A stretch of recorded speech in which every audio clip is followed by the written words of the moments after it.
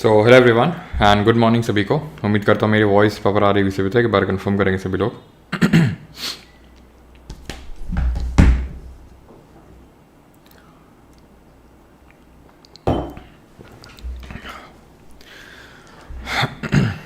थोड़ा सा लेट हो गया, उसके लिए माफ़ी चाहेंगे। रोज़ हो जाता है, नहीं क्या करें यार, अब दिक्कतें ही ऐसी होती हैं। क्वेश्चन भी सेट करने हैं, पिक्चर्स भी लगानी है सो दैट आपको समझ में आए, खाना भी खा के नाश्ता भी करना होता है, ठीक है। और मम्मी पे ज़ोर ज़बरदस्ती तो कर नहीं सकते हैं कि जल्दी खाना नाश्ता चाहिए, नहीं तो फालतू में सुबह सुबह डांट सुनने को मिल जाएगी। इको आ रही है क्या? थोड़ा सा लेट हो, इको हो रहा है क्या? उसके लिए माफ़ी चाहेंगे। रोज़ हो जाता है, नहीं इको तो नहीं आ रही यार। रोज़ का तुम लोगों ने बना रखा है क्या? क्यों? अभी बताना कैसी वॉइस है। क्लास शुरू होते नींद का भी अलर्ट मिल जाता है, एक्टिव हो जाओ। तो स्टार्ट किया जाए बायोलॉजी। थोड़ा लेट हो जाता है, मान लिया करो यार कि 10 बजे क्लास स्टार्ट हो रही है, मानने में क्या जाता है।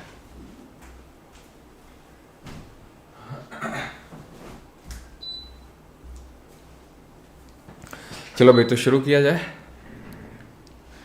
अगर आपकी आज्ञा हो तो। क्यों जी, शुरू करें? थोड़ा लेट हो जाता है, मान लिया करो यार कि 10 बजे क्लास स्टार्ट हो रही है। वॉइस ओके है? Yes okay. स्निग्धा घोष कैसे हो बेटा? अच्छा कहाँ से हो? ओके बेटा, अभी बता रहे हैं कहाँ से, ठीक है। रुकना थोड़ी देर, बस मोमेंटम में आने दो गाड़ी को, फिर तुम अभी बताते हैं कौन कहाँ से है। तो आज हम लोग स्टार्ट करने वाले हैं बायोलॉजी का वन शॉट। तो कल हम लोगों ने ज्योग्राफी कर लिया था, ठीक है। आप बोलेंगे कि सर नोट्स नहीं मिले, हिंदी ये वो सब कुछ आपके आएंगे, तो मैं एक एक करके आंसर कर देता हूँ। और यार मैं स्लाइड्स लगाना भूल गया। एक्चुअली मैं आपको बता दूँ कि आप लोगों के एप्लीकेशन पे, that is Parmar academy application पे एक नया सेक्शन ऐड करवा दिया and that is YouTube playlist, ठीक है। वहीं पे आपको एक रेलवे करके मिल जाएगा, रेलवे की आई थिंक प्लेलिस्ट टाइप बनी हुई है, या तो वहाँ पे आपको सारे कुछ, एक सेकंड में चेक कर लेता हूँ, एक सेकंड रुको।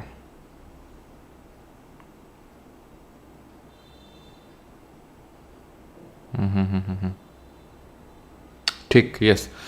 तो मैं आपको बता दूं कि एक अलग से सेक्शन बन गया है यूट्यूब प्लेलिस्ट करके, आप चेक करेंगे, ठीक है। यूट्यूब प्लेलिस्ट, वहाँ पर आप जब क्लिक करेंगे प्लेलिस्ट में, आरआरबी एनटीपीसी में आप जाएंगे, जो आरआरबी एनटीपीसी के वन शॉट है।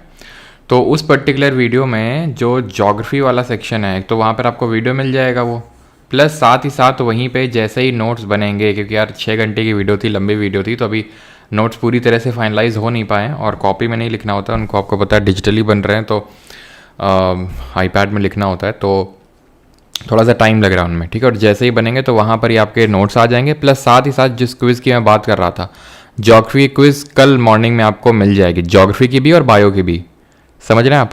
ज्योग्राफी और बायो, जैसे बायो का लेक्चर कंप्लीट होगा तो उसकी क्विज़, और ज्योग्राफी की क्विज़ दोनों आपको कल मिल जाएंगी। तो कल का ब्रेक इसीलिए मिलेगा आपको, सो दैट आप ज्योग्राफी और बायोलॉजी दोनों को रिवाइज कर पाएँ अच्छे से, और उसकी क्विज़ अटैम्प्ट कर पाएँ अच्छे से, ठीक है। तो चलिए अभी स्टार्ट करते हैं बायोलॉजी का वन शॉट लेक्चर। और पहला क्वेश्चन, और जो आपने रिस्पांस दिखाया ज्योग्राफी वाले में, वैसा ही रिस्पांस आपका मैं लास्ट तक एक्सपेक्ट करता हूँ कि वैसा ही रिस्पांस आप आखिर तक दिखाएंगे। चलिए पहला क्वेश्चन ये रहा आपकी स्क्रीन पे, and that is the study of cells is called as. तो जो सेल्स है उसकी स्टडी को हम क्या बोलते हैं, कोशिका के अध्ययन को। Coupon code for 3.0 batch. अब कूपन ओपन कोड थोड़ा सा साइड में रख दो, ठीक है। तो आपने रिस्पांस दिखाया ज्योग्राफी वाले में, वैसा ही रिस्पांस आपका मैं लास्ट तक एक्सपेक्ट कर। एक सेकंड, आई थिंक थोड़ा वॉइस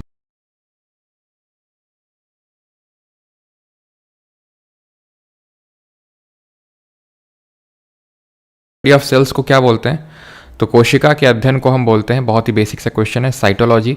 सेल क्या होता है, तो cell is the fundamental unit of living beings, ठीक है। जिस तरह से हमारा घर बना होता है ईंटों से, द वेरी फेमस डेफिनेशन, एक बार मैं चेक कर लेता हूँ फिर से। सेल्स को क्या बोलते हैं, तो कोशिका के अध्ययन को हम बोलते हैं, बहुत ही बेसिक सा क्वेश्चन है, साइटोलॉजी। सेल क्या होता है, तो सेल इज द वॉइस सही है ना, कुछ बनबनाहट तो नहीं हो रही? एक सेकंड।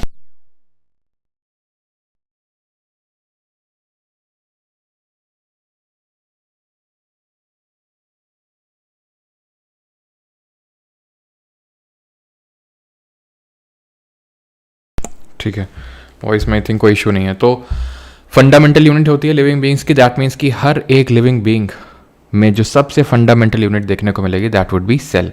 बाकी अगर बात करें जैसे कि सीरोलॉजी क्या होता है, तो जो एंटीबायोटिक्स वगैरह डिटेक्ट करने की स्टडी को सीरोलॉजी बोलते हैं कि एंटीबायोटिक्स किसी चीज़ में है नहीं है, ठीक है। देन अगर बात करें एटियोलॉजी क्या होता है, तो स्टडी ये ऑफ कॉजेज ऑफ डिजीज़, ठीक है, study of causes of diseases. The next question is cells were first observed in cork by, तो सबसे पहले सेल को किसने ऑब्जर्व किया था कॉर्क में? 1665 में। सबसे पहली बात तो ये डेड सेल थी, ये मृत कोशिका थी, और इसको ऑब्जर्व किया था रॉबर्ट हुक ने। ऑप्शन नंबर ए यहाँ पर सही आंसर होगा। एंटनी वॉन लीवेनहॉक की बात करेंगे तो इन्होंने पॉन्ड वाटर में लिविंग सेल की डिस्कवरी करी थी सबसे पहली बार, लिविंग सेल की, क्योंकि रॉबर्ट हुक के पास जो माइक्रोस्कोप था वो बहुत ही बेसिक माइक्रोस्कोप था, ठीक है। तो वो ऐसे उन्होंने लिविंग सेल डिस्कवर कर नहीं पाए थे, एंटनी वॉन लीवेनहॉक ने डिस्कवर किया था। और कॉर्क होता क्या है, जो एक तरह से समझ लो आप जो पेड़ की छाल होती है उसको बोलते हैं, ठीक है। और पॉन्ड वाटर में लिविंग सेल की डिस्कवरी एंटनी वॉन लीवेनहॉक ने करी थी, और ये कब करी थी? 1674 में, ठीक है। ऑप्शन नंबर ए यहाँ पर आंसर होगा। एडवर्ड जेनर की अगर बात करेंगे तो एडवर्ड जेनर किससे रिलेटेड है? तो ये इन्होंने स्मॉल पॉक्स की जो वैक्सीन है उसको डिस्कवर किया था।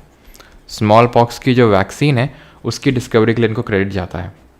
अगला क्वेश्चन है, some features of a prokaryotic cell are mention below, select the incorrect option. तो कुछ फीचर्स लिखे हुए प्रोकैरियोटिक सेल के, उसमें से आपको बताना है कि कौन सा गलत है। Membrane bound cell organelles are present. अब देखो प्रो और यूकैरियोटिक में अंतर क्या होता है, थोड़ा सा समझ लेते हैं अंतर, बाकी पिक्चर मैंने आगे लगा रखी है तो वहाँ पर देखेंगे। एक सेकेंड, तो पहले हम अंतर समझ लेते हैं, प्रोकैरियोट्स और यूकैरियोट्स में क्या अंतर होता है, प्रोकैरियोट्स एंड यूकैरियोट्स। तो प्रोकैरियोट्स प्रो हैं, ये प्रो हैं, ऐसे याद कर लो कि इनको ज़रूरत नहीं होती है। कैरियोट का मतलब होता है न्यूक्लियस, तो इनमें न्यूक्लियन या फिर न्यूक्लियर, या फिर इस तरह से याद रखो तुम इसको, न्यूक्लियस तो होता है लेकिन मेम्ब्रेन बाउंड न्यूक्लियस नहीं होता है, ठीक है। Membrane bound nucleus is absent, ठीक है। यहाँ पर क्या होगा, यहाँ पर प्रेजेंट होगा मेम्ब्रेन बाउंड न्यूक्लियस।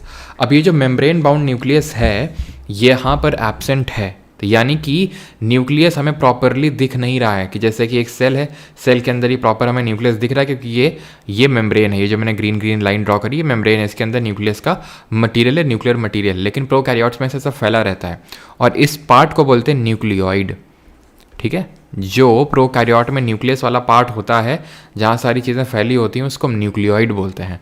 प्रोकैरियोट की अगर साइज़ की बात करेंगे तो 1 माइक्रोमीटर से लेके 10 माइक्रोमीटर तक का साइज़ होता है इनका, और वहीं इनकी बात करेंगे तो 5 माइक्रोमीटर से लेके 100 माइक्रोमीटर तक का साइज़ होता है। 1 माइक्रोमीटर में 10⁻⁻⁶ मीटर होते हैं। प्रोकैरियोट और यूकैरियोट में क्या होता है और क्या डिफरेंसेस होते हैं, तो यहाँ पर सेल ऑर्गेनल्स एब्सेंट होते हैं, बहुत सारे ऐसे सेल ऑर्गेनल्स होते हैं जो एब्सेंट होते हैं, यहाँ पर प्रेजेंट होंगे। क्यों? क्योंकि ये है ट्रू। देखो यू का मतलब होता है ट्रू, कैरियोट का मतलब होता है न्यूक्लियस, ठीक है। तो न्यूक्लियस है और बाकी सारे सेल ऑर्गेनल्स भी हैं। सेल ऑर्गेनल्स क्या होते हैं, जो सेल के अंदर होते हैं, जो डिफरेंट फंक्शंस परफॉर्म करते हैं। जैसे फॉर एग्जांपल हमारे अगर हम ह्यूमन बॉडी की बात करें तो हाथों का अलग फंक्शन है ना, ब्रेन का अलग फंक्शन है, पैरों का अलग फंक्शन है, पेट का अलग फंक्शन है, सबका अलग अलग है। तो उसी तरह सेल ऑर्गेनल एक सेल के अंदर है जो अलग अलग तरह के फंक्शंस को परफॉर्म करते हैं। अब बात ये आती है कॉमन क्या चीज़ें होती हैं प्रोकैरियोट और यूकैरियोट में, व्हाट इज़ कॉमन। तो कॉमन में ध्यान रखना, एक तो राइबोसोम कॉमन होता है। राइबोसोम क्या होता है, तो राइबोसोम वो होता है जो प्रोटीन बनाता है। तो एक तो राइबोसोम कॉमन होगा, और क्या कॉमन होगा, सेल मेम्ब्रेन कॉमन होगी, सेल मेम्ब्रेन यहाँ पर भी होगी, वहाँ पर भी होगी, ठीक है। साइटोप्लाज्म होगा, यहाँ पर भी होगा साइटोप्लाज्म। साइटोप्लाज्म क्या होता है, जो जेली लाइक मैट्रिक्स होता है जो सेल के अंदर भरा होता है। तो ये चीज़ें कॉमन होती हैं प्रो और यूकैरियोट में। तो इनकरेक्ट पूछा है, तो membrane bound cell organelle are present, यही गलत हो जाएगा बिकॉज प्रोकैरियोट में ये एब्सेंट होते हैं। Nuclear region known as nucleoid हमने देखा, single chromosome and very small in size. आप देख सकते हैं कि बहुत छोटे हैं साइज में एज कम्पेयर टू यूकैरियोट्स। इनके एग्जाम्पल की अगर बात करेंगे प्रोकैरियोट्स की, तो जो हमारे जितने भी बैक्टीरिया होते हैं वो सारे आपके प्रोकैरियोट में ही आते हैं, ठीक है। और यूकैरियोट में हमारी प्लांट सेल हो गई, एनिमल सेल हो गई, ये सब आपकी यूकैरियोट्स में आएंगी। 2 types of cell division A and B are shown in the figure given below. Which option provides the correct answer for type of cell division and when and where does the division B takes place? तो दोनों आपको answer करने हैं कि तो कहाँ पर किस तरह का सेल डिवीजन है और ये सेल डिवीजन हो कहाँ पर रहा है। तो बहुत आसान सा क्वेश्चन है, अगर आप देखें तो ये सीधा एनसीईआरटी का जो डायग्राम है वहीं से उठा हुआ ये क्वेश्चन है आपका। तो आप यहाँ पर पहला वाला देख पा रहे होगे, ठीक है, ये पहला वाला है। यहाँ पर देखिए कि जो ये पेरेंट सेल है, ये पेरेंट सेल है, ये डॉटर सेल है। पहली बात तो ये है कि हमें एक पेरेंट सेल से 2 डॉटर सेल मिल रही हैं। पहली चीज़ आपको ये नोटिस हुई कि एक पेरेंट सेल से 2 डॉटर सेल। अगर ये भी नोटिस नहीं हुई तो ये नोटिस करिए कि जो डॉटर सेल है उसमें सेम सेट ऑफ क्रोमोसोम्स हैं जितने की मदर सेल में है। जितने की मदर सेल में उतने ही डॉटर सेल में नंबर ऑफ क्रोमोसोम। ये जो रेड कलर का और ये जो थोड़ा सा ब्लूइश कलर का दिख रहा है वही है क्रोमोसोम, जो कुछ इस तरह से दर्शाए जाते हैं, इस तरह से दिखाए जाते हैं, ठीक है। ये जो एक क्रोमोसोम होता है वो 2 क्रोमैटिड से मिलकर बना होता है। ये क्या है, क्रोमैटिड होते हैं। क्रोमैटिड क्या होते हैं, एक तरह से डीएनए होते हैं, ऐसे समझ लो। क्रोमैटिड आपके डीएनए होते हैं, ठीक। तो यहाँ पर अगर आप ध्यान से देखें, यहाँ पर एक जो पेरेंट सेल है पहले तो 2 डॉटर सेल में ब्रेक हो रही है, वो फर्दर एक जो डॉटर है वो 2 डॉटर में ब्रेक हो रही है। टोटल 4 डॉटर सेल्स मिल रही हैं। तो ये आपका माइटोसिस होगा, ये मायोसिस होगा। तो पहला वाला माइटोसिस, दूसरा वाला मायोसिस होगा। तो ये वाला तो नहीं होगा, mitosis and then meiosis. Now meiosis takes place in reproductive cells for the formation of gametes. बिल्कुल सही है। जो माइटोसिस होता है ये हमारे जो सेल डिवीजन है माइटोसिस, ये हमारे बॉडी पार्ट की ग्रोथ वगैरह के लिए रिस्पॉन्सिबल होता है। वहीं मायोसिस की अगर बात करेंगे तो वो बॉडी सेल की ग्रोथ के लिए नहीं बल्कि रिप्रोडक्शन में इन्वॉल्व होता है। तो ये चीज़ आपको ध्यान रखना है, क्लियर। और अगर वहीं पर बात करें डिफरेंट टाइप्स के जो सेल डिवीजन होता है, तो एक सेल साइकिल आपको पता होना चाहिए कौन कौन से फेजेस होते हैं। तो ध्यान रखिएगा, जब सेल डिवीजन होता है तो सेल साइकिल होती है, इसको हम बोलते हैं। और उसमें डिफरेंट फेज आते हैं। पहला तो आता है G1 फेज, पहला होता है G1 फेज, जहाँ पर क्या होता है, सेल ग्रो करती है, सेल ग्रोज, सेल बड़ी होती है। देन आता है आपका S फेज, जहाँ पर क्या होता है, जहाँ पर सेल रेप्लिकेट करती है उसका डीएनए, ठीक है, यानी कि आइडेंटिकल कॉपीज क्रिएट करती है डीएनए की। या फिर हम बोल सकते हैं यहाँ पे एस फेज में डीएनए का सिंथेसिस होता है, डीएनए सिंथेसिस एंड रेप्लिकेशन, ठीक। देन आता है आपका G2 phase. G2 phase is preparation for mitosis, यानी जहाँ पर सेल जो है प्रिपेयर करती है खुद को माइटोसिस यानी कि सेल डिवीजन के लिए। And then last phase is जहाँ पर आपका माइटोसिस हो जाता है, दैट इज M फेज। तो G1, S, M, G2 और M फेज बोलते हैं। ये जो M फेज है जहाँ माइटोसिस होता है, इसको भी फर्दर हम 4 पार्ट में डिवाइड करते हैं। एक तो होता है प्रो फेज, सबसे पहला आता है प्रो फेज। देन आता है मेटाफेज, देन आता है एनाफेज एंड देन आता है टीलोफेज, ठीक है। तो ये 4 फेज याद रखने हैं आपको कि पहले prophase, then metaphase, then anaphase and then telophase, ये नहीं भूलने हैं आप, ठीक है। What is the process of division between 2 identical daughter cells of a cell? What is the process? तो इसको क्या बोलते हैं? Multiple fission, binary fission, regeneration या फिर स्पोर फॉर्मेशन? तो वैसे तो यहाँ पर जो क्वेश्चन पूछा गया तो उसके हिसाब से बाइनरी फिजन सही आंसर था, लेकिन अगर माइटोसिस भी ऑप्शन में होता है तो माइटोसिस भी सही आंसर होगा। अच्छा, एक यहाँ पर चलो भाई छोड़ो, आगे क्वेश्चन होगा उस पर, ठीक है। और बाकी इसके बारे में हम देखेंगे अभी। ये डिफरेंट टाइप्स के हमारे एसेक्सुअल रिप्रोडक्शंस होते हैं, जो आगे क्वेश्चन है रिप्रोडक्शन वाले टॉपिक में, इसको डिटेल में देखेंगे। Binary fission, multiple fission, regeneration, spore formation क्या होते हैं, ठीक है। अगला क्वेश्चन है यहाँ पर सेल वॉल और एटीपी, ठीक है। सेल वॉल और एटीपी, तो सेल वॉल आपको मैच करना है इसमें, ठीक है। और इसमें ना इस तरह से करिएगा, मैं ऑप्शंस थोड़े से सही कर देता हूँ। इसमें ऑप्शंस आई थिंक सही नहीं है, एक सेकंड रुकना। सी, यहाँ इसमें सी कर लो, इसमें डी, इसमें सी, इसमें डी, ठीक। तो 1 का क्या होगा? अब सेल वॉल क्या होती है? तो सेल वॉल होती है हमारी प्लांट सेल में। एनिमल सेल में सेल वॉल तो प्रेजेंट होती नहीं है, तो 1 का बी हो जाएगा। और एटीपी का सिंथेसिस कहाँ पर होता है? माइटोकॉन्ड्रिया में होता है। तो बी और सी आंसर होगा यहाँ पर। Option number C would be the correct answer. अब थोड़ा सा यहाँ पर हम समझ लेते हैं तो आगे समझेंगे सारी चीज़ें हैं, ठीक है। When you put a plant cell, fungal cell और a bacterial cell in a very dilute external medium, the plant cell और fungal cell will absorb water but will not burst, whereas an animal cell will burst, which part of the plant cell helps it to withstand the pressure of incoming water। यानी कि अगर आप plant cell को रख दें, fungal cell को या bacterial cell को बहुत डाइल्यूट एक्सेल मीडियम में रख दें, जिसको कि हम हाइपोटोनिक सॉल्यूशन बोलते हैं, अभी देखेंगे वो भी, तो वो सेल फटती नहीं है, बर्स्ट नहीं करती है। लेकिन अगर आप एनिमल सेल को रख दें तो बर्स्ट कर जाती है। बहुत बेसिक सा है। क्यों? क्योंकि अगर हम सेल वॉल की बात करेंगे तो जो सेल वॉल है ना, ये सिर्फ आपकी या तो प्लांट्स में पाई जाएगी, या बैक्टीरिया में पाई जाएगी, या फंगस में पाई जाएगी। इन 3 चीज़ों में पाई जाएगी। तो प्लांट्स में जो सेल वॉल होती है वो बनी होती है सेल्यूलोज की, ये ध्यान रखेंगे। बैक्टीरिया में जो बनी होती है वो पेप्टिन की बनी होती है, जिसको कि हम पेप्टिडोग्लाइकन के नाम से भी जानते हैं। और फंगस में ये कॉम्प्लेक्स शुगर होती है, जिसको हम काइटिन या चाइटिन बोलते हैं। ठीक, क्लियर। तो यहाँ पर सही आंसर क्या हो जाएगा? Cell wall. क्योंकि अगर आप एक बेसिक डिफरेंस यहाँ पर अगर आप समझ सकें तो प्लांट, फंगस और बैक्टीरिया तीनों में सेल वॉल होती है। और जो सेल वॉल क्या करती है कि जब बहुत ज़्यादा प्रेशर ये अप्लाई होता है अंदर से, मान लो ये सेल है, ये सेल मेम्ब्रेन है और ये सेल वॉल है, तो सेल मेम्ब्रेन तो विद होल्ड नहीं कर पाती इतना प्रेशर, लेकिन सेल जो वॉल होती है वो उसको अपोज करने के लिए उतना ही प्रेशर अप्लाई करती है, तो इस वजह से वो बर्स्ट नहीं होती है।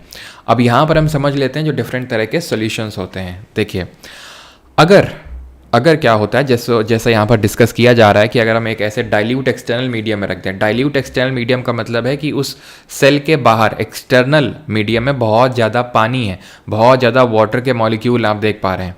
ठीक, तो होता क्या है कि हमेशा always there is a movement from high concentration to low concentration. लेकिन ध्यान ये रखना बहुत इंपॉर्टेंट होता है कि हम किसके कंसेंट्रेशन की बात कर रहे हैं। तो हम वाटर के कंसेंट्रेशन की बात कर रहे होते हैं यहाँ पर, ये भूलिएगा नहीं। क्योंकि अगर मैंने बात कर दी सल्यूट के बात कर दी तो उल्टा हो जाता है, लो कंसेंट्रेशन से हाई कंसेंट्रेशन। तो इस वजह से तुम एक चीज़ याद रखो सो दैट कन्फ्यूजन ना हो, और वो चीज़ ये है कि हाई से लो कंसेंट्रेशन में यानी कि उच्च से निम्न सांद्रता में मूवमेंट होती है। और किसके सांद्रता की बात कर रहे हैं, किसके कंसेंट्रेशन की? तो वाटर के। तो वाटर बाहर ज़्यादा है, अंदर कम है, तो बाहर से अंदर चला जाएगा और ये सेल फूल जाएगी, इस तरह से मोटी हो जाएगी एकदम से। और इसको हम बोलते हैं क्या? इसको हम बोलते हैं साइटोलिसिस, या फिर हम बोल सकते हैं कि सेल जो है वो टर्जिड हो गई है। कैसी हो गई? टर्जिड हो गई है। इसका उल्टा होता है ये वाला केस, जहाँ पे एक्सटर्नल मीडियम में वाटर कम है और जो सल्यूट है वो ज़्यादा है। तो वाटर कम है, हम वाटर को पकड़ेंगे, सल्यूट अलूट से कोई लेना देना नहीं है। तो वाटर ज़्यादा है, कम है बाहर, अंदर ज़्यादा है, तो हाई से लो में मूवमेंट होता है, तो अंदर से बाहर होगा और ये सेल सिकुड़ जाएगी यानी कि श्रिंक कर जाएगी, और इसको बोलेंगे प्लाज्मोलिसिस। और आइसोटोनिक में क्या होता है? अंदर बाहर दोनों जगह सेम कंसेंट्रेशन है वाटर का, ऑसम, यानी कि there is no movement in case of isotonic solution. Clear. अगला, which cell organelle is called as the master of the cell. Master of the cell किसको बोलते हैं? यहाँ पर पूछा गया आपसे। एंडोप्लाज्मिक रेटिकुलम, माइटोकॉन्ड्रिया, न्यूक्लियस या फिर न्यूक्लियोलस या फिर न्यूक्लियस।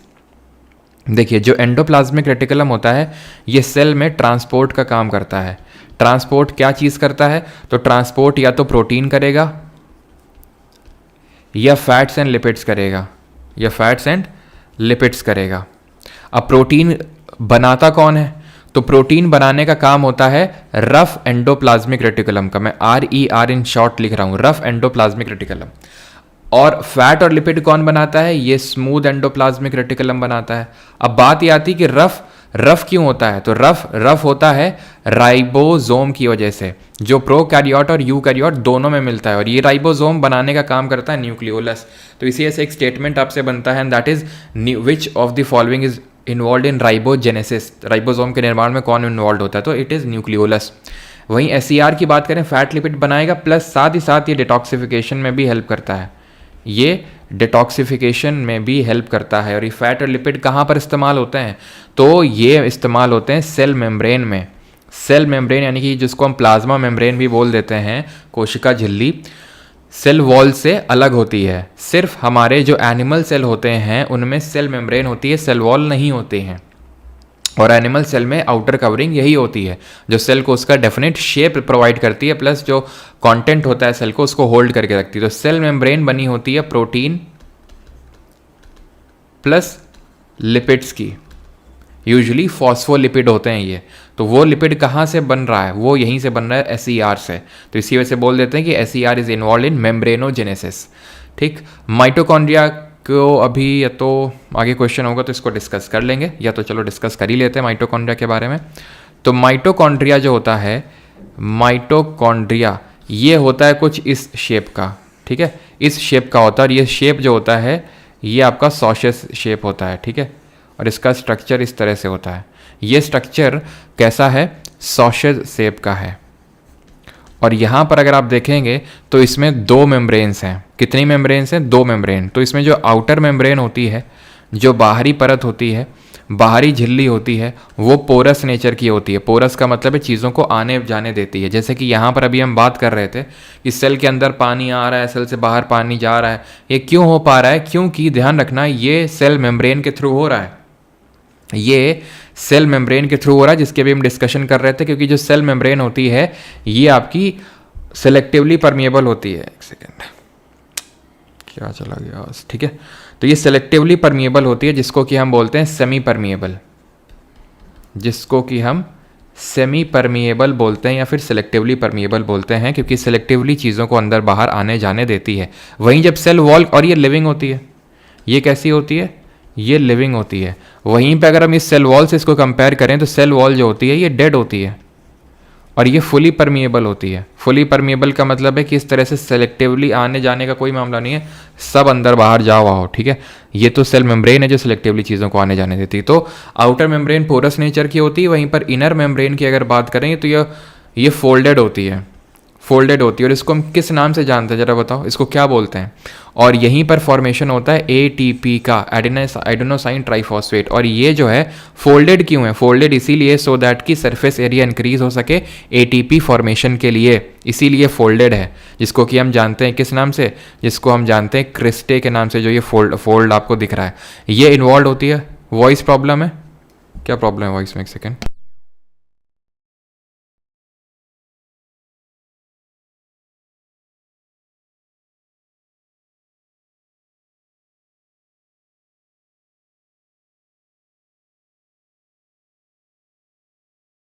वॉइस में कुछ इशू लग रहा है क्या, एक बार कंफर्म कर दो। और ATP फॉर्मेशन के साथ साथ ये एपोप्टोसिस में भी इन्वॉल्व होती है, एक बार कंफर्म कर दो। No sir, no sir, no sir, no problem, no problem, okay okay, it's fine, fine है ना, वही तो समझो ये क्या प्रॉब्लम हो सकती है। चलो ओके ओके, ठीक है। तो एपोप्टोसिस में इन्वॉल्व होती है। और एपोप्टोसिस क्या होता है, प्रोग्राम्ड सेल डेथ, ठीक है, प्रोग्राम्ड सेल डेथ, जिस सेल खुद को मार लेता है, दैट इज एपोप्टोसिस। तो एपोप्टोसिस में इन्वॉल्व होता है, ऐसा नहीं कि सिर्फ यही इन्वॉल्व होता है, मतलब it is one of the main organs जो कि एपोप्टोसिस में इन्वॉल्व होते हैं। क्लियर है यहाँ तक। तो आंसर यहाँ पर क्या हो जाएगा, न्यूक्लियस हो जाएगा, ऑप्शन नंबर डी। न्यूक्लियस की डिस्कवरी किसने करी थी, who discovered it, Robert brown, 1831, 1831। ये इसको हम ब्रेन ऑफ द सेल के नाम से भी जानते हैं, ठीक है। क्यों, क्योंकि ये बाकी जो सेल ऑर्गेनल होते हैं उनकी एक्टिविटीज़ को रेगुलेट और कंट्रोल करने का काम न्यूक्लियस का ही होता है।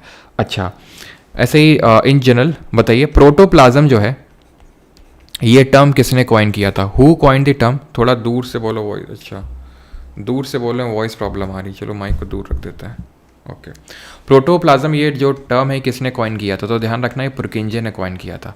अब प्रोटोप्लाज्म होता क्या है, तो सेल के अंदर का जो भी मटेरियल होता है, साइटोप्लाज्म, सेल ऑर्गेनल, ये सब आपके इसी के तहत आते हैं, दैट इज प्रोटोप्लाज्म में।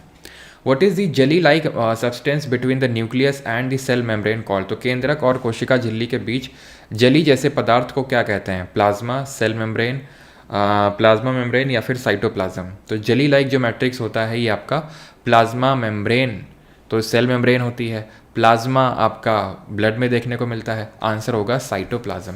ध्यान रखना है कि साइटोप्लाज्म और जो अभी भी वॉइस ठीक नहीं है क्या, मेरे हिसाब से तो ठीक है, मैं चेक कर लेता हूँ। साइटोप्लाज्म, तो जेली लाइक जो मैट्रिक्स होता है ये आपका प्लाज्मा मेम्ब्रेन, तो सेल मेम्ब्रेन होती है, ठीक है, सही है यार अभी, ठीक है।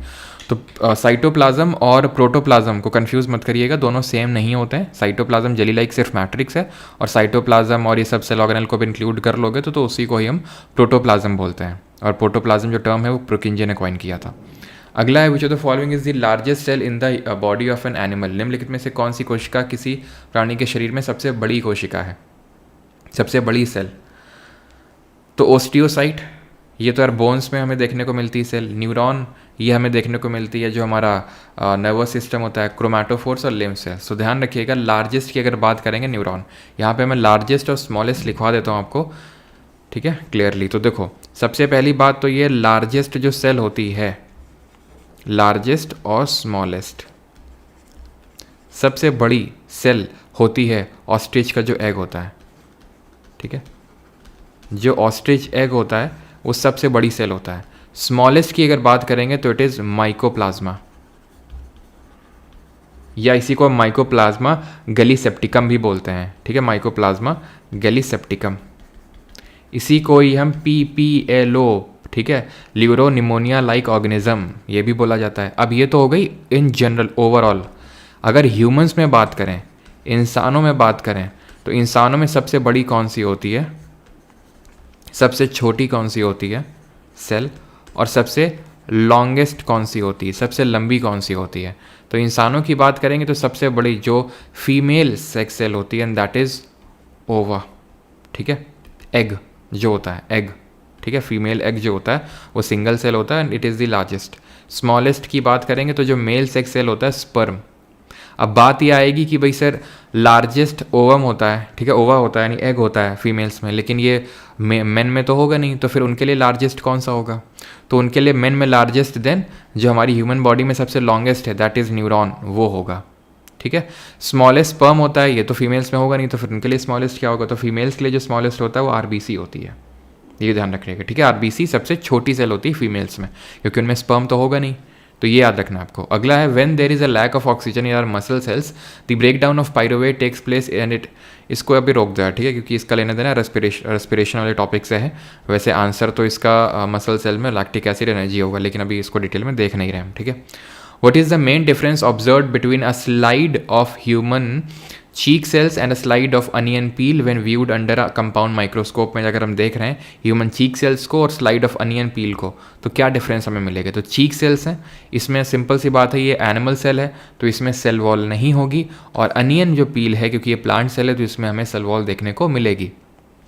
चीक सेल में प्लास्टिड होंगे? बिल्कुल नहीं, प्लास्टिड सिर्फ प्लांट सेल में होते हैं। Presence of cell wall in onion peel cells बिल्कुल सही है, ठीक है, और हमसे करेक्ट ही पूछा होगा आई थिंक। मेन डिफरेंस क्या होता है? Presence of wall in wall नहीं होगी चीक सेल्स में, प्रेजेंस ऑफ माइटोकॉन्ड्रिया, तो ऑप्शन नंबर बी सही आंसर होगा, ये डिफरेंस होगा, क्योंकि माइटोकॉन्ड्रिया तो दोनों में होगा, चाहे वो ह्यूमन चीक सेल हो या फिर अनियन पील सेल हो। ऑप्शन नंबर बी आंसर होगा। Which of the following statement is false, इनमें से कौन से कथन गलत है? Plant cell have smaller vacuoles than those of animal cell. Plant cells, तो ये वैक्यूल और प्लास्टिड के बारे में स्टेटमेंट है, तो जरा हम समझ लेते हैं प्लांट सेल और एनिमल सेल के बीच में क्या डिफरेंस होता है। तो अगर हम पहले सेल वॉल को पकड़ लें तो आप देख सकते हैं ये प्लांट सेल है, ठीक है, क्यों? क्योंकि इसमें कैसे पहचान गया मैं? क्योंकि इसमें सेल वॉल है, इसमें एक सेल मेम्ब्रेन ही है। देखो दो सेल मेम्ब्रेन सब में होती है, चाहे कोई भी सेल हो बिना सेल मेम्ब्रेन के एग्जिस्ट कर ही नहीं सकती है। तो यहाँ पर देखो ये सेल मेम्ब्रेन है, यहाँ पे ये सेल मेम्ब्रेन है, अगर एक और आउटर कवरिंग आ जाए दैट मीन्स वो सेल वॉल है, और वो फिर प्लांट सेल है या फिर बैक्टीरियल या फिर फंगल है, ठीक। अब यहाँ पर मुझे कैसे पता चला बैक्टीरियल या फंगल नहीं है? क्योंकि पहली बात तो ये है कि बैक्टीरिया की जो सेल होती है प्रोकैरियोट होती है, उसमें nucleus well defined nuclear membrane के तहत न्यूक्लियस नहीं होगा, इसमें न्यूक्लियस है। और दूसरी बात यहाँ पर हमें वैक्यूल बहुत एक बड़ा सा सेंट्रल लार्ज वैक्यूल देखने को मिल रहा है, और ये वैक्यूल लगभग 50 to 90% जो है सेल का वॉल्यूम ऑक्यूपाई करके रखते हैं।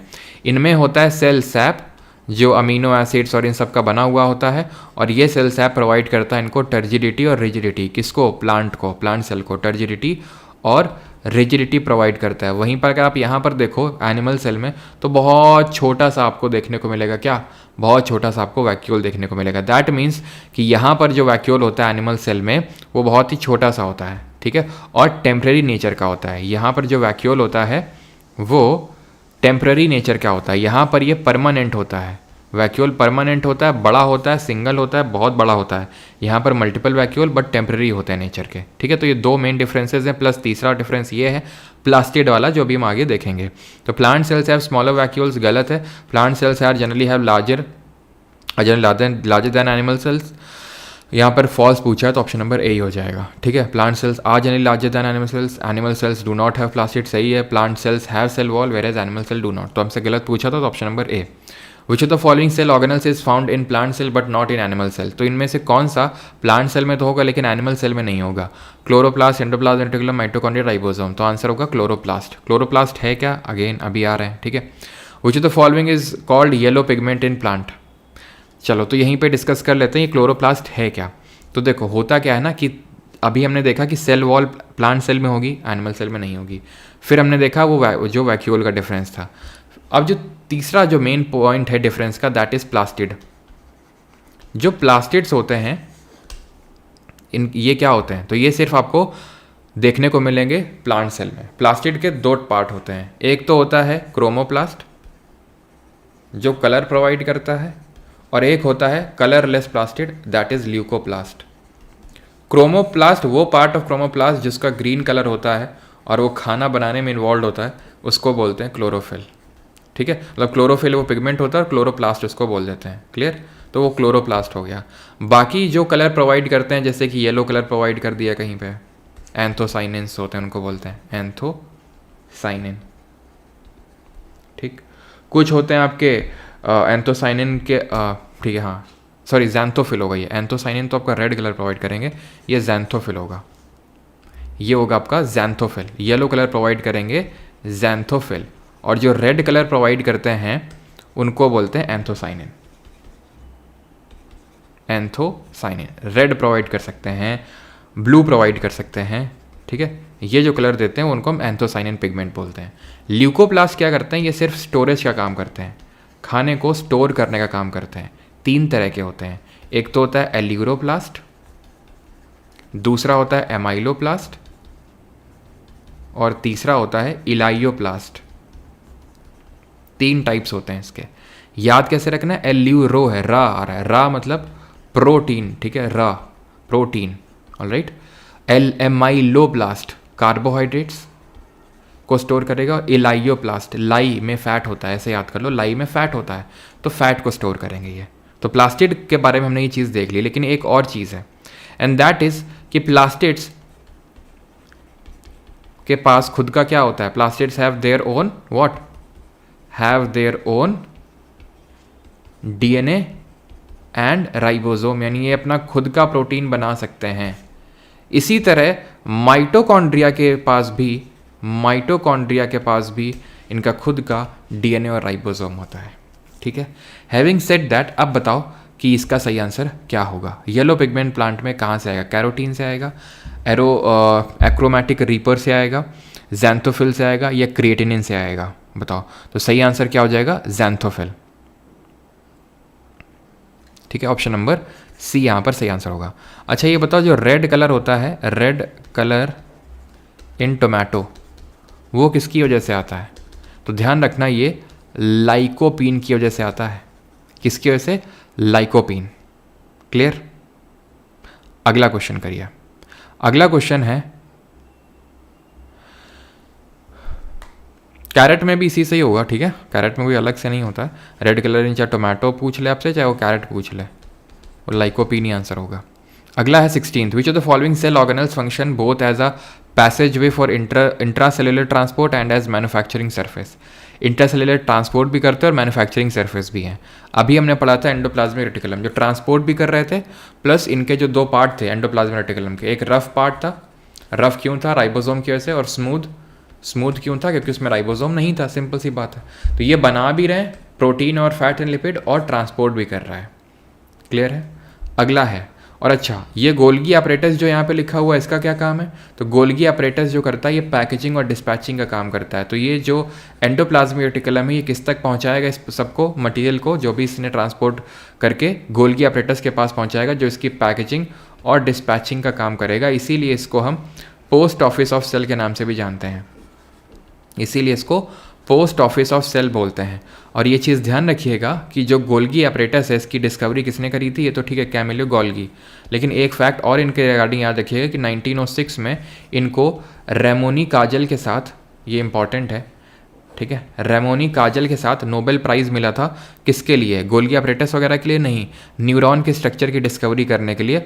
ब्लैक इंक रिएक्शन करके एक इन्होंने रिएक्शन करी थी जिससे कि इन्होंने न्यूरॉन के स्ट्रक्चर की डिस्कवरी करी थी, तो इसके लिए 1906 में इनको रेमोनी काजल के साथ दिया गया था नोबेल प्राइज़। लाइजोसोम जो होता है वो आपका गोल्गी अपरेटस में ही बनता है, लाइजोसोम गोल्गी अपरेटस से बनता है। लेकिन लाइजोसोम होता क्या चीज़ है? तो लाइजोसोम एक सेल ऑर्गेनली ही है जो कि वेस्ट डिस्पोजल मैकेनिज्म में हेल्प करता है सेल की, वेस्ट डिस्पोजल मैकेनिज्म में। किस तरह से हेल्प करता है? तो अगर कोई सेल फंक्शन नहीं कर पा रही है ढंग से तो इसमें कुछ हाइड्रोलिटिक एंजाइम्स देखने को मिलते हैं। हाइड्रोलिटिक एंजाइम्स वो डाइजेस्टिव नेचर के होते हैं, यानी कि वो सेल को डाइजेस्ट करने की पावर रखते हैं। तो जब भी ये फटेगा तो क्या होगा कि सेल पूरी डाइजेस्ट हो जाती है, और इसी वजह से इसको हम suicidal bag of the cell के नाम से भी जानते हैं, सुसाइडल बैग ऑफ सेल। ये बनता तो आपका गोल्गी अपरेटस में है, लेकिन इसका जो हाइड्रोलिटिक एंजाइम है ध्यान रखना, ये रफ एंडोप्लाज्मिक रेटिकुलम में बनता है। In which part do the plant store their waste product? तो प्लांट अपना जो वेस्ट प्रोडक्ट है वो कहाँ पर स्टोर करके रखते हैं? ऑप्शंस आपके सामने हैं, lysosome, fruit, leucoplast, leaves, lysosome, leucoplast, vacuoles, bark, lysosome, leaves, vacuoles, old xylem. भाई आज हिंदी में भी ऑप्शंस रखें, कल आप लोगों का यही प्रॉब्लम आया था, ठीक है, क्लियर? चलो, तो अभी इसका आंसर क्या होगा? Lysosome, fruit, leucoplast, leaves, lysosome, leucoplast, vacuoles. देखो वैक्यूल्स में स्टोर होगा, और वैक्यूल्स, लीव्स और ओल्ड जाइलम होगा। Option number D will be the correct answer. Discovery इसकी लाइजोसोम की करी थी क्रिश्चियन डी डुवे ने, ठीक है, क्रिश्चियन डी डुवे ने इसकी डिस्कवरी करी थी 1950s के टाइम पे, 1950 की बात है ये, ठीक है। अगला है कलरलेस प्लास्टिड को क्या बोलते हैं? ऑप्शंस अगेन आपके सामने हैं, आंसर ल्यूकोप्लास्ट हो जाएगा। इसके 3 पार्ट्स भी हमने पढ़े अभी। Identify the cell that is amoeboid in shape. उस कोशिका की पहचान करें जो जिसका आकार अमीबी है, अमीबा शेप का। अमीबा किस शेप का होता है? अमीबा का कोई शेप नहीं होता, कोई भी शेप हो सकता है, इर्रेगुलर शेप हो सकता है उसका, और इर्रेगुलर शेप होता है उसका। नर्व सेल जो होती है न्यूरॉन, वो इलोंगेटेड होती है। कैसी होती है? इलोंगेटेड होती है। कॉलमनार एपिथेलियम इस तरह से होंगे आपके, कॉलमनार एपिथेलियम कॉलम शेप के। आंसर होगा यहाँ पर वाइट ब्लड सेल WBCs, क्योंकि जो RBCs होते हैं ये बाई कॉन्केव डिस्क शेप के होते हैं, बाई कॉन्केव डिस्क शेप। और RBC के रिगार्डिंग ध्यान ये रखना कि दे लैक न्यूक्लियस, जब मेच्योर हो जाते हैं तब। They lack nucleus when mature, जब मेच्योर होते हैं तो इनमें न्यूक्लियस चला जाता है। तो WBC का जो शेप होता है वो इर्रेगुलर या फिर अमीबॉइड शेप होता है। Which of the following does not follow cell theory? इनमें से कौन सा है जो सेल थ्योरी फॉलो नहीं करता है? अब सेल थ्योरी क्या बोलती है? तो सेल थ्योरी बोलती है कि all living organisms are made up of cell. हर लिविंग सेल जो है वो सेल का बना हुआ है, ये सेल थ्योरी बोलती है। ये किसने दी थी? शेल्डन स्वान ने दी थी, शेल्डन एंड स्वान ने दी थी। कब दी थी? 1830s में। देन इसके बाद 1855 में, 1855 में वर्चोव ने क्या बोला, इसको रिवाइज किया, और इन्होंने बोला कि न्यू सेल, जो नई कोशिका बनती है, forms from pre existing cell, यानी कि जो सेल पहले से एग्जिस्ट कर रही है उसी से नई सेल बनती है। ये वर्चोव ने 1855 में बोला। आंसर क्या हो जाएगा यहाँ पर? वायरस, क्योंकि वायरस जो होता है इसमें सेल नहीं होता है। ये सेल तब डेवलप होती है जाके वायरस में जब उसको कोई होस्ट सेल मिलती है तब, ठीक है। तो इसीलिए लिविंग और नॉन लिविंग के बीच का एंटिटी होता है। तो जब बाहर एग्जिस्ट कर रहा है, कोई होस्ट सेल नहीं है तो नॉन लिविंग है, कोई होस्ट सेल मिल गया तो वो लिविंग की तरह बिहेव करने लगता है। Which of the following cell organelles is called the protein factories of the cell? Protein factory किसको बोलते हैं? तो क्लोरोप्लास्ट में तो यार भाई खाना बन रहा है, प्लास्टिड का पार्ट होता है, ठीक है। लाइजोसोम में वो खाना स्टोर वगैरह होता है। माइटोकॉन्ड्रिया को power house of the cell बोलते हैं, ठीक है, ना कि protein factory. Power house of cell क्यों बोलते हैं? क्योंकि ये जो है माइटोकॉन्ड्रिया, ये क्या करता है? ये ATP का सिंथेसिस करता है, ठीक है, क्लियर। तो आंसर हो जाएगा राइबोसोम। मैंने आपको बताया था कि जो राइबोसोम होता है वो आपका कहाँ बनता है? न्यूक्लियोलस से बनता है, और ये आपका न्यूक्लियोलस से जो राइबोसोम बना ये रफ एंडोप्लाज्मिक रेटिकुलम में जाके चिपकता है। अच्छा, माइटोकॉन्ड्रिया की साइज़ कितनी होती है? तो ध्यान रखना इसका जो डायामीटर होता है वो 0.5 या 0.6 से लेके 1 माइक्रोमीटर का इसका क्या होता है? डायामीटर होता है। ये चीज़ ध्यान रखिएगा, ठीक, क्लियर। आगे बढ़ते हैं। व्हाट इज़ द टिश्यू, एक टिश्यू क्या है, एक ऊतक क्या है। तो सेल वाला टॉपिक हमारे यहाँ पे ख़त्म होता है, लेकिन एक चीज़ यहाँ पर आप बताओ, एंड दैट इज़ कि जो पेरोक्सिसोम होता है ये किस में इन्वॉल्व होता है, पेरोक्सिसोम किस में इन्वॉल्व होता है, एंड साइटोस्केलेटन का काम क्या होता है, साइटोस्केलेटन, ठीक है। सेंट्रोसोम का क्या काम होता है, और ये बताओ सिलेंड्रिकल स्ट्रक्चर, सिलेंड्रिकल स्ट्रक्चर क्या होता है जो आपको सेल के अंदर देखने को मिलता है। तो ये जल्दी से बता दो जो हमारा भी सेल में रिमेनिंग था। तो पेरोक्सिसोम जो होते हैं ये क्या करते हैं, ये ऑक्सीडेटिव क्रिस्टल्स बनाने का काम करते हैं। ऑक्सीडेटिव क्रिस्टल्स बना के हाइड्रोजन परऑक्साइड को तोड़ते हैं, किसको, हाइड्रोजन परऑक्साइड को तोड़ते हैं और डिटॉक्सिफिकेशन में हेल्प करते हैं। हाइड्रोजन परऑक्साइड को तोड़ते हैं और डिटॉक्सिफिकेशन में भी हेल्प करते हैं, ये डिटॉक्सिफिकेशन में। साइटोस्केलेटन की अगर बात करेंगे तो इस सेल को सपोर्ट प्रोवाइड करते हैं, सेल को मतलब ये they provide structural support to cell, structural support provide करेंगे सेल को। सेंट्रोसोम की बात करेंगे तो they are microtubule organising centres, microtubules organising centre.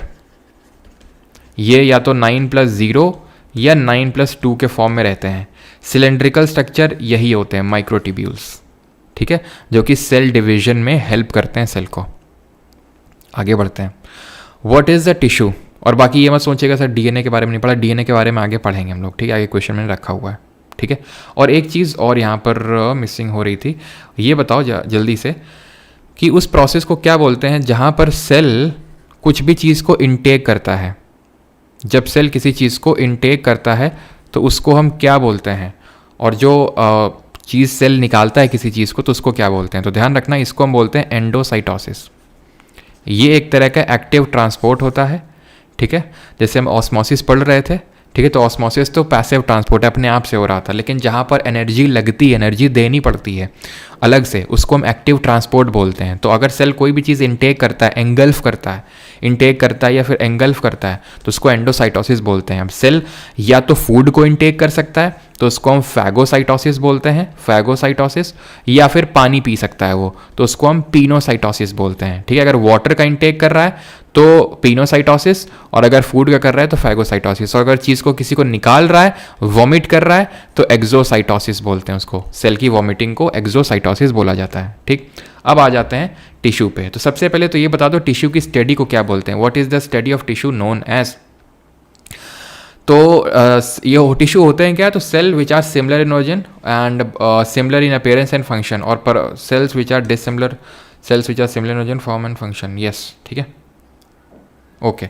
तो सही आंसर क्या हो जाएगा, ऑप्शन नंबर डी। सारी चीज़ों में सेल जो सिमिलर सेल्स होती हैं वो ग्रुप कर लेती हैं और एक तरह का फंक्शन परफॉर्म करती हैं। फॉर एग्जांपल हमारे हार्ट की सेल कलेक्ट होके एक तरह का फंक्शन परफॉर्म कर रही हैं, हमारी हाथ की जो सेल्स हैं वो एक तरह सब मिल के एक तरह का फंक्शन परफॉर्म कर रही हैं, किडनी में अलग तरह की सेल्स है, ब्रेन में अलग तरह की सेल्स हैं, जो सब इकट्ठा होकर एक सिमिलर कॉमन फंक्शन को परफॉर्म कर रही हैं, ठीक। और टिश्यू की अगर बात करेंगे तो इसकी स्टडी को हिस्टोलॉजी के नाम से जाना जाता है। सेल से मिलके टिश्यू बनते हैं, टिश्यू से मिलके ऑर्गन बनता है, ऑर्गन से मिलके ऑर्गन सिस्टम बनता है, और वहीं से ऑर्गेनिज्म बनता है, ठीक।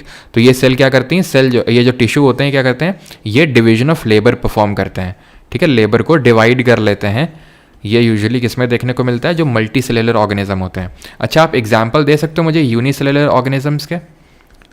यूनिसेलुलर ऑर्गेनिज्म यानी कि जो ऑर्गेनिज्म जो एक सिंगल सेल से बने हुए होते हैं।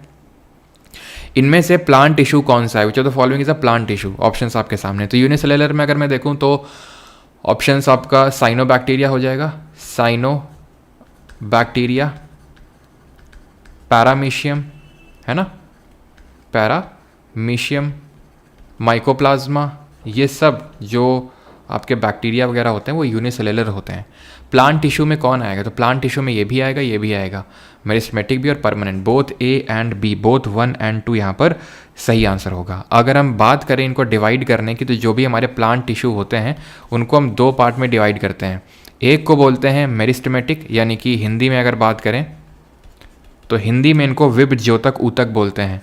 क्या, विभज्योतक ऊतक। और एक होते हैं हमारे परमानेंट टिश्यू, जिनको कि हम स्थायी ऊतक बोलते हैं। अब इनकी पहले तो कैरेक्टरिस्टिक जरा समझ लेते हैं, उसके बाद हम आगे बढ़ते हैं।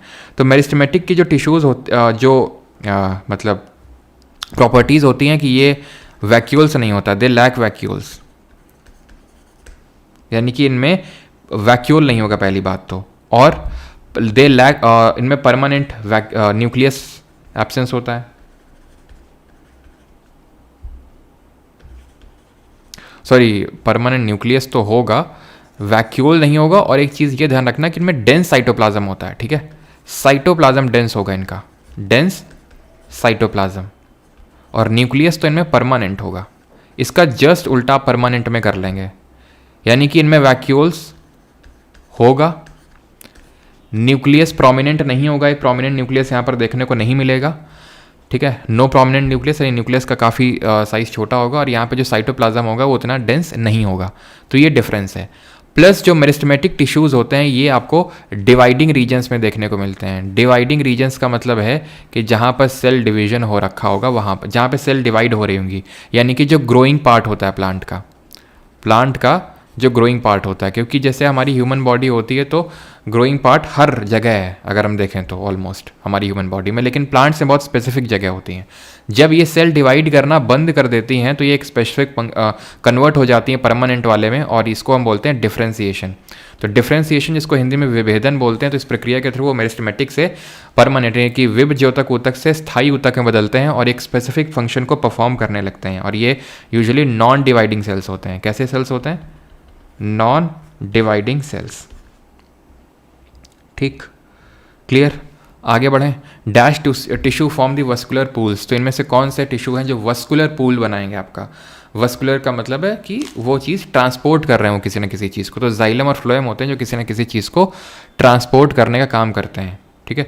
देर are 3 types of simple permanent tissue. वो कौन कौन से परमानेंट? तो अभी मैंने आपको बताया कि हमारे प्लांट टिश्यू 2 तरह के हैं, मेरिस्टेमेटिक और परमानेंट। तो हम परमानेंट का पहले डिवीजन देख लेते हैं कि परमानेंट टिश्यू कौन कौन से हैं। तो परमानेंट टिश्यू 3 तरह के होते हैं, एक पैरेनकाइमा, कॉलेनकाइमा और स्क्लेरेनकाइमा। तो पैरेनकाइमा जो होते हैं ये सिर्फ 3 तरह के होते हैं। पैरेनकाइमा क्या होते हैं? ये फूड स्टोरेज में हेल्प करते हैं। किस पे? फूड का स्टोरेज करेंगे। पैरेनकाइमा कहीं पर भी दिख जाए, ध्यान रखिएगा ये हमेशा फूड के स्टोरेज में आपको फंक्शन परफॉर्म करते हुए दिखेंगे। ठीक, यहाँ पर आप एयरी स्पेसेस देख पा रहे होंगे, कुछ छोटी छोटी स्पेस देख पा रहे होंगे। ये स्पेस को हम बोलते हैं एरेनकाइमा। ठीक है, एरेनकाइमा। एरेनकाइमा क्या करता है? एरेनकाइमा में एयरी स्पेसेस होती हैं और ये प्लांट को फ्लोट करने में हेल्प करते हैं, तैरने में हेल्प करते हैं। तो जो भी वाटरी प्लांट होते हैं उनमें ये एरेनकाइमा आपको अच्छे से देखने को मिलेगा। Then collenchyma. कॉलेनकाइमा जो होता है ये क्या करता है?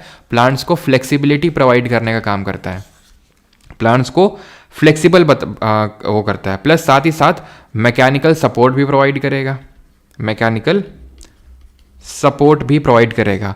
यहाँ पर एक प्रॉपर्टी होती है कि ये इरेगुलरली थिक होता है कॉर्नर्स पे। आप देखो तो ये कॉर्नर्स पे थिक है, इसी को हम बोलते हैं it is irregularly thickened at the corners. और ये कहाँ पर देखने को मिलेगा तुम्हें? तो तुम टेंड्रिल्स ले लो, टेंड्रिल्स, या फिर जो स्टेम्स ऑफ क्लाइंबर्स होते हैं, जैसे कि ये आपकी टेंड्रिल होती है, जैसे कि पत्ती होती है। ठीक है, तो पत्ती का ये वाला जो भाग होता है, तो आप देखो अगर ये फ्लेक्सिबल नहीं होगा तो तुरंत पत्ती टूट जाएगी। ठीक है, तो टेंड्रिल वगैरह में आपको देखने को मिलता है। देन स्क्लेरेनकाइमा जो टिश्यू होता है ये आपका रिजिडिटी और टफनेस प्रोवाइड करता है, रिजिडिटी एंड टफनेस प्रोवाइड करने का काम करता है। तो जो भी सीड और नट्स की कवरिंग होती है, सीड और नट्स की कवरिंग होगी उसमें देखने को मिलेगा। जैसे कि जो हस्क ऑफ कोकोनट होता है, यानी नारियल की भूसी जो आउटर कवरिंग होता है नारियल का, तो उसमें आपको देखने को मिलेगा। क्यों? क्योंकि वो टफनेस प्रोवाइड करता है। स्क्लेरेनकाइमा टिश्यूज़ जो वेन्स होती है ना, जो वेन्स होती हैं, वेन्स ऑफ लीव्स, वहाँ पर भी आपको ये देखने को मिलेगा। जैसे जो लीव्स में ये जो मैंने ड्रॉ किया अभी, जैसे ये जो होता है, तो ये जो मैं ड्रॉ कर रहा हूँ ये क्या है? उसकी वेन्स हैं। तो वेन्स ऑफ लीव्स में भी आपको देखने को मिलेंगी क्या? जो आपके स्क्लेरेनकाइमा टिश्यूज़ हैं वो। क्लियर है यहाँ तक? तो आंसर क्या हो जाएगा? आंसर हो जाएगा पैरेनकाइमा, कॉलेनकाइमा और sclerenchyma, option number C. Comment करके बताइए कि जो आउटर लेयर होती है हमारी प्लांट्स में उसको हम क्या बोलते हैं? Outer layers. और एक चीज़ कि जो हमारे स्क्लेरेनकाइमा टिश्यू होते हैं, अगर आप जाओगे जैसे फॉर एग्जांपल बहुत ही कम रेनफॉल एरिया वाले जो एरिया होते हैं, वहाँ पर एक चलो पहले तो इस चीज़ को छोड़ दो, अभी वो बताऊंगा मैं आपको, लेकिन यहाँ पर बस इतना ध्यान रख लो कि इनकी जो स्लेनकाइमा टिश्यू की जो वॉल्स होती हैं वो लिग्निन को रिलीज़ करती हैं। किसको? लिग्निन को।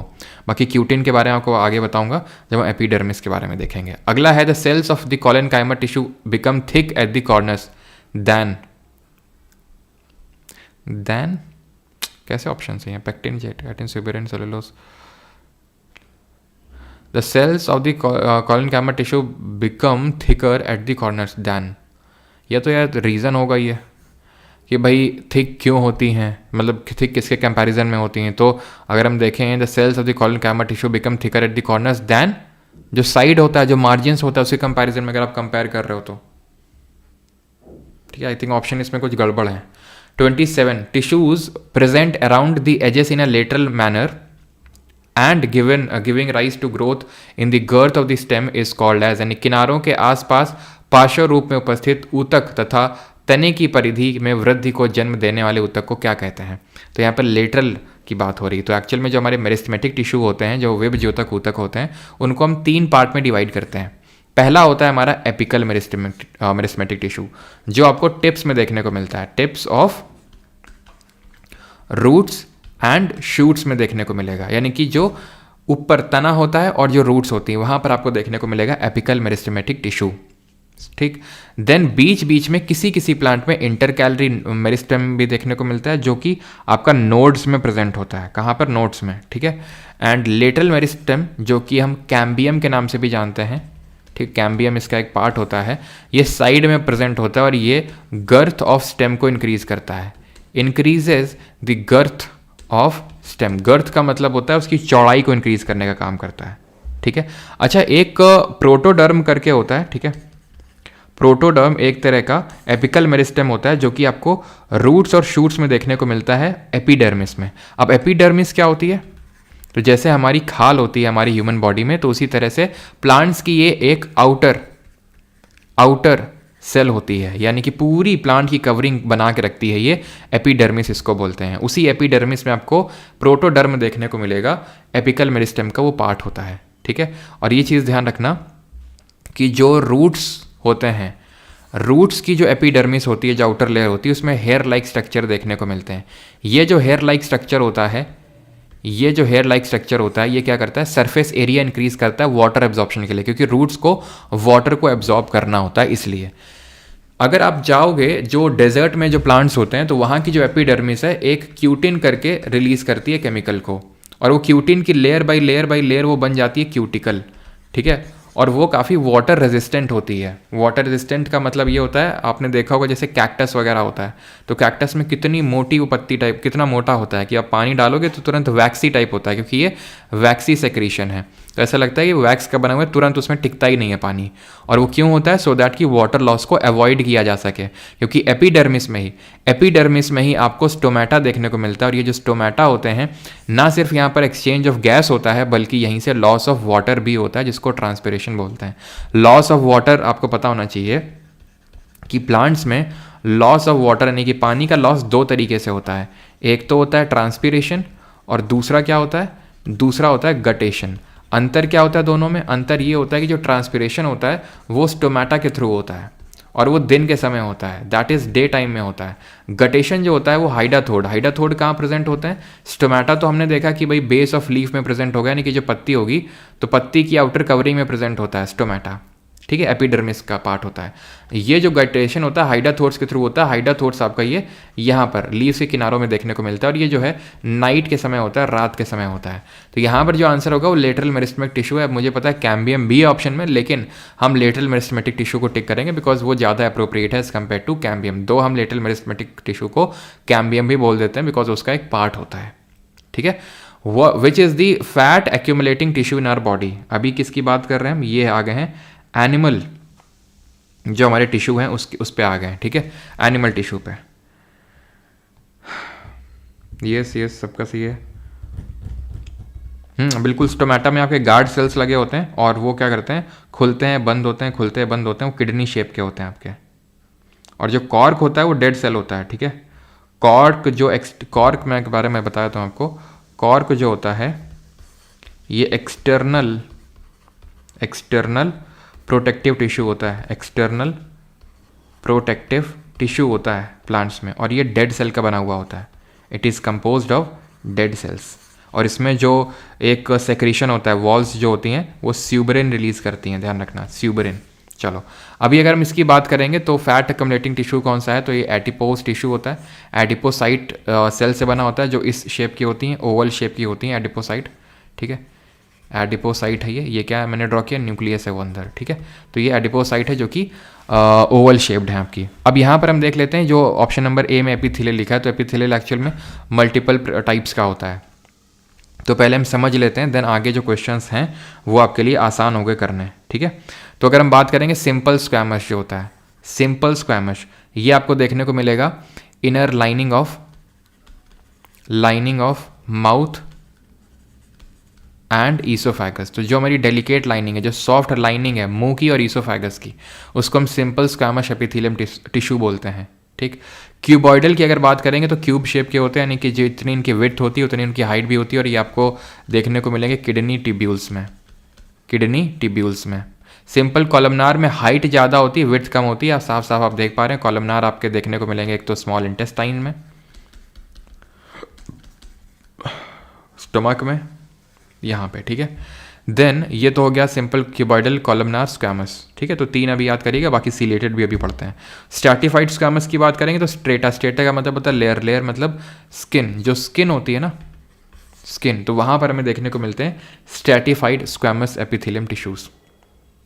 तो बोन्स, ठीक है, तो blood and bones are examples of. तो जो ब्लड और बोन है ये किसका एग्जाम्पल है, किसका उदाहरण है, कनेक्टिव टिश्यू, एपिथेलियल, मेरिस्टेमेटिक या फिर नर्व टिश्यू।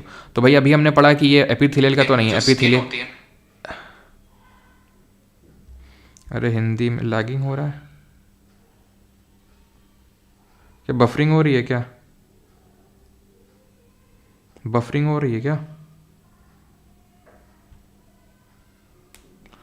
बफरिंग हुई है क्या। तो ब्लड और बोन्स किस तरह के टिश्यू हमारे, कनेक्टिव टिश्यू हैं, संयोजी ऊतक होते हैं। कनेक्टिव टिश्यू की अगर बात करेंगे तो 2 तरह के होते हैं। पहली बात तो लूज, मतलब वैसे तो प्रॉपर कनेक्टिव टिश्यू, सपोर्टिव और फ्लूइड। तो प्रॉपर को भी हम 2 पार्ट में डिवाइड करते हैं, लूज और डेंस। लूज वाले 2 पार्ट के होते हैं, एरियोलर और एडिपोस। एरियोलर आपको कहाँ पर देखने को मिलते हैं, बीनीथ द स्किन, ठीक है, बीनीथ द स्किन और जो हमारे मसल्स होते हैं उनके बीच में एरियोलर होते हैं।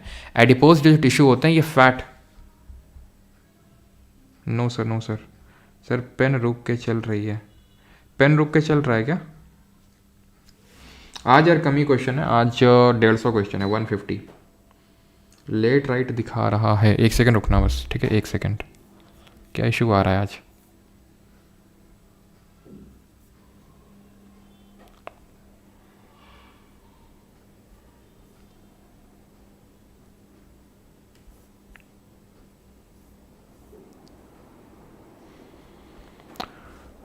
अभी आई थिंक नहीं होगा, ठीक है। या तो ऐसा होता होगा जब मैं पिक्चर पे लिखता हूँ तब ऐसा होता होगा क्या, जब मैं जैसे किसी पिक्चर पे लिखता हूँ तब ऐसा होता है क्या, क्यों, कभी कभी चलता है। ये एक बार कंफर्म करना कि जब मैं पिक्चर पे लिखता हूँ तब ये लैग होता है, फिर नॉर्मल लैग होता है ये।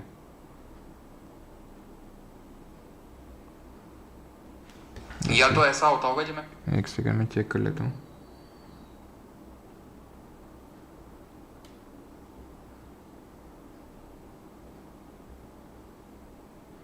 ऑल गुड सर, ओके, नहीं हमेशा होता है, अच्छा पता नहीं यार क्या इशू आ रहा है इसमें, प्लेन में भी। चलो तो ये बीनीथ द स्किन और मसल के बीच में हो गया। एडिपोज टिश्यू की अगर बात करेंगे तो फैट स्टोरेज होता है ये, ठीक है, फैट स्टोरेज करता है, प्लस ये इंसुलेशन में हेल्प करता है, यानी कि जो मोटे लोग होते हैं आपने देखा हो उनको गर्मी बहुत लगती है, सर्दी उतनी नहीं लगती है, क्योंकि उनकी हीट पास नहीं होती है ज़्यादा, क्योंकि एडिपोज टिश्यू ज़्यादा होते हैं। जो कैमल का हम्प होता है, ठीक है, कैमल का हम्प होता है उसमें भी आपको एडिपोज टिश्यू ही देखने को मिलता है। बाकी डेंस कनेक्टिव टिश्यू में आ जाता है टेंडन, लिगामेंट और वाइट फिब्रस टिश्यू। टेंडन क्या करता है, टेंडन ज्वाइन करता है मसल को बोन से, मसल को बोन से। याद कैसे रखते हैं, MTB, टी से है टेंडन, तो टेंडन MTB, ठीक है, यानी कि मसल को बोन से ज्वाइन कर रहा है, और bone bone to bone join करने का काम करता है लिगामेंट। बोन अपने आप में एक कनेक्टिव टिश्यू है। और कार्टिलेज, कार्टिलेज क्या होता है? कार्टिलेज आपको देखने को मिलेगा एक इट स्मूदन्स जॉइंट बिटवीन बोन्स। तो जो हड्डियों के बीच का जो पार्ट होता है उसको स्मूदन करने का काम कार्टिलेज का होता है। कार्टिलेज कहाँ प्रेजेंट होता है हमारी ह्यूमन बॉडी में? तो आप ईयर का पिन्ना ले लो, ठीक है, जहाँ पर बाली वगैरह पहनी जाती है। जो हमारा ट्रैकिया है, लैरिंग्स है, वहाँ पर आपको देखने को मिलेगा ये ट्रैकिया लैरिंग्स वाला जो पार्ट। यानी जो कार्टिलेज होता है एक्चुअल में होता क्या है कि जो कनेक्टिव टिश्यू होता है, ये कनेक्टिव टिश्यू आपके किसी न किसी मैट्रिक्स में फिल्ड होते हैं। अब वो मैट्रिक्स फ्लूइड है, जेली लाइक है, सॉलिड है, वो डिसाइड करेगा कि ये जो कनेक्टिव टिश्यू है कैसा है। फ्लूइड मैट्रिक्स है तो कनेक्टिव टिश्यू भी फ्लूइड होगा। अगर बहुत हार्ड है तो हार्ड होगा, जैसे बोन है। जेली लाइक है तो कार्टिलेज जैसा होगा, ठीक है। वो डिपेंड करता है कि किस तरह का उसका मैट्रिक्स है। जैसे फॉर एग्जांपल बोन का जो मैट्रिक्स होता है वो कैल्शियम और फॉस्फोरस का बना हुआ होता है, तो इसलिए ये बहुत हार्ड होता है। फ्लूइड की अगर बात करेंगे तो फ्लूइड कनेक्टिव टिश्यू में ब्लड आएगा और लिम्फ आएगा, जिसके बारे में हम आगे डिटेल में चर्चा करेंगे, ठीक है। आगे बढ़ते हैं। अगला है dash tissue is formed beneath the skin and between the internal organs. Between the skin and internal organs के बीच में, तो स्किन और मसल के बीच में हमने पढ़ा था कौन सा? उसमें हमने पढ़ा था स्किन और उसके बीच में, that was mainly your adipose tissue, और वो ऑर्गन्स के बीच में भी होता है। आंसर होगा यहाँ पर option number B, adipose tissue. Nerves जो होता है वो तो हमारा जो नर्वस सिस्टम होता है उसमें देखने को मिलेगा। मस्कुलर, ये मूवमेंट में हेल्प करते हैं। जो मस्कुलर टिश्यू होते हैं इनमें क्योंकि कॉन्ट्रैक्टाइल प्रोटीन्स होते हैं जो मूवमेंट में हेल्प करते हैं। एपिथेलियल के भी हमने टाइप्स देखे हैं और कहाँ कहाँ प्रेजेंट होते हैं ये भी देखा है। आगे बढ़ते हैं। The lining of mouth is made up of, तो जो माउथ की लाइनिंग है वो किसकी बनी हुई होती है? अभी हमने देखा सिंपल जो स्क्वैमस एपिथेलियम टिश्यू होता है, ऑप्शन नंबर सी। क्यूबॉइडल आपका जो किडनी ट्यूब्यूल है वहाँ देखने को मिलेगा। जो कॉलमनार है तो ये इंटेस्टाइन और जो डिफरेंट ग्लैंड्स हैं जैसे स्टमक वगैरह वहाँ देखने को मिलेगा, ठीक है। आगे बढ़ते हैं। विच of the following forms the lining of kidney tubules and ducts of salivary glands, तो किडनी ट्यूब्यूल और ग्लैंड्स में आपका क्यूबॉइडल होगा, ऑप्शन नंबर सी। क्यूबॉइडल मतलब उसकी लेंथ और विड्थ ऑलमोस्ट सिमिलर होती है। Which of the following is primarily responsible for the movement of the human body, तो ह्यूमन बॉडी के मूवमेंट में कौन हेल्प करता है? तो ये आपका अभी तो एक मैंने आपको बताया मूवमेंट में एक तो मस्कुलर टिश्यू हेल्प करते हैं। मस्कुलर टिश्यू किसके बने हुए होते हैं? तो ये आपके कॉन्ट्रैक्टाइल प्रोटीन्स, ठीक है, ये बने हुए होते हैं कॉन्ट्रैक्टाइल प्रोटीन्स के। और nervous, option number C will be the correct answer, ठीक है। नर्वस और मस्कुलर टिश्यू का ये क्या होते हैं? कॉम्बिनेशन होता है, क्योंकि नर्वस क्या करता है? स्टिमुलस को ट्रांसफर करने में हेल्प करता है, ठीक है, स्टिमुलस सेंड वगैरह करता है, रिसीव करता है, सेंड करता है, यानी रिफ्लेक्स एक्शन में हेल्प करता है। प्लस यहाँ पर जो आपका मस्कुलर टिश्यू है वो कॉन्ट्रैक्टाइल प्रोटीन्स का बना हुआ होता है जिसमें कि मूवमेंट को फैसिलिटेशन किया जाता है। ऑप्शन नंबर सी आंसर होगा यहाँ पर। अब आ जाते हैं इस क्वेश्चन पे जो कि आपका इम्पैक्ट प्लेयर क्वेश्चन है। ये इम्पैक्ट प्लेयर क्वेश्चन ये है कि मसल 3 तरह की होती हैं और इनमें से कौन सी नहीं है? सेसेमॉइड नहीं है, स्मूथ नहीं है, कार्डियक नहीं है, फिर स्केलेटल नहीं है। इनमें से कौन सी मसल टाइप नहीं है?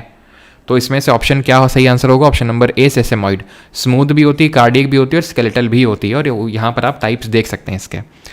3 तरह की मसल सेल्स होती हैं हमारी। स्केलेटल, वो जो आपको वहाँ देखने को मिलेंगी जहाँ पर आपका बोन्स देखने को मिलेंगे, जहाँ पर आपको हड्डियाँ देखने को मिलेंगी, ठीक। स्मूथ आपको देखने को मिलेंगे जो विसरल ऑर्गन्स हैं। विसरल ऑर्गन्स, विसरल का मतलब होता है जहाँ पर बोन्स वगैरह नहीं होती हैं और स्मूथ होते हैं ये ऑर्गन्स। जैसे फॉर एग्जांपल हमारे इंटरनल ऑर्गन्स में होगा जैसे कि इंटेस्टाइन हो गया, स्टमक हो गया, तो ये सब स्मूथ मसल्स हैं। और कार्डियक मसल क्या होती है? कार्डियक होती है जो हमारी हार्ट की मसल्स होती हैं। अब इनमें से कुछ हमारे की फीचर्स हमें पता होने चाहिए, जैसे कि इनमें से कौन सी वॉलेंट्री है और कौन सी इनवॉलेंट्री। वॉलेंट्री का मतलब होता है जो हमारे कंट्रोल में होती है, यानी हमारे कंट्रोल से रिलैक्स होगी, कॉन्ट्रैक्ट होगी, तो उसको वॉलेंट्री बोलते हैं। और जो हमारे कंट्रोल में नहीं होती उसको हम इनवॉलेंट्री बोलते हैं। तो स्केलेटल कंट्रोल में होती है। जैसे फॉर एग्जांपल बाइसेप की जो हमारी मसल्स हैं, बाइसेप मसल अगर हम देखें तो ये बोन से कनेक्टेड हैं। तो क्योंकि बोन से कनेक्टेड हैं तो इसीलिए जो वॉलेंट्री वाली होंगी ये वॉलेंट्री नेचर की होंगी, ठीक है। स्मूथ मसल जो होती है इनवॉलेंट्री नेचर की होती है, यानी हमारे कंट्रोल में नहीं है। अब हमारे कंट्रोल में नहीं है ना कि हमारा पेरिस्टाल्सिस यानी फूड का मूवमेंट किस तरह से होगा, फूड का डाइजेशन पेट के अंदर किस तरह से होगा, तो इनवॉलेंट्री है। और वही same goes with our heart जो सेल्स होती हैं, तो हार्ट की भी जो मसल होती हैं वो भी हमारे कंट्रोल में नहीं होती हैं, अपने हिसाब से वो चलती हैं, ठीक। फिर बात आती है स्ट्रेशंस की, किस में स्ट्रेशंस है किस में नहीं है। इसमें आपको देखने को मिल रही स्टेशंस क्या होती हैं, और ये जो लाइट और डार्क बैंड है आपको लाइंस देखने को मिल रही हैं, तो उसी को हम ऑल्टरनेट लाइट और डार्क बैंड्स बोलते हैं। तो इसमें स्ट्रिएशंस हैं, यानी स्ट्रिएटेड है ये आपकी अनस्ट्रिएटेड है, ठीक है, और ये भी आपकी स्ट्रिएटेड ही है। न्यूक्लिएटेड मल्टी न्यूक्लिएट है ये। अगर आप देखो एक सेल में मल्टीपल न्यूक्लियस आपको देखने को मिल रहे हैं, यहाँ पे सिंगल न्यूक्लियस है तो इसलिए यूनी न्यूक्लिएट है, और यहाँ पर भी आपको सिंगल न्यूक्लियस ही देखने को मिल रहा है तो यूनी न्यूक्लिएट होगा। इनमें से ब्रांच्ड कौन सी है, तो ब्रांच्ड सिर्फ आपकी कार्डियक वाली है, क्योंकि आप देखो ब्रांचेस सिर्फ इसी में दिख रही हैं आपको। ऐसे याद कर लो कि जो हमारा दिल होता है वो बहुत लोगों से लगता है, एक लोगों से तो टिकता नहीं है, तो यानी उसको बहुत सारी ब्रांचेस निकालनी पड़ती हैं। इस तरह से कुछ याद कर लो कि हमारा दिल बहुत लोगों से लगता है तो बहुत सारी ब्रांचेस निकालनी पड़ती हैं। तो इस तरह से कार्डियक मसल सिर्फ ब्रांच्ड होती है, बाकी अनब्रांच्ड होती हैं दोनों, ठीक है। तो ये डिफरेंसेस याद रखेंगे, ऑप्शन नंबर ए आंसर हो जाएगा। सेसेमॉइड करके कोई मसल सेल्स नहीं होती है। नाउ अभी आते हैं आपके इस पे प्लांट एंड एनिमल किंगडम पे, लेकिन उससे आने से पहले एक हमारा टिश्यू छूटा था, and that was with respect to कि सीलिएटेड एपिथेलियम टिश्यू कहाँ पे देखने को मिलते हैं। सीलिएटेड मतलब जिसमें सीलिया हेयर लाइक स्ट्रक्चर्स होते हैं। और एक चीज़, एक सेकंड रुको, एक सेकंड रुकना, या तो मैं यहीं पे लिखवा देता हूँ। तो यहाँ पर जाइलम और फ्लोएम की चर्चा हुई थी, तो यहीं पे मैं आपको जाइलम और फ्लोएम के बारे में बता देता हूँ। देखो अभी हमने पढ़ा था कि जो हमारे प्लांट टिश्यू होते हैं, ठीक है, प्लांट टिश्यू दो तरह के होते हैं, मेरिस्टेमेटिक और परमानेंट। परमानेंट को भी हम दो कैटेगरी में डिवाइड करते हैं, तो सिंपल परमानेंट और कॉम्प्लेक्स परमानेंट।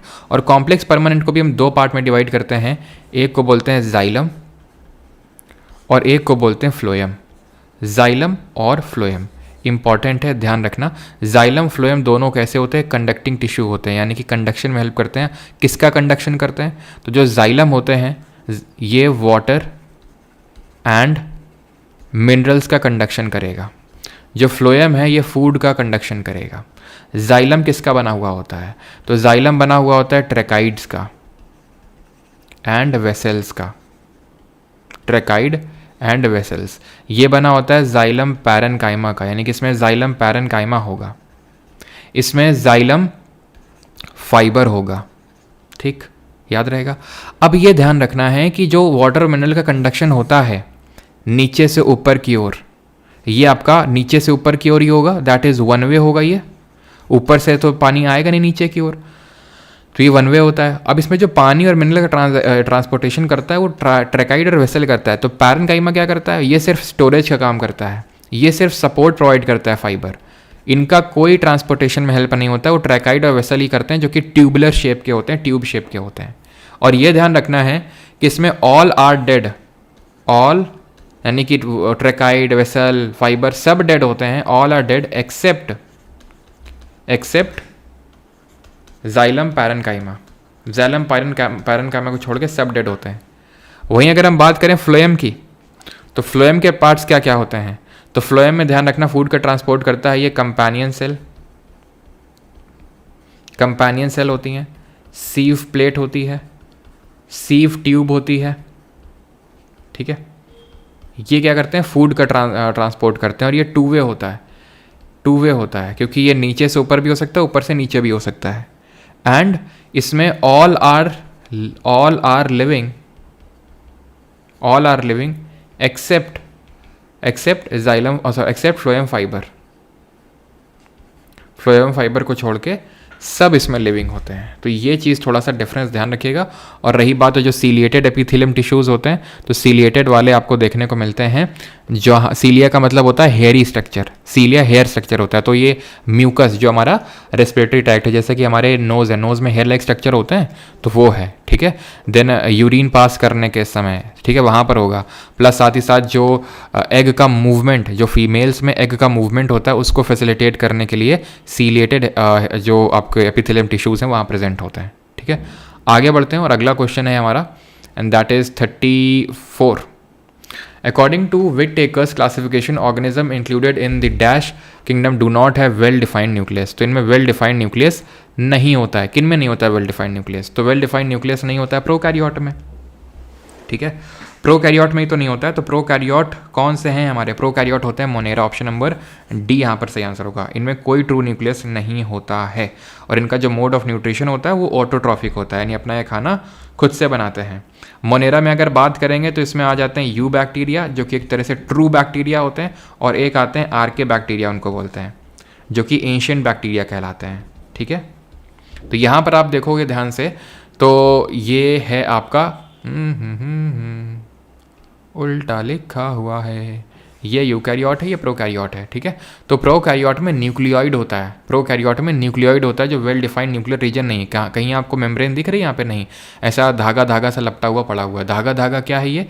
ये आपका क्रोमैटिन मटीरियल है जो फिर क्रोमैटिड बदलता है, क्रोमैटिड वही फिर आपका मतलब क्रोमोजोम वगैरह बनते हैं उसी से। ठीक, क्लियर?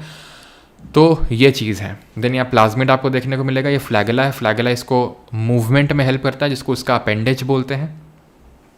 ठीक है, और ये आपके ये आपके यूकैरियोट हैं इस साइड, जहाँ पर ट्रू न्यूक्लियस आपको देखने को मिलता है, जिसके बारे में पहले ही हम क्लासिफिकेशन सब कुछ देख चुके हैं।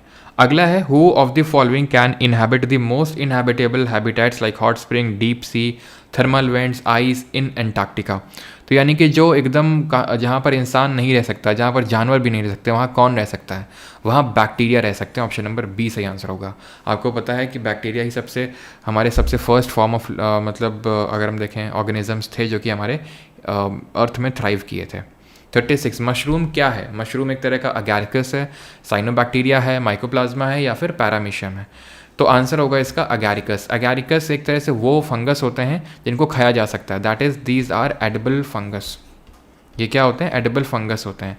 साइनोबैक्टीरिया को ये ब्लू ग्रीन एल्गे के नाम से जानते हैं, क्योंकि ये जो आपका बैक्टीरिया है एक तरह का, ये आपका फोटोसिंथेसिस परफॉर्म करता है। बैक्टीरिया तो खाना ठीक है, ऑटोट्रॉफी होते हैं, हीटोट्रॉफ नहीं होते हैं, खुद पे ही डिपेंडेंट होते हैं वो, दूसरे पे नहीं।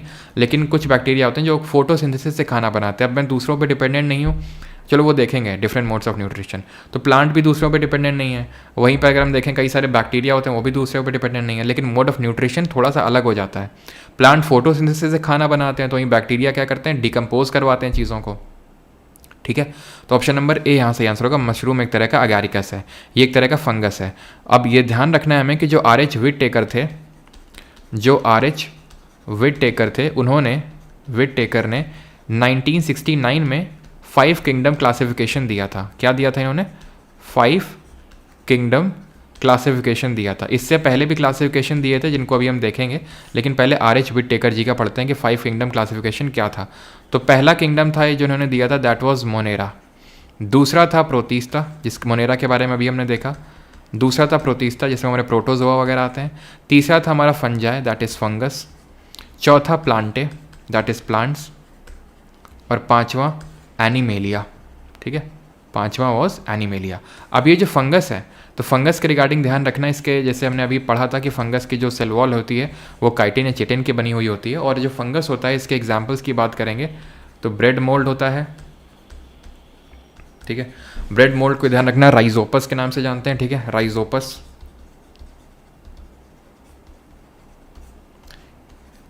ईस्ट, मशरूम, ये सब क्या है?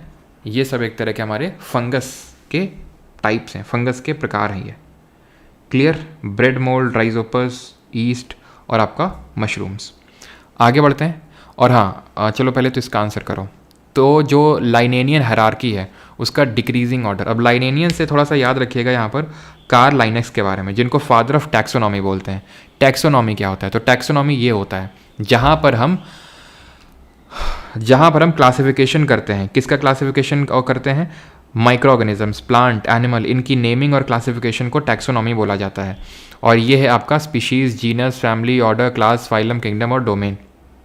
सबसे जो बेसिक फॉर्म ऑफ होता है वो आपका डिवीजन, वो स्पीशीज़ होता है। तो याद कैसे रखना होता है इसको? तो याद ऐसे रखते हैं कि some girls of our class play kabaddi. तो species, genus, family, order, class, phylum, kingdom, यानी जिस तरह से आप कल हमने ज्योग्राफी पढ़ा था, तो ज्योग्राफी को आप रिकॉल कर सकते हो कि जैसे किस तरह से हमारा प्लैनेट में बहुत सारे कॉन्टिनेंट हैं। कॉन्टिनेंट में बहुत सारे आपको कंट्रीज़ देखने को मिलेंगे, कंट्रीज़ में बहुत सारे स्टेट्स देखने को मिलेंगे आपको, स्टेट में बहुत सारी सिटीज़। तो उसी तरह से किंगडम बड़ा लेवल ऑफ क्लासिफिकेशन है। देन उसके अंदर घुसेंगे तो वो किंगडम्स डिफरेंट फाइलम में डिवाइडेड है, वो फाइलम डिफरेंट क्लास में डिवाइडेड है, वो डिफरेंट ऑर्डर में डिवाइडेड है, then family, then genus, then species.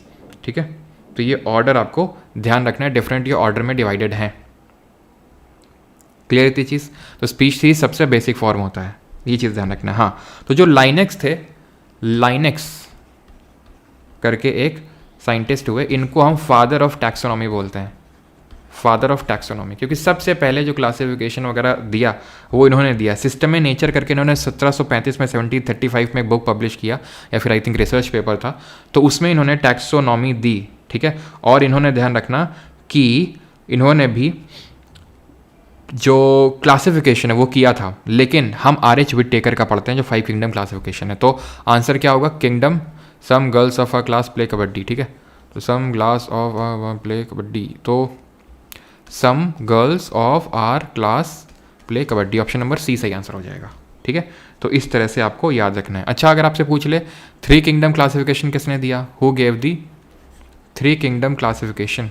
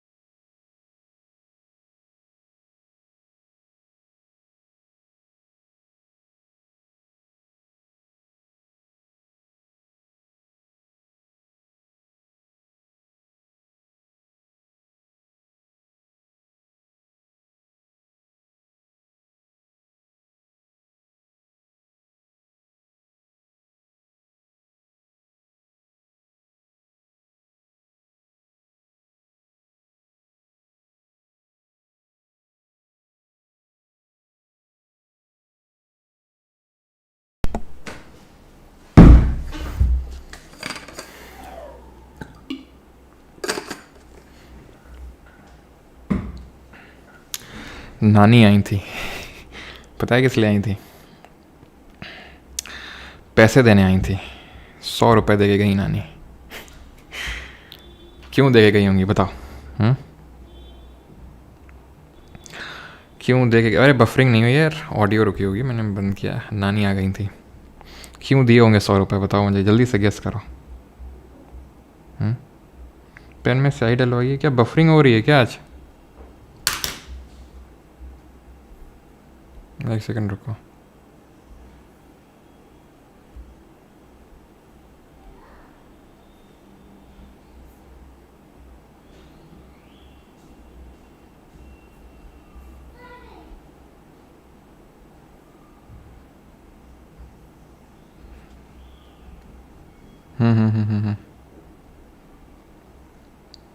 जा रही होंगी वापस, बिल्कुल जा रही थी वापस, और इमोशनल करके चली गई दादी जी। क्या यार कुछ क्लियर नहीं आ रहा है क्या? Too much. किसी किसी को कोई प्रॉब्लम नहीं है, कुछ लोगों को बहुत प्रॉब्लम है, तो क्यों हो रहा है?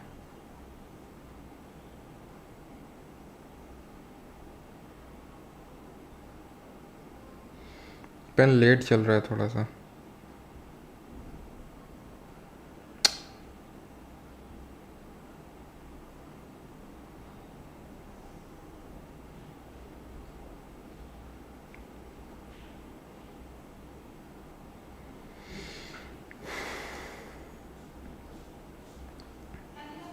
बफरिंग हो रही है क्या?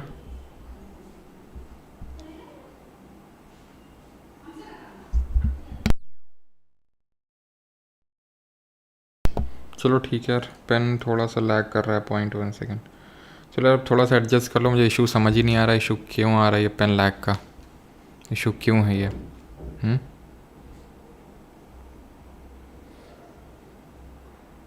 अच्छा, डेटा रिचार्ज कराने के लिए। हाँ, पेन बोलने के बाद बैकग्राउंड सो नॉइजी। क्या बैकग्राउंड नॉइजी भैया? हमें तो बैकग्राउंड में कुछ सुनाई नहीं दे रहा है। बैकग्राउंड नॉइजी और ये नॉइजी वो नॉइजी, पता नहीं आज क्या इशू आ रहे हैं भाई।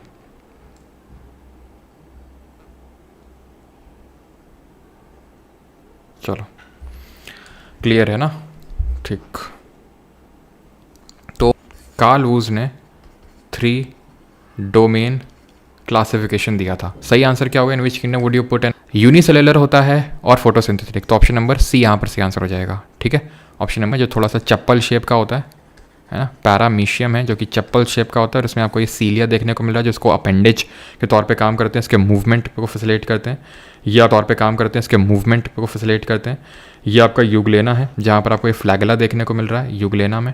Plants that are amphibian plants are placed in which of the following groups, amphibian plants को किस ग्रुप में रखते हैं आप, तो एम्फीबियन प्लांट्स तो आप, ठीक है, प्लांट किंगडम के बारे में थोड़ी सी चीज़ें समझ लेते हैं। तो प्लांट किंगडम को पहले तो हम दो पार्ट में डिवाइड करते हैं। अगर well differentiated roots and shoots नहीं है तो यहाँ पर मैं इन शॉर्ट पी, तो अगर वेल डिफरेंशिएटेड रूट्स और शूट्स नहीं है, यानी कि हमें क्लियरली नहीं पता चल रहा है कि इस प्लांट में रूट्स कहाँ हैं शूट्स कहाँ हैं, तो उसको हम थैलोफाइटा में रखते हैं। ठीक है, थैलोफाइटा, थैलोफाइटा जो होता है इस ये they are primarily called as algae, यानी ये शैवाल के नाम से जाने जाते हैं, they are called as algae. और थैलोफाइटा की प्रॉपर्टी, चलो एल्गे भी हम डिफरेंट टाइप्स के पढ़ेंगे, तो थैलोफाइटा में क्या है, well differentiated differentiated roots and shoots नहीं, देन इसके बाद आएगा जिसमें well differentiated roots and shoots होते में वस्कुलर टिश्यूज नहीं है, यानी कंडक्टिंग टिश्यू नहीं है, तो उनको हम बोलते हैं ब्रायोफाइटा, उनको फाइट्स। और जिनमें होते हैं कंडक्टिंग टिश्यू उनको फर्दर हम दो पार्ट में डिवाइड कर देते हैं। लेकिन ये जो ब्रायोफाइट्स होते हैं, ध्यान इनके बारे में ये रखना है कि इनको हम एम्फीबियंस ऑफ प्लांट किंगडम बोलते हैं, they are called as of plant kingdom पाते हैं, क्योंकि इनमें आपको ये लैंड में भी देखने को मिलेंगे और वाटर में भी देखने को मिलेंगे ब्रायोफाइट्स। ब्रायोफाइट्स में जो मेल सेक्स सेल्स स्टोर्ड होती हैं वो एंथ्रीडियम में होती हैं स्टोर्ड, एंथ्रीडियम, और जो फीमेल सेक्स सेल्स होती हैं आर्केगोनियम में।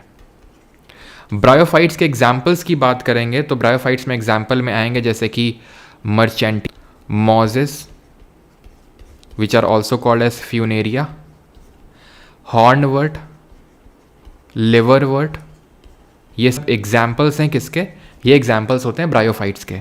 अब जिनमें ये इसमें क्या है, कंडक्टिंग टिश्यू नहीं है, they do not have, do phloem वगैरह नहीं होंगे इनमें। अब जिनमें होते हैं tissues, that is those who have hidden reproductive organ. Bryophytes की प्रॉपर्टी ये होती है कि इनमें हिडन रिप्रोडक्टिव ऑर्गन्स होते हैं, दैट मीन्स ये सीडलेस नेचर के होते हैं। और इनके एग्जाम्पल्स की बात करेंगे तो फर्न आएगा, ठीक है, हॉर्स टेल आएगा, हॉर्स टेल मर्सीलिया। सबसे पहले जो तरह के प्लांट्स यहाँ पर डेवलप हुए हमारी अर्थ में वो टेरिडोफाइट्स ही थे, ध्यान रखना, जो भगवान बिलोंग करती है। ठीक है, और अगर नहीं होता है, जिनमें होता है तो उनको हम क्रिप्टोगैम्स कहलाते हैं, होता है तो उनको हम क्रिप्टोगैम्स कहलाते हैं। ये इनमें क्या रिप्रोडक्टिव ऑर्गन होगा, इनमें भी नहीं, बिल्कुल नहीं होगी। देन जिनमें अभी सही है, अभी सही है, अभी सही है,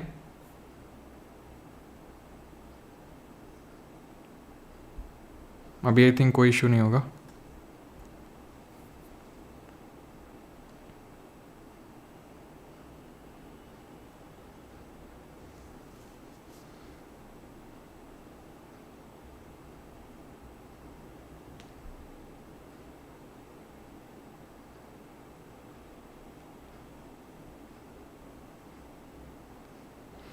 जल्दी से कंफर्म करना अभी सही है कि नहीं है,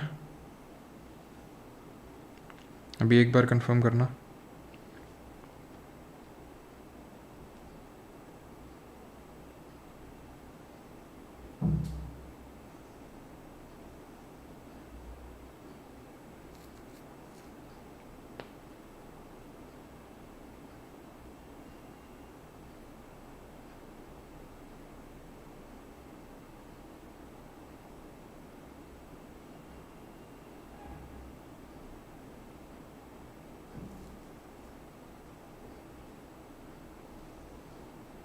अभी एक बार कंफर्म कर दो सही है सारी चीज़ें, अभी बफर नहीं होगा। ठीक है,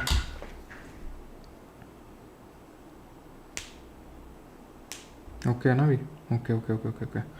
38 क्वेश्चन से हुआ बफरिंग, 38 क्वेश्चन से, वो कहाँ से बताना बताओ जल्दी से।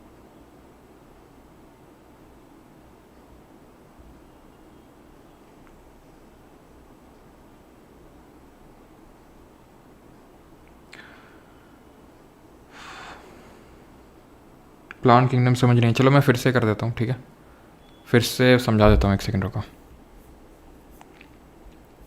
कोई नहीं, अब बफरिंग नहीं होगी, और अब बताना वो जो लैग आ रहा था लिखने में वो भी आई थिंक नहीं आएगा। और अनुराग जी, ठीक है, क्या है नाम, अनुराग, हाँ, थोड़ा सा सुधर जाइए, है ना, आप समझ पा रहे होंगे मैं क्यों बोल रहा हूँ आपको। हाँ, नहीं तो फिर मुझे ब्लॉक करना पड़ेगा, स्टड बनने की ज़रूरत नहीं है, ठीक है। 38 से मैं पूरा समझा रहा हूँ, ठीक है। चलो 38 से समझाना है, 38 में तो यार ज़्यादा कुछ उन्होंने बताया ही नहीं था, 39 से स्टार्ट करते हैं, ठीक है, 39 से। तो यहाँ पर मैंने प्लांट किंगडम के बारे में समझा है कि जो हमारा प्लांट किंगडम है उसको हम डिफरेंट फाइलम्स में डिवाइड करते हैं। अभी हमने टैक्सोनॉमी के बारे में समझा कि जो किंगडम है उसको डिफरेंट फाइलम्स में डिवाइड किया जाता है, ऑलराइट। तो जो प्लांट किंगडम है उसको सबसे पहला जो फाइलम निकल के आता है दैट इज़ थैलोफाइटा। सबसे जो पहला फाइलम निकल के आता है वो उसको थैलोफाइटा बोलते हैं। ये वो फाइलम के प्लांट्स होते हैं जिनमें वेल डिफरेंशिएटेड रूट्स और शूट्स नहीं देखने को मिलती हैं, और इनको हम प्राइमरली एल्गे के नाम से जानते हैं, शैवाल के नाम से जानते हैं। शैवाल डिफरेंट तरह के होते हैं, एल्गे डिफरेंट तरह के होते हैं, वो भी हम देखेंगे। एल्गे की स्टडी को क्या बोलते हैं बताइए जल्दी से। तो पहला पॉइंट इनमें क्या है कि इनमें वेल डिफरेंशिएटेड रूट्स और शूट्स नहीं होती हैं, ठीक है, और इनको हम एल्गे के नाम से जानते हैं। देन फर्दर इनको हम दो पार्ट और में डिवाइड करते हैं, यानी कि जिनमें वेल डिफरेंशिएटेड रूट्स और शूट्स होती हैं उसमें हम फर्दर डिवीजन देखते हैं। तो अब हम उन पर्टिकुलर प्लांट्स को लेंगे जिनमें कि हमें वस्कुलर टिश्यूज़ यानी कि कंडक्टिंग टिश्यूज़ देखने को नहीं मिलते हैं, उनको हम बोलते हैं ब्रायोफाइट्स। ब्रायोफाइट्स वो होते हैं जिनमें कि आपको कंडक्टिंग टिश्यूज़ नहीं देखने को मिलेंगे, कंडक्टिंग टिश्यूज़ नहीं देखने को मिलेंगे, और इनको हम एम्फीबियंस ऑफ प्लांट किंगडम बोलते हैं, यानी कि पादप जगत का उभयचर, एम्फीबियंस ऑफ प्लांट किंगडम। क्यों? क्योंकि ये लैंड और वाटर दोनों में रह सकते हैं। जिस तरह से हमारे जो प्लांट जो, ठीक है, अभी सही है ना, अभी सही है ना, ठीक है। पेन रुक के चल रहा है, पेन का यार में कुछ नहीं, voice nothing is Audible.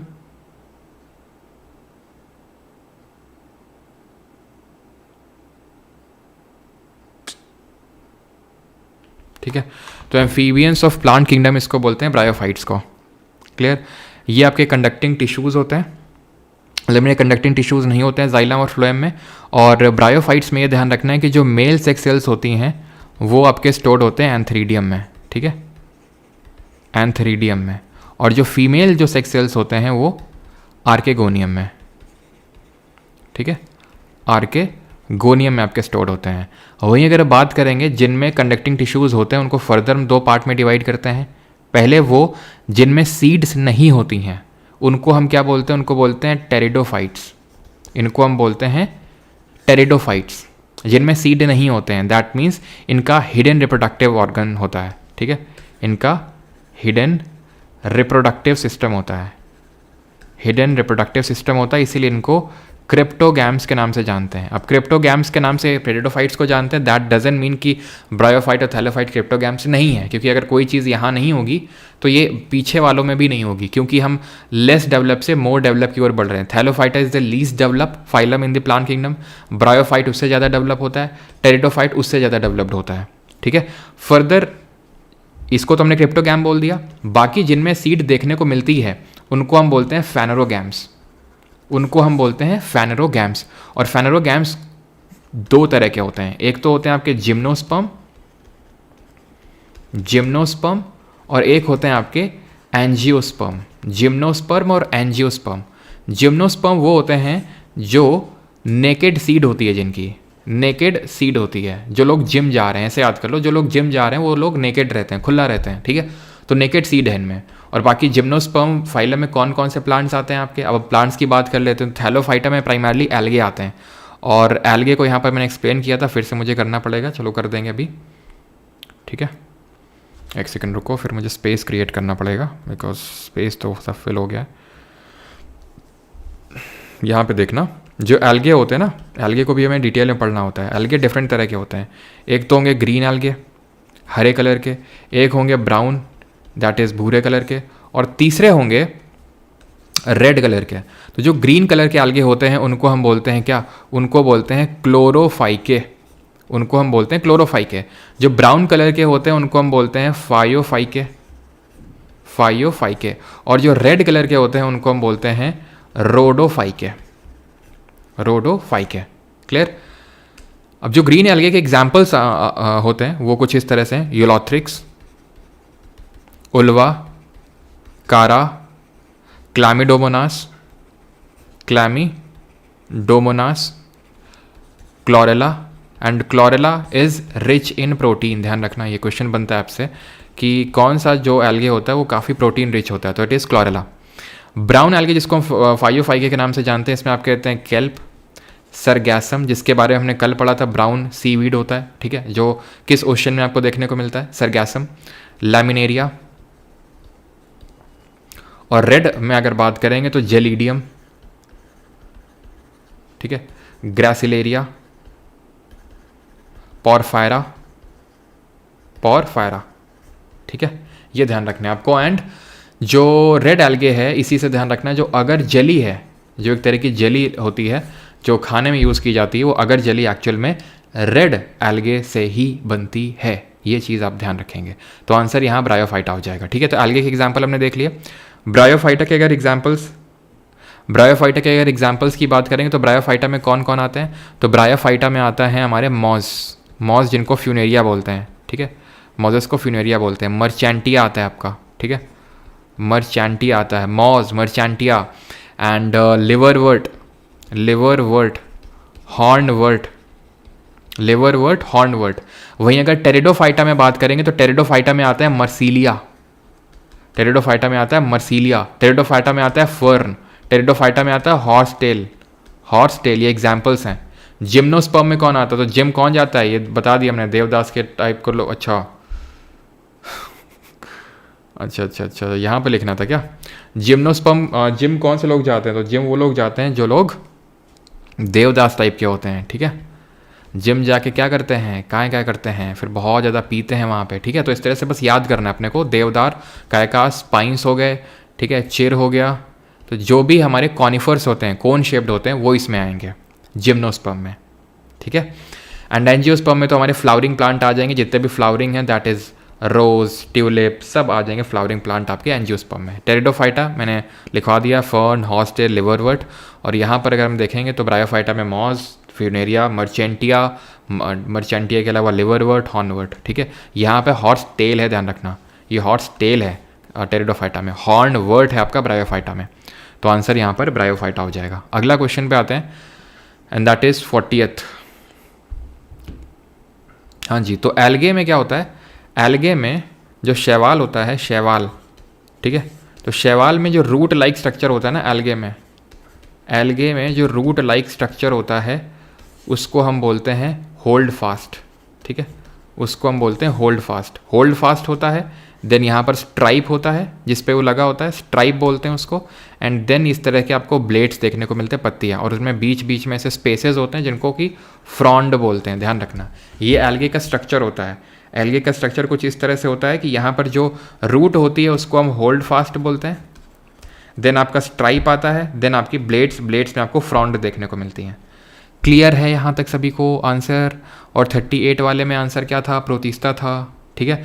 Protista में हमारे मेनली प्रोटोजोआ आते हैं, जैसे कि पैरामीशियम है जो थोड़ा सा स्लीपर यानी चप्पल शेप का होता है, ये यूग्लेना होता है, ये हेयर लाइक स्ट्रक्चर को सीलिया बोलते हैं जो इसको मूवमेंट में हेल्प करते हैं, और ये आपका फ्लैगलम होता है जो टेल लाइक स्ट्रक्चर है ना, इसको फ्लैगलम बोलते हैं, ठीक है। चलो भाई, तो अगले क्वेश्चन पे आते हैं। 41 dash are seedless vascular plants, seed नहीं होती है, वस्कुलर हैं, यानी कि जाइलम फ्लोएम होगा। जाइलम फ्लोएम ब्रायोफाइट्स में तो नहीं था, ठीक है। सीडलेस है, सीड नहीं है, हिडन रिप्रोडक्टिव ऑर्गन है, टेरिडोफाइटा, सिंपल, ठीक। 42 करो।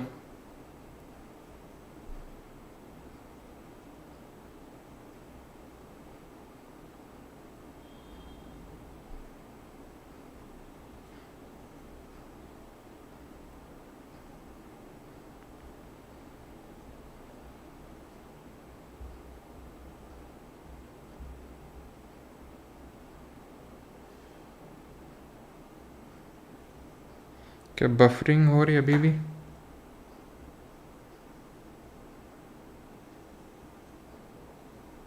अभी भी बफरिंग हो रही है क्या?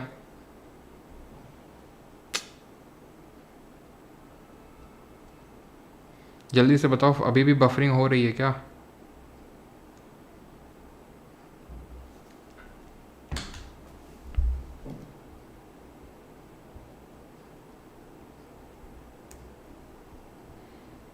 No, all clear. ओके ठीक है, क्लियर है तो फिर पढ़ो ना। Which of the following plant bodies differentiated into roots, stems and leaves? Differentiated है, बताओ। तो चारा हो गया आपका, कारा जो भी बोलो, ठीक है। ये सब क्या हैं? इनमें डिफ्रेंशिएशन नहीं होता, ये थैलोफाइटा है, ठीक है। बोल रहा है कि रूट स्टेम लीव में डिवाइडेड है, यानी कि प्रॉपर सबसे वेल डेवलप्ड वाला चुनो, इसमें से कौन सा होगा? मर्चेंटिया क्या है? मर्चेंटिया ब्रायोफाइट, ठीक। मर्सीलिया क्या है? Pteridophyte, pteridophyte. फ्यूनेरिया क्या है? ब्रायोफाइट। सबसे बढ़िया डेवलप कौन सा है? Plants with well differentiated reproductive tissue which eventually form seeds are called as. Well differentiated reproductive tissue है और सीड्स भी फॉर्म करते हैं। इसमें तो वेल डिफरेंशिएटेड रूट्स और शूट्स ही नहीं है, सीड की तो बहुत दूर की बात है। टेरिडोफाइटा ही क्रिप्टोगैम होते हैं, एक क्वेश्चन के दो आंसर तो हो नहीं सकते, फिर सीडलेस ही है। फेनोरोगैम्स, जिसमें कि हमारे जिम्नोस्पर्म और एंजियोस्पर्म आते हैं। और ध्यान रखना, जो एंजियोस्पर्म होते हैं उनको हम फर्दर दो पार्ट में डिवाइड करते हैं, एक को बोलते हैं मोनोकॉट और दूसरे को बोलते हैं डाइकॉट, यानी जो एक सिंगल कॉटिलेडॉन प्रोड्यूस करता है और जो दो कॉटिलेडॉन प्रोड्यूस करता है। The reproductive parts of angiosperms are located in. तो रिप्रोडक्टिव पार्ट एंजियोस्पर्म के कहाँ पे लोकेटेड होते हैं? एंजियोस्पर्म मतलब फ्लावरिंग प्लांट, फ्लावर में लोकेटेड होते हैं रिप्रोडक्टिव पार्ट। तो जब हम रिप्रोडक्शन पढ़ेंगे फ्लावर को तो देखेंगे मेल पार्ट फीमेल पार्ट क्या होता है फ्लावर का। What is the scientific name of fruit mango? तो आम फल का वैज्ञानिक नाम क्या है? तो इसका वैज्ञानिक नाम क्या है? Mangifera indica, option number C. Fill in the blank with the most appropriate option. Plants that do not have differentiated plant body belong to the group. बड़ा आसान सा है, thallophyta. Many unicellular algae like Chlamydomonas live in water. How do they take in oxygen for respiration? तो respiration के लिए oxygen किस तरह से लेते हैं ये? ऑप्शंस आपके सामने। They have tiny openings, spiracles to take in gases. They take oxygen, नहीं, यहाँ पर ये ऑप्शन नंबर डी सही होगा। They absorb dissolve oxygen via diffusion like amoeba. Diffusion क्या होता है? हमने अभी पढ़ा था थोड़ी देर पहले, हाइपोटोनिक, आइसोटोनिक, हाइपरटोनिक पढ़ा था। तो उसमें क्या हो रहा था, एक सेमी परमेबल मेम्ब्रेन के थ्रू या फिर एक सेलेक्टिव परमेबल मेम्ब्रेन के थ्रू, जो हमारे केस में सेल मेम्ब्रेन थी, मूवमेंट हो रहा था, मूवमेंट हो रहा था वाटर का, ठीक है, सेमी परमेबल मेम्ब्रेन के थ्रू। तो बिना किसी मेम्ब्रेन के थ्रू अगर मूवमेंट होता है, without any kind of membrane, high concentration से लो कंसेंट्रेशन में मूवमेंट होता है, तो उसको हम डिफ्यूजन बोलते हैं। डिफ्यूजन फॉर एग्जाम्पल, जैसे मान लो कि मैंने रूम फ्रेशनर डाला रूम में कहीं किनारे, ठीक है, और पूरे धीरे धीरे धीरे धीरे पूरे रूम में उसकी स्मेल पहुंच जाएगी। क्यों? क्योंकि कहीं पे मैंने जहाँ पर डाला वहाँ हाई कंसेंट्रेशन था और वो हाई से लो की तरफ मूव करना स्टार्ट किया, ठीक है। तो ध्यान रखिएगा। अगला है pseudopodia are finger like extensions on. तो स्यूडोपोडिया आपको किस में देखने को मिलेंगे? हाइड्रा, पैरामीशियम, अमीबा या फिर अर्थवॉर्म। तो अर्थवॉर्म में नहीं देखने को मिलेंगे। पैरामीशियम में तो और हमने देखा था सीलिया होते हैं जो उसके मूवमेंट में हेल्प करते हैं। यूग्लेना में फ्लैगेलम होता है। अमीबा होता है, अमीबा कुछ इस तरह स्ट्रक्चर का होता है, ठीक है। और ये जो होते हैं ये इसके फॉल्स फीट होते हैं। स्यूडोपोडिया का मतलब होता है फॉल्स फीट, जो दिखाने के कुछ और होते हैं। जैसे कि यहाँ पर होता है क्या कि जब कुछ फूड वैक्यूल मतलब फूड आता है, कुछ इनटेक करना होता है, तो ये क्या करते हैं, इस तरह से एक्सटेंड हो जाते हैं और इसको खोपचे में ले लेते हैं एक तरह से, ठीक है, अंदर ले लेते हैं और ये फूड वैक्यूल बन जाता है। जैसे हमने प्लांट और एनिमल में वैक्यूल पढ़ा ना, तो वैसे अमीबा में फूड वैक्यूल होता है, खाने का एक वैक्यूल बन जाता है। Identify the incorrect statement regarding invertebrates. Invertebrates के बारे में कौन सा स्टेटमेंट गलत है, बताओ जल्दी से। तो सिंपल सी बात यह है कि वर्टिब्रेट वो होते हैं जिनमें कि हमें स्पाइनल कॉर्ड देखने को मिलती है, यानी कि एक रॉड लाइक स्ट्रक्चर को देखने को मिलता है, ठीक।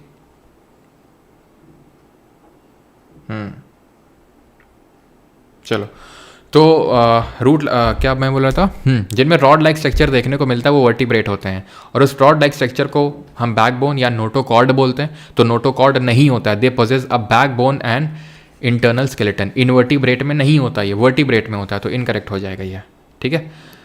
आगे बढ़ते हैं। तो अब यहाँ पर हम स्टार्ट करने वाले हैं एनिमल किंगडम, और एनिमल किंगडम के क्वेश्चन स्टार्ट करने से पहले मैं आपको कुछ चीज़ें बताना चाहूँगा, तभी आप अच्छे से एनिमल किंगडम के क्वेश्चंस कर पाएंगे। नहीं तो आपको अगर आती होंगी चीज़ें तो कर लेंगे, लेकिन जिसको थोड़ा सा वीक होगा, नहीं आता होगा, तो फिर मुश्किल होगी करने में। तो सबसे पहले हम एनिमल किंगडम को कुछ इस तरह से पढ़ते हैं। देखो हमने पढ़ा था कि आर एच वाइट टेकर ने 1969 में 5 किंगडम क्लासिफिकेशन दिया, Monera, protista, fungi, Plantae, animalia. ठीक है, उसमें से मोनेरा के बारे में हमने पढ़ा कि वो प्रोकैरियोट होते हैं। ठीक है, हमने फिर आए प्रोटिस्टा के बारे में कि वो यूकैरियोट तो होते हैं लेकिन यूनिसेलुलर होते हैं। फिर हम फंजाई के बारे में पढ़ा, उनकी डिफरेंट टाइप्स देखे। फिर हमने प्लांटे और उसके फाइलम्स पढ़े। अब हम एनिमल किंगडम में आने वाले हैं, जो सबसे कॉम्प्लेक्स यूजुअली लगता है, लेकिन इसको हम आराम से ब्रेक करेंगे। थोड़ा कॉम्प्लेक्स तो रहेगा ही, लेकिन ठीक है, लेकिन जितना मैं सिंपली आपको ब्रेक कर सकता हूँ उतना करेंगे। लेकिन फोकस अच्छे से बना के रखिएगा जो मैं बताने जा रहा हूँ, क्योंकि अगर आपने ये नहीं समझा तो आगे क्वेश्चन में दिक्कत होगी, और अगर समझ लिया तो कोई प्रॉब्लम नहीं होगी। तो हमें कुछ इस तरह से याद करना होता है कि पहले फाइलम्स हमें देख लेने होते हैं। तो सबसे पहला फाइलम, और इसी ऑर्डर में हमें पढ़ना है, पॉरीफेरा, सीलेंट्रेटा, इसको निडेरिया भी बोल देते हैं, ध्यान रखिएगा, निडेरिया भी कहलाता है ये, टीनोफोरा, प्लैटीहेलमिंथिस,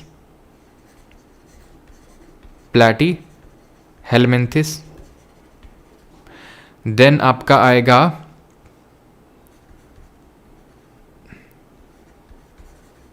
एस्चेलमेंथिस, देन आएगा एनालीडा, देन आएगा ऑर्थ्रोपोडा। ठीक, यहां तक समझ में आया कि नहीं आया आपको? ये हमारे कुछ फाइलम्स, ठीक है, ऑर्थ्रोपोडा। देन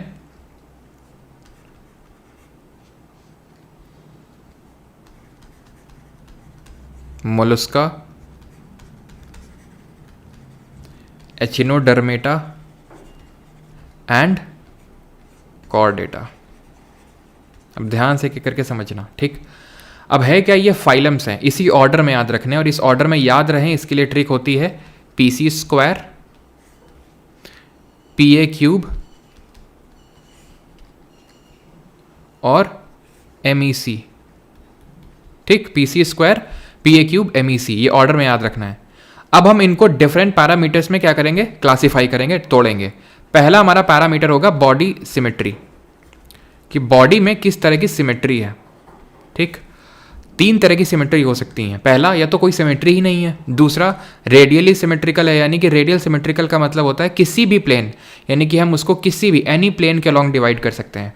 और बायलेटरल सिमेट्री वो होती है जब हम उसको सिर्फ एक प्लेन पे उसको 2 इक्वल पार्ट में डिवाइड कर सकते हैं। ये तो वो है कि भाई हम कोई भी ऐसा प्लेन नहीं जिसमें हम उसको 2 इक्वल पार्ट में डिवाइड कर पाएँ, इसमें किसी भी प्लेन में और इसमें सिर्फ एक प्लेन में। ठीक, तो सिमेट्री की सबसे पहली बात कर लेते हैं कि सिमेट्री किसमें क्या देखने को मिलती है। ठीक है, इसमें नो सिमेट्री। नो सिमेट्री का मतलब होता है एसिमेट्री। एसिमेट्री मतलब कोई सिमेट्री नहीं है उसमें। ठीक, इन दोनों में रेडियल सिमेट्री, और एचिनोडर्मेटा में रेडियल सिमेट्री।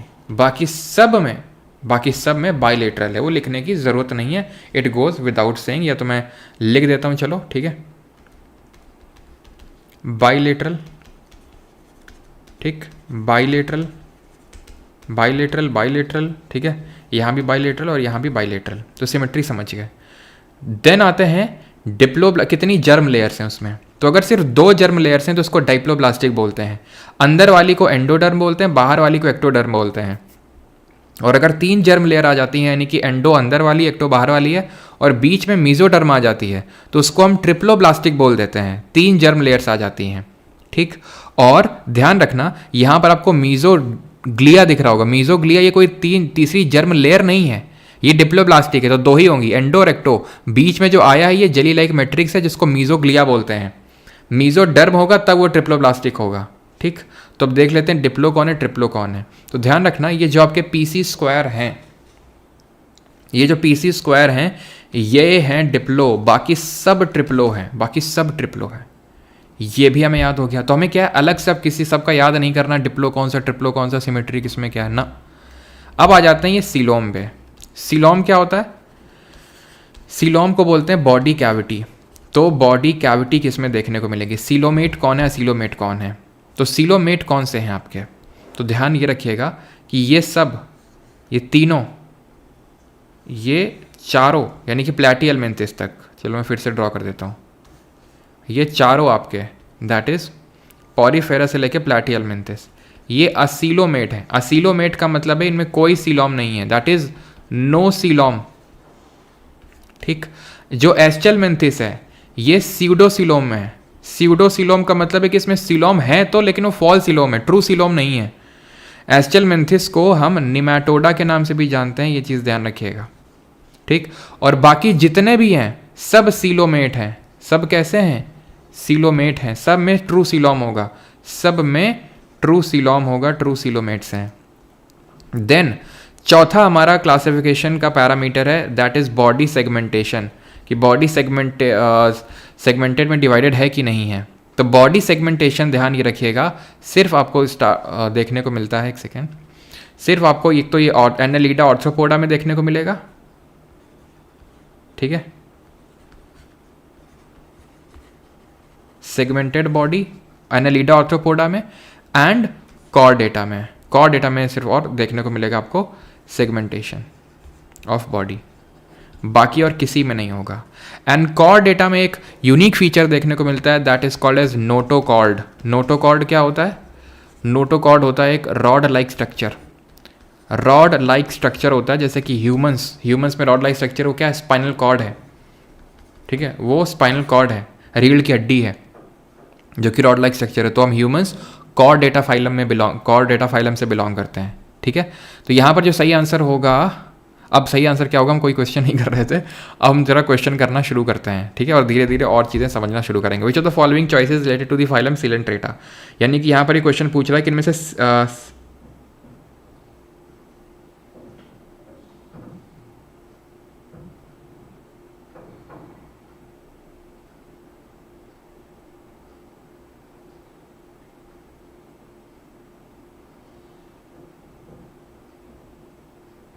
अभी क्लियर है ना? अभी क्लियर है ना? कोई प्रॉब्लम तो नहीं है अभी? इशू? चलो ठीक है। तो इसमें पूछ रहा है सिलेंट्रेटा से कौन है भैया? साइकन, यूस्पोंजिया, स्पॉन्जिला, तीनों ही आपके पॉरीफेरा से बिलोंग करते हैं, ठीक है, पॉरीफेरा से।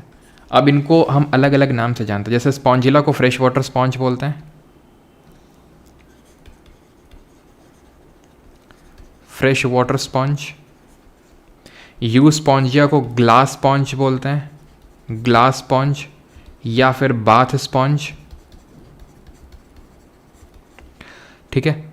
और बस, और इसको हाँ वीनस फ्लाई बास्केट भी बोलते हैं, ठीक है, जो आपका यूप्लेक्टेला होता है। यूप्लेक्टेला अच्छा लिखा नहीं यहाँ पे, ओके, यूप्लेक्टेला जो होता है उसको हम वीनस फ्लाई बास्केट के नाम से भी जानते हैं, या फिर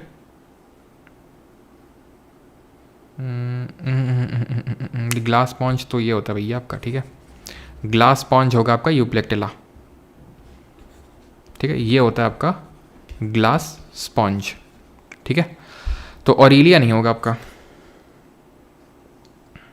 ठीक है, ऑरिलिया नहीं होगा। अगला है, क्योंकि ऑरिलिया आपका सिलेंट्रेट से बिलोंग करता है। और एक चीज़ ध्यान रखना, जो पॉरीफेरा फाइलम वाले होते हैं, ठीक है, यहाँ पर पॉरीफेरा फाइलम देख लेते हैं।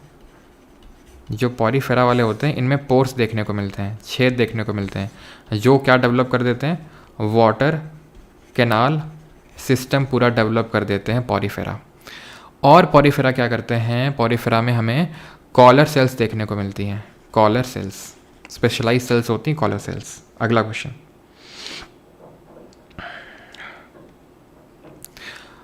Which among the following pairs of animal phylum of animal kingdom they belong is incorrect? कौन सा गलत है? Liver fluke, nematoda, sycon, porifera, prawns, arthropoda, या फिर स्टारफिश, एचिनोडर्मेटा? बताओ भैया जल्दी से। तो आंसर सही क्या होगा यहाँ पर? लिवर फ्लूक जो होता है निमाटोडा से नहीं है, बल्कि ये प्लैटीहेलमिंथिस से है, प्लैटीहेलमिंथिस से है। साइकन तो अभी पढ़ा था, प्रॉन्स ऑर्थ्रोपोडा से, एचिनोडर्मेटा स्टारफिश। अब थोड़ा सा समझ लेते हैं निमाटोडा के बारे में। सबसे पहली चीज़ तो, ठीक है, पहली सबसे चीज़ तो है निमाटोडा, दैट इज़ जो एस्चेलमिंथिस है, इसके बारे में। तो जो निमाटोडा या फिर एस्चेलमिंथिस होते हैं, स्यूडोसिलोमेट होते हैं, ये बताने की ज़रूरत नहीं है। सिमेट्री बाइलेटरल होगी और ये स्यूडोसिलोमेट हो तो ठीक हो गया। और इनमें अगर देखें तो सेगमेंटेशन ऑफ बॉडी देखने को नहीं मिलेगा, ट्रिप्लोब्लास्टिक होंगे, ये सब तो समझ में आती है बात। अब ध्यान ये रखना है कि इसके ये बॉडी इनकी सिलेंड्रिकल होती है, ठीक, और इनमें स्पेशलाइज सेल्स देखने को मिलती है जिनको बोलते हैं रेनेट सेल्स। रेनेट सेल्स जो हैं एक्सक्रीटरी नेचर की होती है, यानी कि चीज़ों के एक्सक्रीशन में हेल्प करती हैं, बाहर निकालने में। एग्जाम्पल अगर बात करेंगे तो यहाँ पर चलो यहीं लिख देते हैं, एस्कैरिस जो कि राउंड वर्म होता है आपका, ये राउंड वर्म होता है। वुचेरिया जिससे कि फाइलेरिया हो जाता है, ठीक है, फाइलेरिया वाली बीमारी हो जाती है, फाइलेरियल वर्म है ये। और एनसाइक्लोस्टोमा, एनसाइक्लोस्टोमा ये जो होता है आपका हुक वर्म होता है, हुक वर्म होता है, ठीक।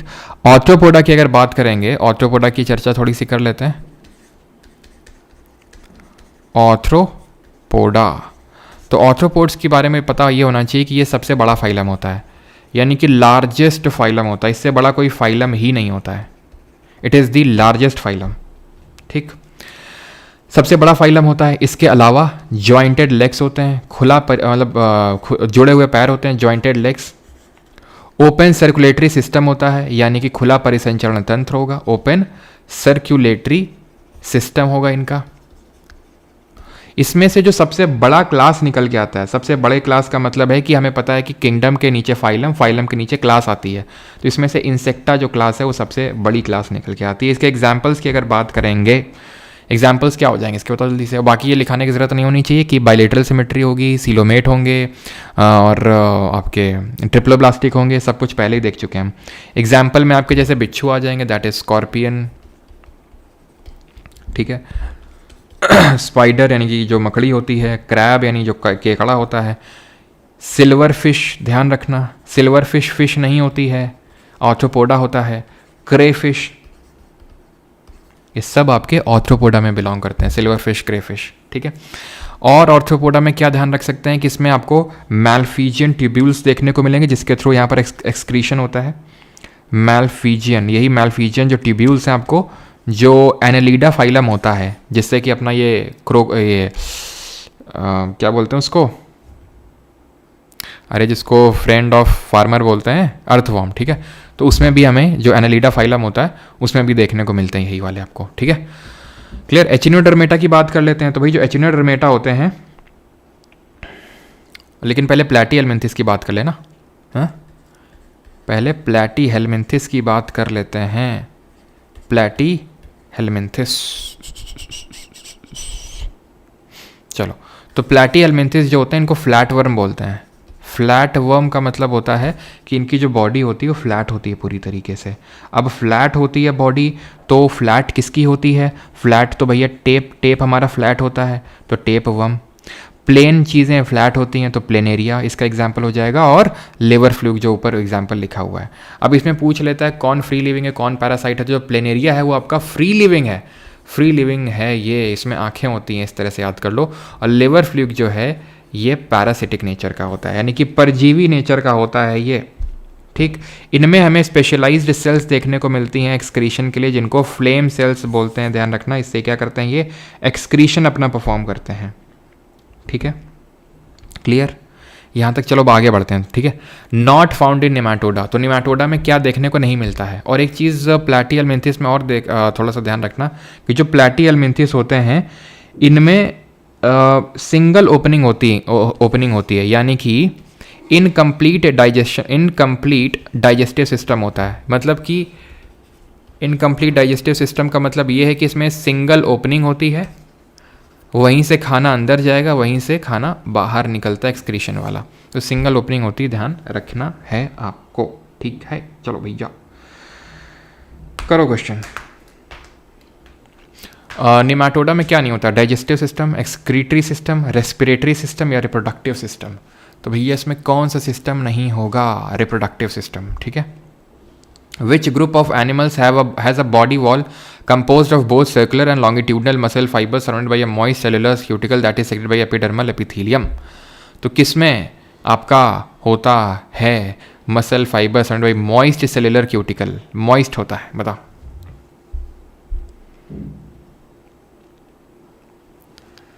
हाँ यार, आज बफरिंग ने तो मतलब क्लास में शुरू से एकदम दिमाग ख़राब करके रखा आज। पता नहीं, अभी तक भी समझ आ नहीं रहा है कि ये बफरिंग हो रही है तो क्यों हो रही है। और अभी मैंने इसको मोबाइल नेट से कनेक्ट कर रखा है और एक बात का वो डर लगा हुआ है कि भाई मोबाइल नेट भी बीच में ना ख़त्म हो जाए।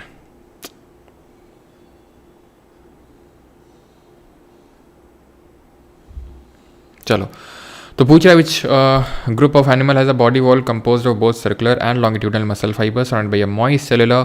तो भैया मॉइस्ट है इसमें, और अभी भी सुधर नहीं रहे हैं क्या ये? हाँ, सुपर चैट वाले भैया सुधर जाओ यार, हैं?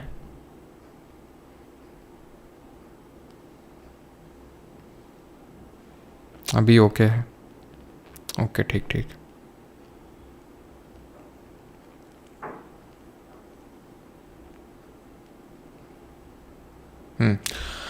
तो एपिडर्मल एपिथेलियम सेलुलर क्यूटिकल होता है, ये दैट वुड बी और सीलेंट्रेटा। अब सीलेंट्रेटा को और किस नाम से हम जानते हैं? सीलेंट्रेटा को निडेरिया के नाम से जानते हैं। इसमें ध्यान रखना स्टिंगिंग सेल्स होती हैं, ठीक है।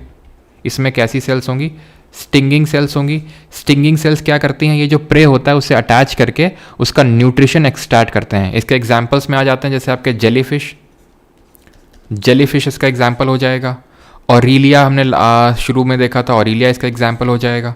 इनका जो आउटर स्केलेटन होता है वो कैल्शियम कार्बोनेट से बना होता है, ठीक है। कैल्शियम कार्बोनेट से इनका आउटर स्केलेटन बना होता है, ठीक है। अगला है एंड दैट इज, और सिमेट्री इनमें रेडियल होगी, ठीक है। The correct order of the 4 states of life cycle of mosquitoes is, तो जो 4 स्टेट्स होती हैं इसकी मस्कीटो की, वो कौन सी होती हैं? Egg, larva, imago, pupa. Imago, egg, larva, pupa, या फिर देखो जल्दी से बताओ क्या होती हैं स्टेजेस?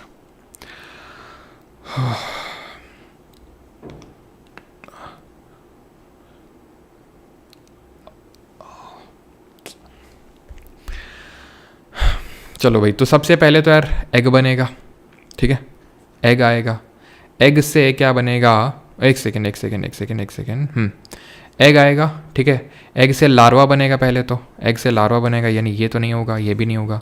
एग से लार्वा, लार्वा के बाद प्यूपा, प्यूपा के बाद इमागो। इमागो कुछ नहीं बल्कि आपका अडल्ट मस्कीटो होता है।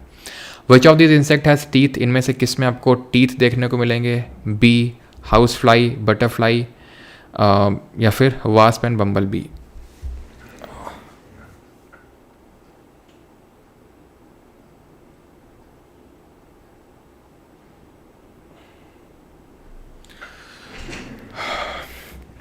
चलो भाई, तो बी में तो होंगे नहीं, हाउस फ्लाई बटरफ्लाई में भी नहीं होंगे, वास्प यानी कि जो ततैया होता है, और जो बम्बल बी दैट इज जो काले कलर का भौरा होता है उसमें होते हैं, ठीक है। Which of the following is the excretory organ of cockroaches and other insects. Cockroaches और अदर इंसेक्ट का क्या होता है? तो अभी हमने बताया था कॉकरोचेस किस में आएंगे? ऑर्थ्रोपोडा में, ठीक है। ऑर्थ्रोपोडा में आएंगे ये। ऑर्थ्रोपोडा में मैल्फीजियन ट्यूब्यूल्स होती हैं। ऑप्शन नंबर बी सही आंसर होगा। मैल्फीजियन ट्यूब्यूल्स होती हैं जो आपके, ठीक है, मैल्फीजियन ट्यूब्यूल जो कि एक्सक्रीशन में हेल्प करते हैं। जो प्लैटिहेल्मिन्थस होते हैं उनमें आपकी फ्लेम सेल्स देखने को मिलते हैं, और जो निमाटोडा होते हैं उनमें रेनेट सेल्स होती हैं। आगे है अगला, विच of the following animals is not an example of Mollusca. Mollusca का एग्जाम्पल कौन सा नहीं है? तो स्क्लोरोपेंद्रा, यूनियो, ऑक्टोपस या स्नेल। तो भैया मोलस्का में स्नेल भी आता है, ऑक्टोपस भी आता है, यूनियो भी आता है, जो स्क्लोरोपेंड्रा है वो नहीं आता है, ठीक है। तो option number A will be the correct answer, ठीक है। ऑप्शन ए यहाँ पर सही आंसर होगा। मोलस्का के बारे में ध्यान रखना, ये सेकेंड लार्जेस्ट फाइलम होता है, सेकेंड लार्जेस्ट फाइलम होता है ये, और इसके जो ऑर्गेनिजम्स होते हैं, जो एनिमल्स होते हैं, वो सॉफ्ट बॉडीड होते हैं। उनकी बॉडी जो होती है वो सॉफ्ट बॉडी होती है। इसमें भी कैल्सीरियस कंसेंट्रेशन देखने को मिलते हैं इनकी बॉडी में, इस तरह के कैल्सीरियस कंसेंट्रेशंस देखने को मिलते हैं। बिकॉज ऑक्टोपस हो गया, स्नेल हो गया, स्नेल में आप देखते हो ऊपर वो शंखनुमा स्ट्रक्चर रहता है। ऑयस्टर्स भी इसी से बिलोंग करते हैं, ऑयस्टर्स, स्क्विड, ठीक है। और इनमें ध्यान ये रखना कि इनका जो ब्लड होता है वो ब्लू कलर होता है, ठीक है। ब्लू कलर ब्लड होता है, जिसको कि हम, जो क्यों होता है? ड्यू टू हीमोसाइनिन, ठीक है। और जो नेफ्रीडिया लिखा हुआ था यहाँ पर ऑप्शन नंबर सी में, वो एक्चुअल में मोलस्का में ही होता है वो, ठीक है। नेफ्रीडिया जो होते हैं आपके, ये देखने को मिलते हैं आपको मोलस्का में। क्लियर? आगे बढ़ें, अगला क्वेश्चन ये रहा, and that is which group of animals are named because of their spiny skin and have a peculiar water driven tube that they use for moving around। तो यहाँ पर पूछ रहा है आपसे कि स्पाइनी स्किन किसकी होती है, तो स्पाइनी स्किन होती है एचिनोडर्मेटा की। ऐसे याद रखना होता है हमें कि भाई इस तरह से चिनचिनाहट सी हो रही है बिकॉज इनकी बॉडी में क्या है, स्पाइन्स हैं, कांटो नामो स्ट्रक्चर है, ठीक है। ये ट्रिप्लोब्लास्टिक होंगे, रेडियल सिमेट्री होगी इनकी, ये आपके सिलोमेट्स होंगे, दैट इज इनमें ट्रू सिलोम देखने को मिलेगा आपको, ठीक है। और इसके एग्जांपल्स की अगर बात करेंगे तो स्टार फिश आप ध्यान रखना, ये फिश नहीं होती है, ये एचिनोडर्मेटा होता है। सी अर्किन्स देखने को मिलेंगे, सी अर्किन्स, सी ककम्बर, ये सब आपको एचिनोडर्मेटा फाइलम में देखने को मिलेंगे। क्लियर है? होलोथुरिया भी इसी में आ जाएगा, होलोथुरिया। चलो अगला है, ये जो ऑप्शन 1 में लिखा है ना हेमिकॉर्डेटा, इसको आप कॉर्डेटा से रिलेट मत करना, ठीक है। कॉर्डेटा के तहत पहले इसको कंसीडर किया जाता था एक सब फाइलम, लेकिन अभी ये एक सब फाइलम कंसीडर नहीं किया जाता कॉर्डेटा के अंदर। ये एक छोटा सा ग्रुप होता है जहाँ पे आपको छोटे छोटे जो कीड़े मकोड़े टाइप आते हैं वो इसमें हेमिकॉर्डेटा में आते हैं, ध्यान रखना, ठीक है। तो ये फाइलम नहीं है, सब फाइलम नहीं है अंडर द कॉर्डेटा, ठीक है। Which of the following is not a feature of vertebrates, निम्नलिखित में से कौन सी कशेरुकियों की विशेषता नहीं है वर्टिब्रेट्स की। They possess notochord at any point of their life, vertebrate होता है नोटोकॉर्ड, बिल्कुल होता है, ठीक है। तो तभी उन्हीं को वर्टिब्रेट बोलते हैं। They are asymmetric, no, they have bilateral symmetry, तो ये गलत हो जाएगा। ट्रिप्लोब्लास्टिक होते हैं, सिलोमेट भी होते हैं। एम्फीबियंस क्या होते हैं, एम्फीबियंस में क्या होता है, तो एम्फीबियंस यानी कि उभयचर बोल सकते हैं। एम्फीबियंस वो होते हैं जो कि क्या करते हैं, लैंड और उसमें पानी में दोनों में रहते हैं, और ये अपना रेस्पिरेशन कैसे परफॉर्म करते हैं, बताओ ये रेस्पिरेशन कैसे परफॉर्म करते हैं, जल्दी से बताओ। तो एम्फीबियंस ड्राई एंड नहीं, इसमें इनकी मॉइस्ट स्किन होती है, जैसे कि आपने देखा होगा जैसे मेंढक होता है, तो मेंढक की स्किन कैसी होती है, चिकनी टाइप होती है, ग्लैंडुलर स्किन, और उसमें हेयर्स नहीं होते हैं, ठीक है, हेयर्स और फेदर्स नहीं होते, ऑप्शन नंबर डी होगा। अच्छा, रेस्पिरेशन कैसे परफॉर्म करते हैं ये, तो ये जो ब्रीद करते हैं या तो अपने स्किन से करेंगे, स्किन से तब करते हैं जब ज़मीन में होते हैं, ध्यान रखना, या फिर अपने करेंगे गिल से या लंग से। कब करेंगे, जब पानी में होंगे, वाटर में होंगे।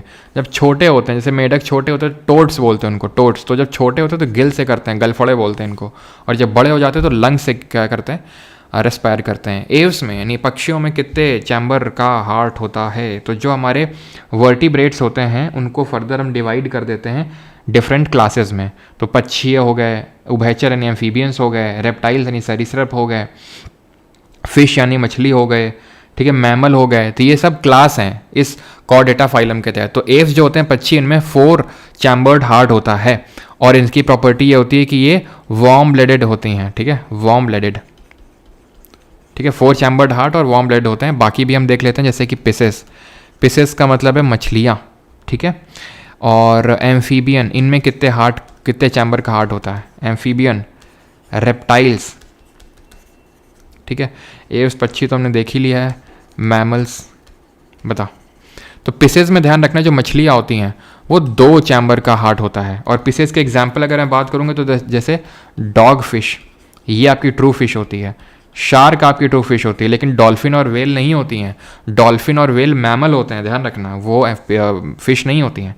एम्फीबियन में 3 चैम्बर का हार्ट होता है आपका, रेप्टाइल में भी 3 चैम्बर का हार्ट होता है। एक्सेप्शन है यहाँ पर, एक्सेप्शन है क्रोकोडाइल में 4 चैम्बर का हार्ट होता है, ठीक है। एम्फीबियंस और रेप्टाइल दोनों ही आपके कोल्ड ब्लडेड होंगे, और मैमल्स कैसे होते हैं, वार्म ब्लडेड होते हैं। अच्छा, वो कौन से मैमल होते हैं जो एग ले करते हैं, एग लेइंग मैमल कौन से होते हैं, एग लेइंग मैमल्स होते हैं आपके, जैसे प्लैटिपस हो गया, एचिडना हो गया, ये सब आपके एग लेइंग मैमल्स होते हैं। एक और क्लास होती है इसमें जिसको हम बोलते हैं साइक्लोस्टोमेटा में ध्यान रखना कि ये जॉलेस वर्टिब्रेट्स होते हैं, जबड़ा नहीं होता है, और इनका ईल लाइक बॉडी होता है, इनका, ठीक है। The animals that eat both plants and animals are called as, बड़ा सिंपल सा है, ऑमनिवोरस हो जाएगा, ठीक है। Identify the false statement regarding the circulation of blood in fishes. तो फिशेस में जो ब्लड सर्कुलेशन होता है वो किस तरह से होता है? Blood from the ventricle goes only to the gills, blood is sent from the gills to the rest of the body, the two chambered heart provides double circulation, blood from the body enters the auricle. क्या सही answer होगा? तो पहली बात तो ये है कि डबल सर्कुलेशन नहीं होता है। ह्यूमंस में डबल सर्कुलेशन होता है कि जो हमारा हार्ट होता है उसमें एक साइकिल में जो ब्लड है वो 2 बार आता है, तो उसको हम डबल सर्कुलेशन बोलते हैं। ऐसा डबल सर्कुलेशन फिशेस में देखने को नहीं मिलता। ये बात सही है, इनका जो हार्ट होता है वो 2 चैम्बर का होता है, लेकिन डबल सर्कुलेशन नहीं होता है फिशेस में। ठीक है, तो ध्यान रखना, फिश में डॉग फिश आ रही है, हमारी शार्क आ रही है। ठीक है, क्रे फिश और सिल्वर फिश किस में थी? ऑर्थोपोडा में। जेली फिश सीलेंट्रेटा में थी। ठीक है, जेली फिश सीलेंट्रेटा में। स्टार फिश एचिनोडर्मेटा में थी। ठीक है, तो ट्रू फिश नहीं है वो। अच्छा, सी हॉर्स किस में आएगा? सी हॉर्स को किस फाइलम में रखोगे? Sea horse. Which of the following is the basic structural and functional unit of the nervous system. तो नर्वस सिस्टम की बेसिक तंत्रिका तंत्र की मूल संरचनात्मक और कार्यात्मक इकाई क्या है? नाइसोप्लाटिन, नेफ्रॉन, न्यूरॉन या फिर नेफ्रिक। तो सही आंसर क्या होगा? Neuron. Option number C would be the correct answer. C सही आंसर होगा। न्यूरॉन का स्ट्रक्चर हमने शुरू में देखा था, डिजिटल नोट्स मिलेंगे यार, लेकिन उसमें टाइम लग रहा है, तो वो मिल जाएंगे जैसे ही बनेंगे। ठीक है, तो न्यूरॉन का जो स्ट्रक्चर होता है वो इलोंगेटेड स्ट्रक्चर होता है, कुछ इस तरह का।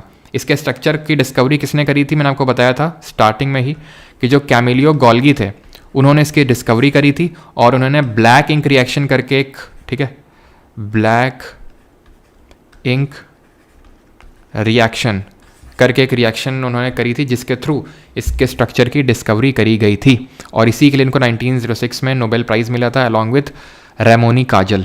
ठीक है, अब इसका स्ट्रक्चर कुछ इस तरह से होता है कि ये जो आपको दिख रहे हैं इसको हम बोलते हैं डेंड्राइट्स, जो ये ब्रांचेस ऑफ ट्री की तरह दिख रहे हैं आपको। अंदर इसके सेंटर में होता है न्यूक्लियस, केंद्रक।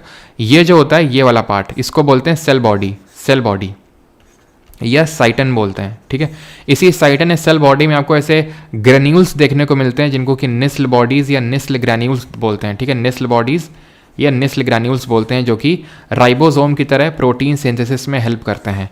देन आप आएंगे तो ये पूरी सेल बॉडी, ये आपकी एक्सन कहलाती है। यहाँ से लेके यहाँ तक पूरी ये जो डंडी टाइप है एक्सन कहलाती है। ठीक है, जो ये लंबी सी है एक्सन।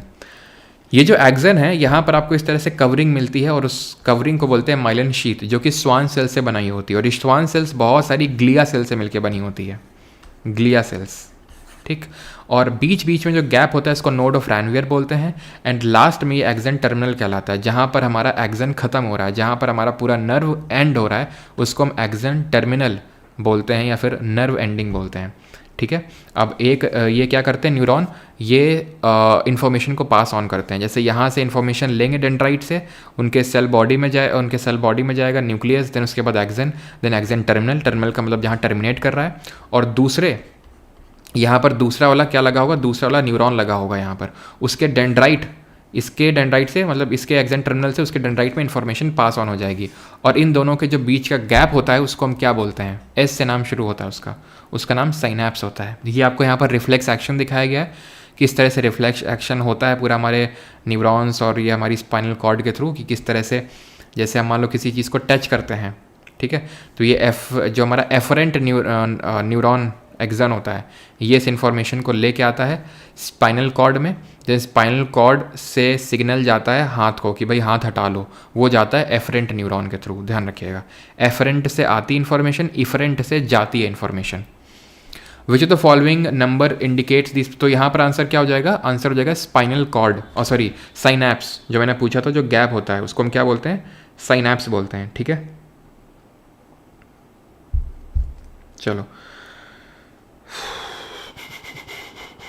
सबका सही है। चलो, तो अभी यहाँ पर पूछा है नंबरिंग ब्रेन की 1 2 3 4 कर रखा है। आपको क्या पूछा है? स्पाइनल कॉर्ड कौन इंडिकेट कर रहा है? तो स्पाइनल कॉर्ड तो ये होगा ना नीचे वाला, option number D 4। Which of the following is the main thinking part of the human brain. तो ब्रेन का थिंकिंग पार्ट कौन सा होता है, ये आपसे पूछ रहा है ह्यूमन ब्रेन का। तो पहली बात तो चलो ह्यूमन ब्रेन के बारे में ध्यान रखना है, इसकी लोब्स और जो स्कल होता है, ध्यान रखना। एक तो स्कल क्या होता है? स्कल आउटर कवरिंग होती है हमारे ब्रेन की। ठीक है, स्कल आउटर कवरिंग होती है ब्रेन की, जो कि बोनी स्ट्रक्चर होता है। स्कल में जो ह्यूमन स्कल है उसमें टोटल 22 बोन्स होती हैं, जिनमें कि 14 कैसी होती हैं? 14 होती हैं फेसियल और 8 होती हैं क्रेनियल। 14 फेसियल और 8 क्रेनियल होती हैं। टोटल स्कल में 22 बोन्स होती हैं। अब ये स्कल के अंदर आप जाओगे ना तो लेयर्ड स्ट्रक्चर आपको मिलता है, ठीक है। इनसाइड द स्कल आपको देखने को मिलेगी मेनिंजेस, मेनिंजेस देखने को मिलेगी। इसी में अगर आपका इन्फेक्शन हो जाता है तो उसी को मेनिंजाइटिस बोलते हैं। ये जो मेनिंजेस है ये 3 पार्ट में डिवाइडेड होती है, फिर 3 लेयर होते हैं इसके। एक तो होती है ड्यूरा मैटर, जो ऊपर वाली लेयर होती है सबसे। देन होता है आपका एरेक्नॉइड मैटर, एक्नॉइड मैटर, एंड उसके नीचे आता है पाया मैटर। तो DAP करके याद रखना कि D मतलब ड्यूरा मैटर, देन बीच में एरेक्नॉइड मैटर और सबसे लास्ट में पाया मैटर होता है, ठीक। तो 3 लेयर में डिवाइडेड होता है।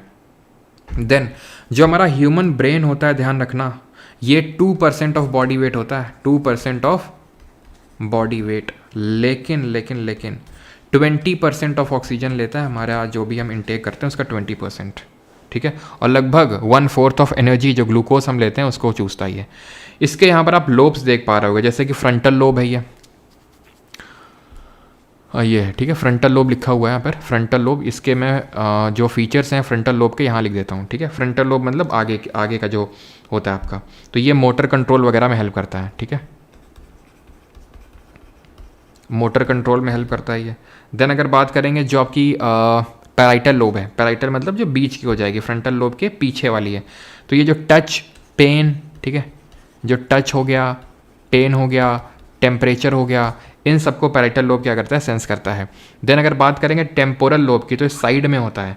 और ये जो हियरिंग वाला काम होता है ना, hearing that is auditory processing, वो टेम्पोरल लोब करके ही देता है हमें, ठीक है। और ऑक्सीपिटल जो होता है वो सबसे पीछे वाला पार्ट होता है जो देखने का काम करता है, दैट इज विजन बोल सकते हैं, ठीक है, विजन, ठीक है। तो विजन यानी देखने का काम कर रहा है ऑक्सीपिटल, सुनने का काम कौन कर रहा है? टेम्पोरल। तो ये चीज़ ध्यान रखेंगे। तो मेन थिंकिंग पार्ट, अच्छा थिंकिंग पार्ट आपका फोर ब्रेन होता है। क्यों? क्योंकि जो आगे वाला अग्र मस्तिष्क होता है, दैट इज जो फोर ब्रेन होता है, ये फोर ब्रेन आपका सेरिब्रम कंसिस्ट करता है। क्या करता है? सेरिब्रम होता है इसमें, मेनली सेरिब्रम होता है, मतलब सेरिब्रम इसका सबसे बड़ा पार्ट होता है फोर ब्रेन का। वैसे तो इसमें आपको हाइपोथैलेमस भी मिलेगा और थैलेमस भी मिलेगा। इसमें आपको हाइपोथैलेमस और थैलेमस दोनों मिलेंगे। लेकिन सेरिब्रम क्या होता है? सेरिब्रम आपका थिंकिंग पार्ट होता है और ये मेमोरी के लिए रिस्पॉन्सिबल होता है। यानी कि अगर किसी की मेमोरी वीक है तो भैया सेरिब्रम उसका वीक है। हाइपोथैलेमस क्या करता है? Hypothalamus regulates inner body temperature, regulates inner body temperature, जो अंदर के बॉडी का टेम्परेचर उसको रेगुलेट करने का काम करता है। वहीं थैलेमस की अगर बात करेंगे तो ये पेन और सेंसेशन में हेल्प करता है, ठीक है, पेन और सेंसेशन समझने का में हेल्प करता है। और ये इसको हम ब्रेन का रिले स्टेशन भी बोलते हैं, इसको हम रिले स्टेशन के नाम से भी जानते हैं, क्योंकि ये कोई भी इंफॉर्मेशन आती है सबसे पहले इसको प्रोसेस करेगा, देन उसके बाद सेरिब्रल कॉर्टेक्स को भेजता है। यानी कोई भी बॉडी चीज़ सेंस करती है वो पहले थैलेमस में जाएगी, फिर उसके बाद सेरिब्रल कॉर्टेक्स में जाएगी, ठीक है। तो जो भी पेन सेंसेशन हो, जैसे टच, टेस्ट, ये सब आपके थैलेमस का पार्ट है। क्लियर है? क्लियर है यहाँ तक फोर ब्रेन का पार्ट क्या क्या था और सेरिब्रम क्या काम क्या था, हाइपोथैलेमस का और थैलेमस का। अगला है involuntary actions in human such as blood pressure, salivation and vomiting are control by. तो इसको कौन कंट्रोल करता है? तो कौन कंट्रोल करेगा? मेडुला ऑब्लोंगेटा करेगा, जो किसका पार्ट होता है? ये पार्ट होता है हिंड ब्रेन का। ध्यान रखना, फोर ब्रेन पढ़ लिया, हिंड ब्रेन में 3 चीज़ें आती हैं। हिंड का मतलब है पश्चिम मस्तिष्क, यानी कि पीछे वाला जो ब्रेन का पार्ट है उसको हिंड ब्रेन बोलते हैं। जिसमें कौन कौन आता है? उसमें आता है आपका सेरिबेलम, ठीक है, उसमें आता है आपका सेरिबेलम। सेरिबेलम का काम क्या होता है? इसका काम होता है बॉडी पॉस्चर या बैलेंस में हेल्प करना, बॉडी पॉस्चर या बैलेंस में हेल्प करना। इसको हम लिटिल ब्रेन भी बोलते हैं, क्योंकि जो ब्रेन का शेप होता है कुछ उसी शेप में इसका भी होता है और छोटा सा क्योंकि होता है तो इसको हम लिटिल ब्रेन के नाम से जानते हैं, ठीक है। एंड देन मेडुला ऑब्लोंगेटा तो वही है कि जो भी आपके इस तरह के एक्शंस होते, मतलब इस तरह की जो चीज़ें होती हैं इनवॉलंटरी एक्शंस, जैसे रेस्पिरेशन हो गया, ठीक है, वॉमिटिंग हो गई, सेलिवेशन हो गया, हार्ट बीट हो गई, ये सब मेडुला कंट्रोल करता है। पॉन्स भी हिंड ब्रेन का ही पार्ट होता है। और पॉन्स क्या करता है? ये कनेक्ट करता है, ठीक है, इट्स कनेक्ट्स जो हमारा स्पाइनल कॉर्ड है, ठीक है, जो हमारा पूरा स्पाइनल कॉर्ड है उसको पूरा कनेक्ट करता है सेरिबेलम से। ये चीज़ आपको ध्यान रखनी है। क्लियर है? ये भी हिंड ब्रेन का ही पार्ट होगा आपका। ठीक, तो option number A. Which of the following is not true about cerebellum, तो सेरिबेलम के बारे में कौन सा सही नहीं है, बताओ जल्दी से। सेरिबेलम के बारे में जो मैंने आपको चीज़ें बताई उसके बारे में। सर बफरिंग, अच्छा बेटा अब तुम लिखते रहो बफरिंग, ठीक है। बफरिंग नहीं हो रही अभी, बफरिंग नहीं हो रही है।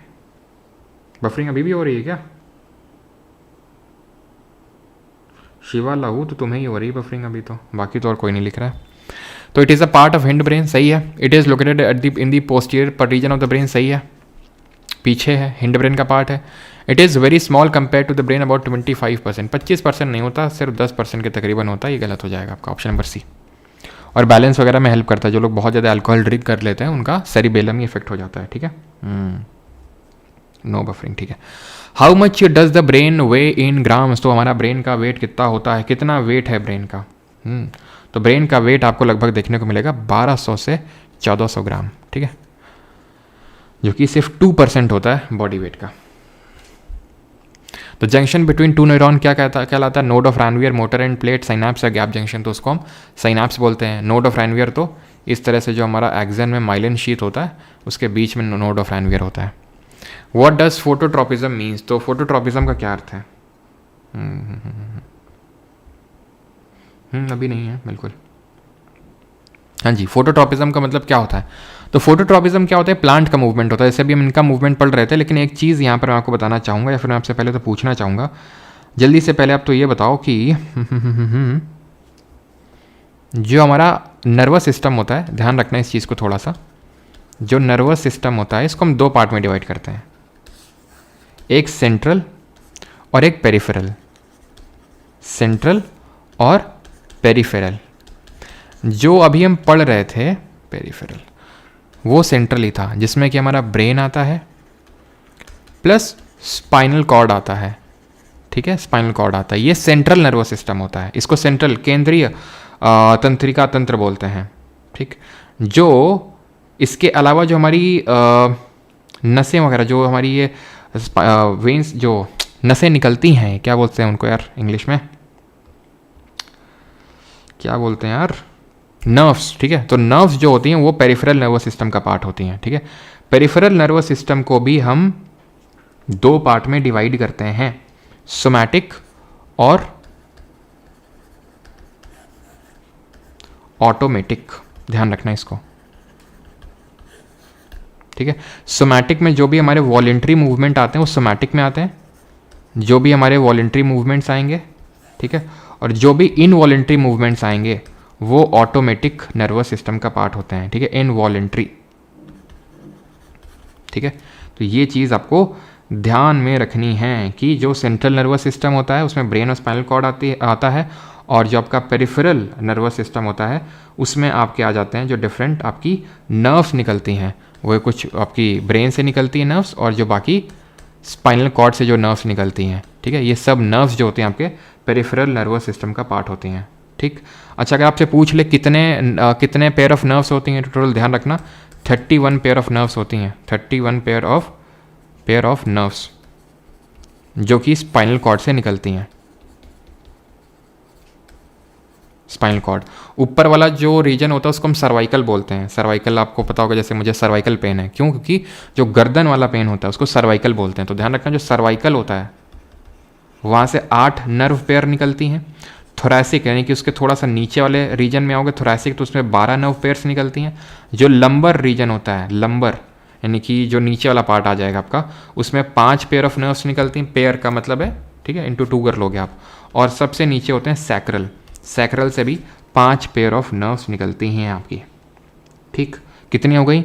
12 8 20 5 25 5 30, बच गई एक वो सबसे लास्ट में होती है, दी बेस ऑफ स्पाइन, सबसे लास्ट में एक होती है आपकी वो, ठीक है, एक पेयर ऑफ जो नर्व होती है। तो टोटल 31 पेयर ऑफ नर्व्स होती हैं जो कि आपके स्पाइनल कॉर्ड से निकलती हैं। व्हाट डज, अब आते हैं फोटोट्रॉपिज्म का मतलब क्या होता है। तो फोटोट्रॉपिज्म देखो, जो प्लांट मूवमेंट होते हैं वो दो तरह के होते हैं। जो प्लांट मूवमेंट होते हैं वो दो तरह के होते हैं। एक तो होता है आपका tropic movement which is in, ठीक है, जो कि ग्रोथ रिलेटेड होते हैं, और एक होते हैं आपके नास्तिक मूवमेंट, ठीक है, जो कि नॉन ग्रोथ रिलेटेड होते हैं, यानी इनका ग्रोथ से कोई लेना देना नहीं होता है। ग्रोथ वाले ट्रॉपिक और नॉन ग्रोथ वाले होते हैं आपके नास्तिक, ठीक है। तो जो ट्रॉपिक होते हैं वो डिफरेंट तरह के ट्रॉपिक होते हैं, जैसे कि इन रिस्पॉन्स टू लाइट, यहाँ पर मैंने एक सेकेंड यहाँ पर लगा रखा था, यहाँ पर आप देखेंगे, ठीक है। तो पहला तो है आपका phototropism. Phototropism is growth towards light, यानी लाइट के रेस्पॉन्स में अगर ग्रोथ होती है तो उसको हम फोटोट्रॉपिज्म बोलते हैं, ठीक है। ट्रॉपिक मूवमेंट पॉजिटिव भी हो सकता है, नेगेटिव भी हो सकता है। पॉजिटिव वो होता है जब उसके रेस्पॉन्स में होता है, दैट इज जैसे लाइट है तो लाइट की तरफ अगर ग्रोथ होगी तो उसको हम पॉजिटिव फोटोट्रॉपिज्म बोलेंगे। अगर लाइट के अगेंस्ट ग्रोथ होगी तो उसको हम नेगेटिव फोटोट्रॉपिज्म बोलेंगे, ठीक। देन इसको छोड़िए आप अभी, ठीक है, इस पे आइए पहले, ठीक है। जियोट्रॉपिज्म, तो ग्रेविटी की वजह से जो ग्रोथ हो रही है, जब मूवमेंट हो रहा है वो आपका जियोट्रॉपिज्म कहलाएगा। तो जियो का मतलब है ग्रेविटी। तो जैसे रूट्स हैं, ध्यान से देखिएगा यहाँ पर, अगर मैं यहाँ पर कंपेयर करूँ फोटोट्रॉपिज्म में, तो जो ये हमारी स्टेम है, शूट है, ये लाइट की तरफ ग्रो हो रही है। वहीं पे जो यहाँ पे जड़ें होंगी, जड़ें नीचे की तरफ जाती हैं, यानी लाइट के अगेंस्ट जा रही हैं, तो जड़ें that is root show negative phototropism, और जो स्टेम होता है वो शो करता है पॉजिटिव फोटोट्रॉपिज्म। वहीं अगर बात करेंगे जियोट्रॉपिज्म में, तो जो स्टेम होता है वो पॉजिटिव नहीं बल्कि नेगेटिव जियोट्रॉपिज्म शो करता है, और जो रूट्स होती हैं वो पॉजिटिव जियोट्रॉपिज्म शो करती हैं, रूट्स पॉजिटिव। हाइड्रोट्रॉपिज्म की अगर बात करेंगे तो पानी नीचे है, रूट्स नीचे की ओर ग्रो हो रही हैं, तो ये क्या होगा, पॉजिटिव हाइड्रोट्रॉपिज्म होगा, ठीक है, पॉजिटिव। और जो स्टेम है, जो तना है, वो ऊपर की तरफ जा रहा है, यानी कि वाटर के अगेंस्ट जा रहा है, तो उसको हम बोलेंगे नेगेटिव हाइड्रोट्रॉपिज्म, ठीक है। जो तना है वो ऊपर की तरफ जा रहा है, यानी कि पानी के अगेंस्ट, तो उसको नेगेटिव, और ये पानी की तरफ जा रहा है तो पॉजिटिव हाइड्रोट्रॉपिज्म। अब करिए क्वेश्चन।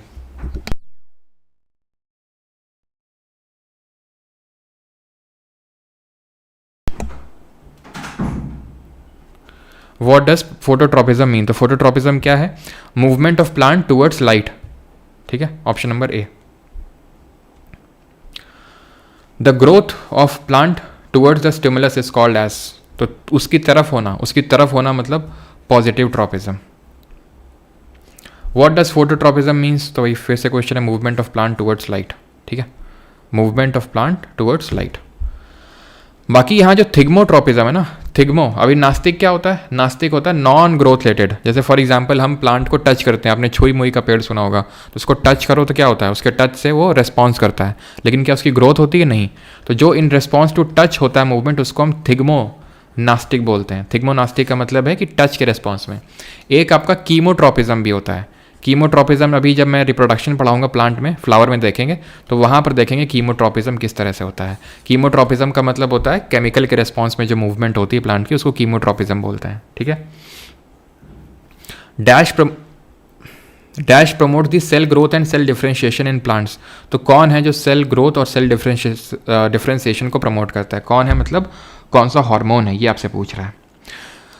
तो ये आपका साइटोकिनिन है, ऑप्शन नंबर ए, जो सेल डिवीजन में भी हेल्प करता है। एब्सिसिक एसिड को स्ट्रेस हार्मोन भी बोलते हैं, स्ट्रेस हार्मोन बोलते हैं प्लांट्स का। क्यों बोलते हैं, क्योंकि ये ग्रोथ को इनहिबिट करते हैं, ग्रोथ मारते हैं, प्लांट की ग्रोथ को इनहिबिट करते हैं, ग्रोथ होने नहीं देते हैं, ठीक है। अगला ऑक्सिन की अगर बात, चलो ऑक्सिन भी देख लेते हैं। ऑक्सिन जो होता है आपको तने में देखने को मिलता है, जो स्टेम का आप बोल सकते हो जो तना होता है, जो टॉप मोस्ट पार्ट होता है, उसमें आपको देखने को मिलेगा ऑक्सिन, जो कि हेल्प करता है ट्रॉपिक मूवमेंट में, ध्यान रखना, ठीक है। वो आपका ट्रॉपिक मूवमेंट में उसका हेल्प किस तरह से होता है कि ऑक्सिन जो होता है इस तरह से तने में मौजूद होता है, इस तरह से, ठीक है। फिर जब लाइट आती है तो एक्चुअल होता क्या है कि ये जो है लाइट के अगेंस्ट भागते हैं। जब लाइट के अगेंस्ट भागते हैं तो एक जगह इस साइड इकट्ठा हो जाते हैं, जो आपके ऑक्सिन हार्मोन्स हैं, इस साइड ज़्यादा ग्रोथ हो जाती है, तो इस वजह से इस साइड प्लांट झुक जाता है, जिसको कि हम पॉजिटिव फोटोट्रॉपिज्म बोल देते हैं, ठीक। तो जो ऑक्सिन होते हैं ये क्या करते हैं, ये ग्रोथ में हेल्प करते हैं, ठीक है, ये भी ग्रो करने में हेल्प करेंगे प्लांट्स को। एब्सिसिक एसिड जो होता है वो स्ट्रेस हार्मोन होता है। अच्छा, एक गैसियस हार्मोन का नाम बताओ जो प्लांट्स में देखने को मिलता है, गैसियस हार्मोन। अगला क्वेश्चन है, dash is concerned with the cell division, cell division से किसका लेना देना है तो सेल डिवीजन से लेना देना है साइटोकिनिन का, ऑप्शन नंबर डी, ठीक है। गैसियस हार्मोन होता है इथाइलिन, जो फ्रूट राइपनिंग में हेल्प करता है। किस में हेल्प करता है, फ्रूट राइपनिंग में। चलो अगला है, and that is which of the following plant hormones help in the growth of the plant stems. तो प्लांट स्टेम में ग्रो करने में कौन हेल्प करता है? तो एक तो ऑक्सिन तो हेल्प करता ही है, ऑक्सिन के साथ साथ जिब्रेलिन भी हेल्प करता है। और जिब्रेलिन ध्यान रखना, ये फ्लावरिंग में भी हेल्प करता है और जर्मिनेशन में भी। जी से जिब्रेलिन और जी से जर्मिनेशन, जर्मिनेशन में हेल्प करेगा प्लस साथ ही साथ फ्लावरिंग में भी हेल्प करेगा। ठीक है। 79 which gland produces cortisol after often known as stress hormone. तो कॉर्टिसोल कौन प्रोड्यूस करता है? थायराइड, पिट्यूटरी, एड्रिनल या फिर पीनियल ग्लैंड। तो ये पहली बात तो ये आपको पता होना चाहिए कि जो हमारा ये पूरा ग्लैंड्स होते हैं दो तरह के होते हैं। एक तो होते हैं एंडोक्राइन जिनको कि अंतःस्रावी बोलते हैं हिंदी में, और दूसरे होते हैं एक्सोक्राइन जिनको कि एक्सोक्राइन, ठीक है, जिनको बाह्यस्रावी बोलते हैं। अब एंडोक्राइन जो होते हैं वो क्या करते हैं? हार्मोन रिलीज करते हैं, दे रिलीज हार्मोन। ये हार्मोन छोड़ते हैं, ये एंजाइम छोड़ते हैं, ये डायरेक्टली हार्मोन छोड़ते हैं ब्लड में, तो यानी इनको डक्ट की ज़रूरत नहीं होती है, तो इसलिए इनको डक्टलेस ग्लैंड बोलते हैं। और ये क्या करते हैं? इनको डक्ट की ज़रूरत पड़ती है, तो डक्टलेस ग्लैंड नहीं हुए फिर तो। ठीक है। एंडोक्राइन में जो सबसे बड़ा है, लार्जेस्ट है, वो थायराइड ग्लैंड है, और यहाँ जो लार्जेस्ट है वो सबसे लिवर है।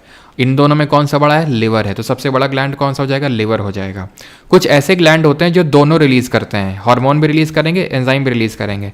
ऐसे ग्लैंड्स को मिक्स्ड ग्लैंड बोलते हैं, जैसे कि जो पैनक्रियाज है वो मिक्स्ड ग्लैंड है। ठीक है। आपको स्टमक को भी आप मिक्स्ड ग्लैंड बोल सकते हैं। क्यों? क्योंकि ये डाइजेशन में रिलीज करता है क्या?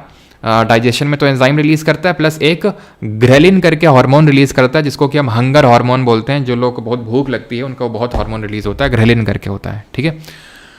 तो स्ट्रेस हार्मोन कॉर्टिसोल कौन रिलीज करता है? एड्रिनल ग्लैंड रिलीज करते हैं। एड्रिनल ग्लैंड कहाँ होता है? जो तो हमारी किडनीज हैं, अगर आपने आईफोन नहीं लिया तो दोनों किडनीज के ऊपर आपको एड्रिनल ग्लैंड देखने को मिलता है, और यही रिलीज करता है क्या? यही एड्रिनल ग्लैंड, और यही रिलीज करता है एड्रिनलिन हार्मोन और कॉर्टिसोल। एड्रिनलिन जो हार्मोन होता है, इसके बारे में खासियत क्या होती है कि इसको हम फ्लाइट और फाइट, ठीक है, फ्लाइट और फाइट यानी तो भाग लो या तो फिर लड़ लो हार्मोन बोलते हैं, फ्लाइट और फाइट हार्मोन बोलते हैं। इसकी डेफिशिएंसी से ध्यान रखना कौन सी डिजीज़ हो जाती है? Edison's disease. ठीक है। और ये कब रिलीज़ होता है? जब हम बहुत ज़्यादा इस तरह से एडवेंचरस एक्टिविटी करते हैं तब। थायराइड ग्लैंड जैसे भी मैंने बताया कि ये सबसे बड़ा ग्लैंड एंडोक्राइन ग्लैंड होता है, अंतःस्रावी ग्रंथि होती है, और ये प्रेजेंट होता है हमारे नेक रीजन में प्रेजेंट होता है, और ये थोड़ा सा बटरफ्लाई कुछ शेप का होता है। ठीक है। It is of somewhat of butterfly shape. ये रिलीज़ करता है, थायरॉक्सिन हार्मोन को रिलीज़ करने का काम करता है, जो कि ध्यान रखना इसके रिलीज़ में हेल्प करता है एक मिनरल होता है जिसको बोलते हैं आयोडीन। तो अगर आयोडीन आपके नमक में नहीं होगा तो फिर क्या होगा? आपको चांसेस हैं कि आपको घेंगा रोग हो जाएगा, जिसको कि हम बोलते हैं क्या? ग्वाइटर बोलते हैं उसको। ग्वाइटर डिजीज़ होने के चांसेस रहते हैं। ठीक, क्लियर है। थायरॉक्सिन हार्मोन बटरफ्लाई शेप्ड है आपका, थायराइड ग्लैंड सबसे बड़ा है, बॉडी के मेटाबॉलिज्म में भी हेल्प करता है ये आपका। ठीक, और ग्वाइटर हो जाएगा अगर आपने, और हाँ, अगर मतलब इसकी कमी हो जाएगी तो हाइपोथायरॉयडिज्म, और अगर ज़्यादा हो जाएगा तो हाइपर थायरॉयडिज्म हो जाता है। ठीक है। पीनियल और पिट्यूटरी को भी डिस्कस करते हैं, डिस्कस कर लें क्या? चलो यहाँ डिस्कस कर लें, आगे क्वेश्चन होगा आई थिंक, चलो डिस्कस कर ही लेते हैं। ठीक है। पीनियल और पिट्यूटरी को, जो पीनियल ग्लैंड होता है ना, बहुत छोटा होता है, यानी कि आप ये समझ लो पी साइज का तो होगा आई थिंक, क्वेश्चन है इस पे पक्का है। ठीक है।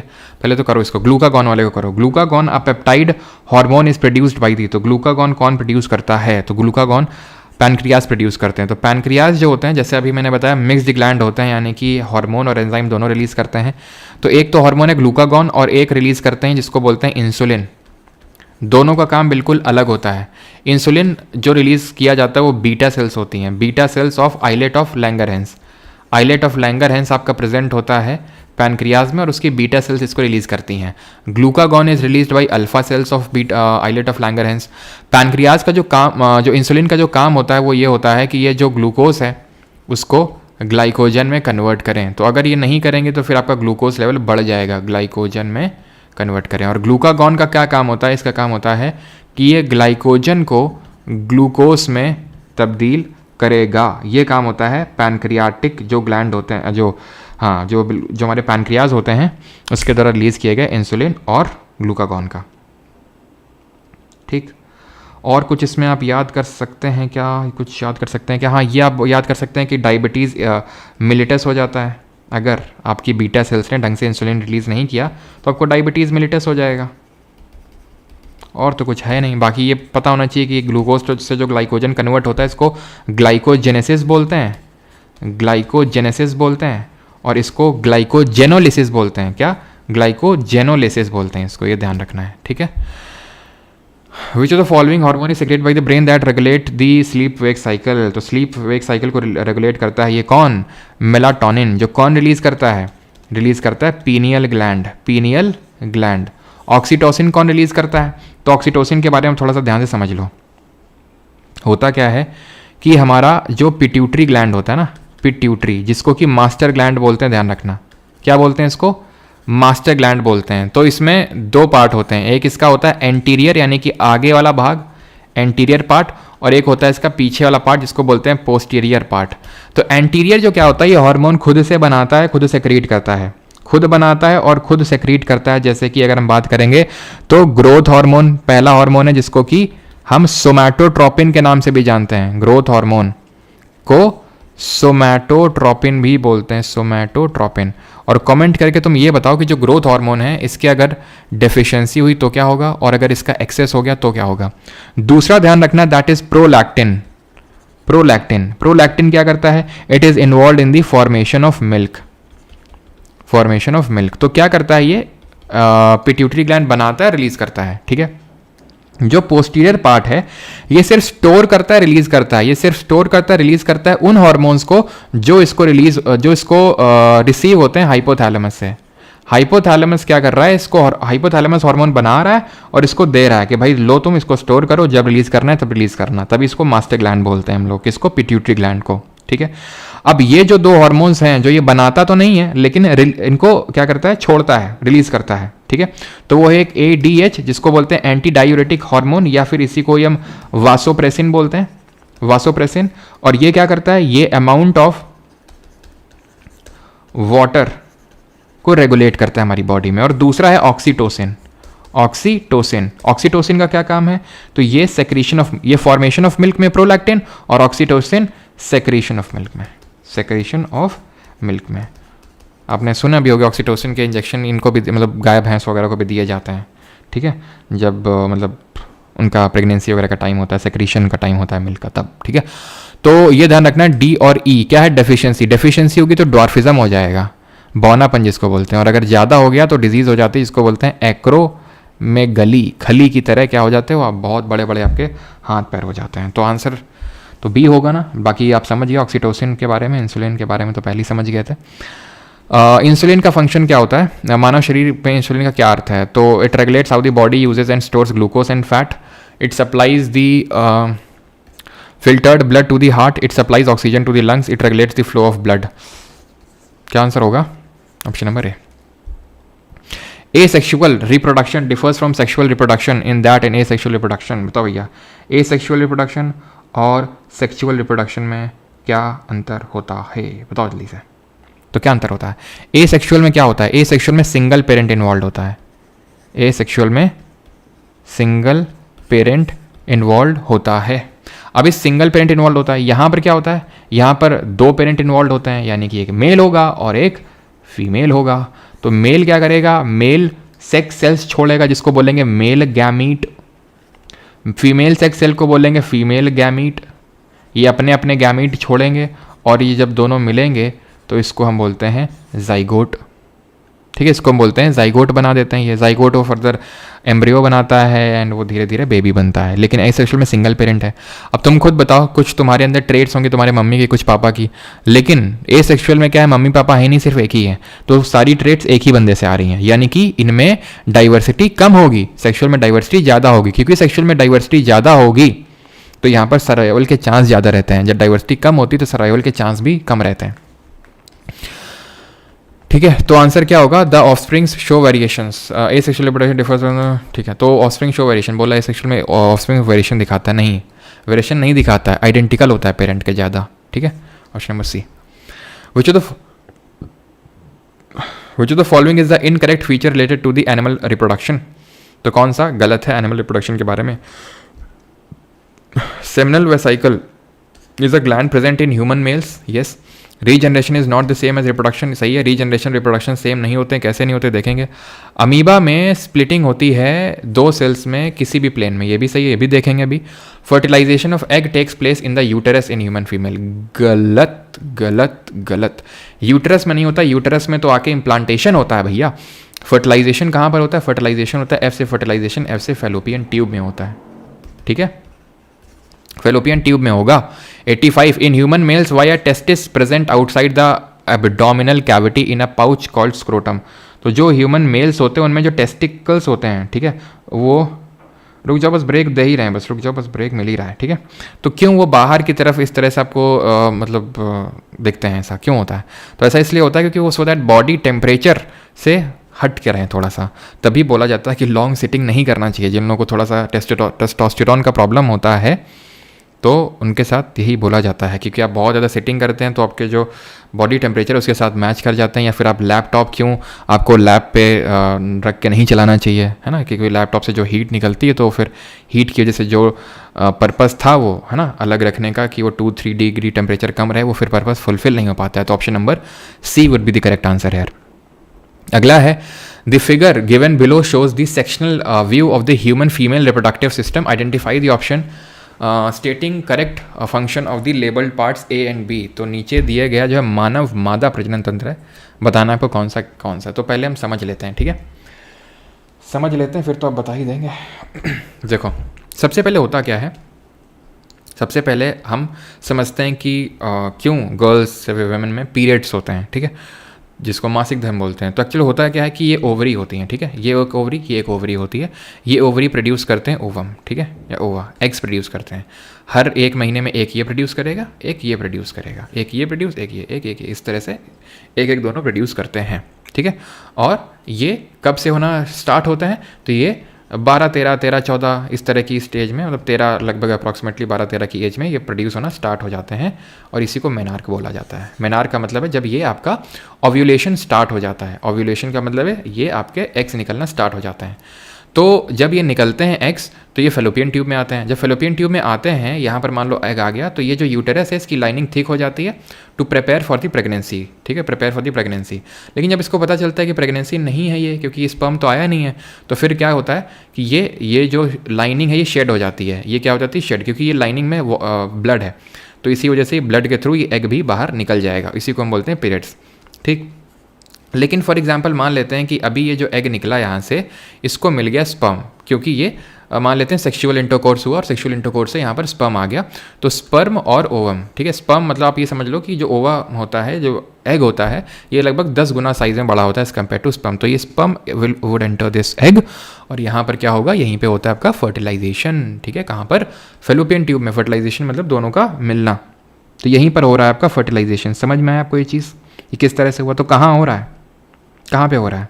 ये हो रहा है आपका फर्टिलाइजेशन फेलोपियन ट्यूब में, ठीक। इसको बोलते हैं गैमेटोजेनेसिस। गैमेटोजेनेसिस का मतलब होता है, मतलब इसको तो फर्टिलाइजेशन बोलते हैं, लेकिन चलो अभी स्टेजेस मैं आपको लिखवाई देता हूँ। देखो सबसे पहले तो गैमीट्स बनेंगे। गैमीट का मतलब ये जो एग निकला और स्पर्म बना, उसको गैमेटोजेनेसिस बोलते हैं, गैमेटोजेनेसिस, ठीक।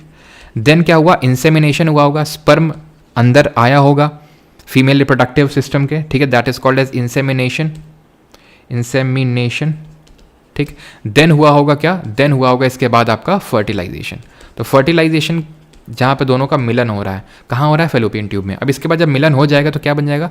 ये फीमेल गैमीट था, ये मेल गैमीट था, दोनों मिलके जाइगोट बनेंगे। देन अब ये यहाँ पर इम्प्लांटेशन हो जाएगा यूटेरस के अंदर, ठीक। यूटेरस के अंदर इम्प्लांटेशन हो जाएगा, धीरे धीरे ये डेवलप होगा, मतलब एम्ब्रियो, मतलब ये जो जाइगोट है धीरे धीरे एम्ब्रियो बनेगा, एम्ब्रियो से धीरे धीरे आपका बेबी बनेगा, ठीक है। तो फर्टिलाइजेशन के बाद क्या होगा? फर्टिलाइजेशन के बाद होगा इम्प्लांटेशन। किसका इम्प्लांटेशन? ये जो जाइगोट है इसका इम्प्लांटेशन इन यूटेरस, इम्प्लांटेशन। देन होगा जेस्टेशन, यानी कि धीरे धीरे बेबी ग्रो होगा, एंड देन पार्चुराइजेशन, ठीक है। फाइनल स्टेज होती है डिलीवरी ऑफ बेबी, ठीक है, पार्चुरेशन, ठीक है। ये क्या है? वजाइना है, जहाँ से एंटर करेगा स्पर्म। ये सर्विक्स है, सर्विक्स ये जो जोड़ रहा है, ठीक है, यूटेरस को और वजाइना में। यहीं पे आपके सीलिएटेड एपिथेलियम टिश्यूज़ होते हैं, ठीक है, जो मूवमेंट में हेल्प करते हैं यहाँ पे जो एग होता है उसके।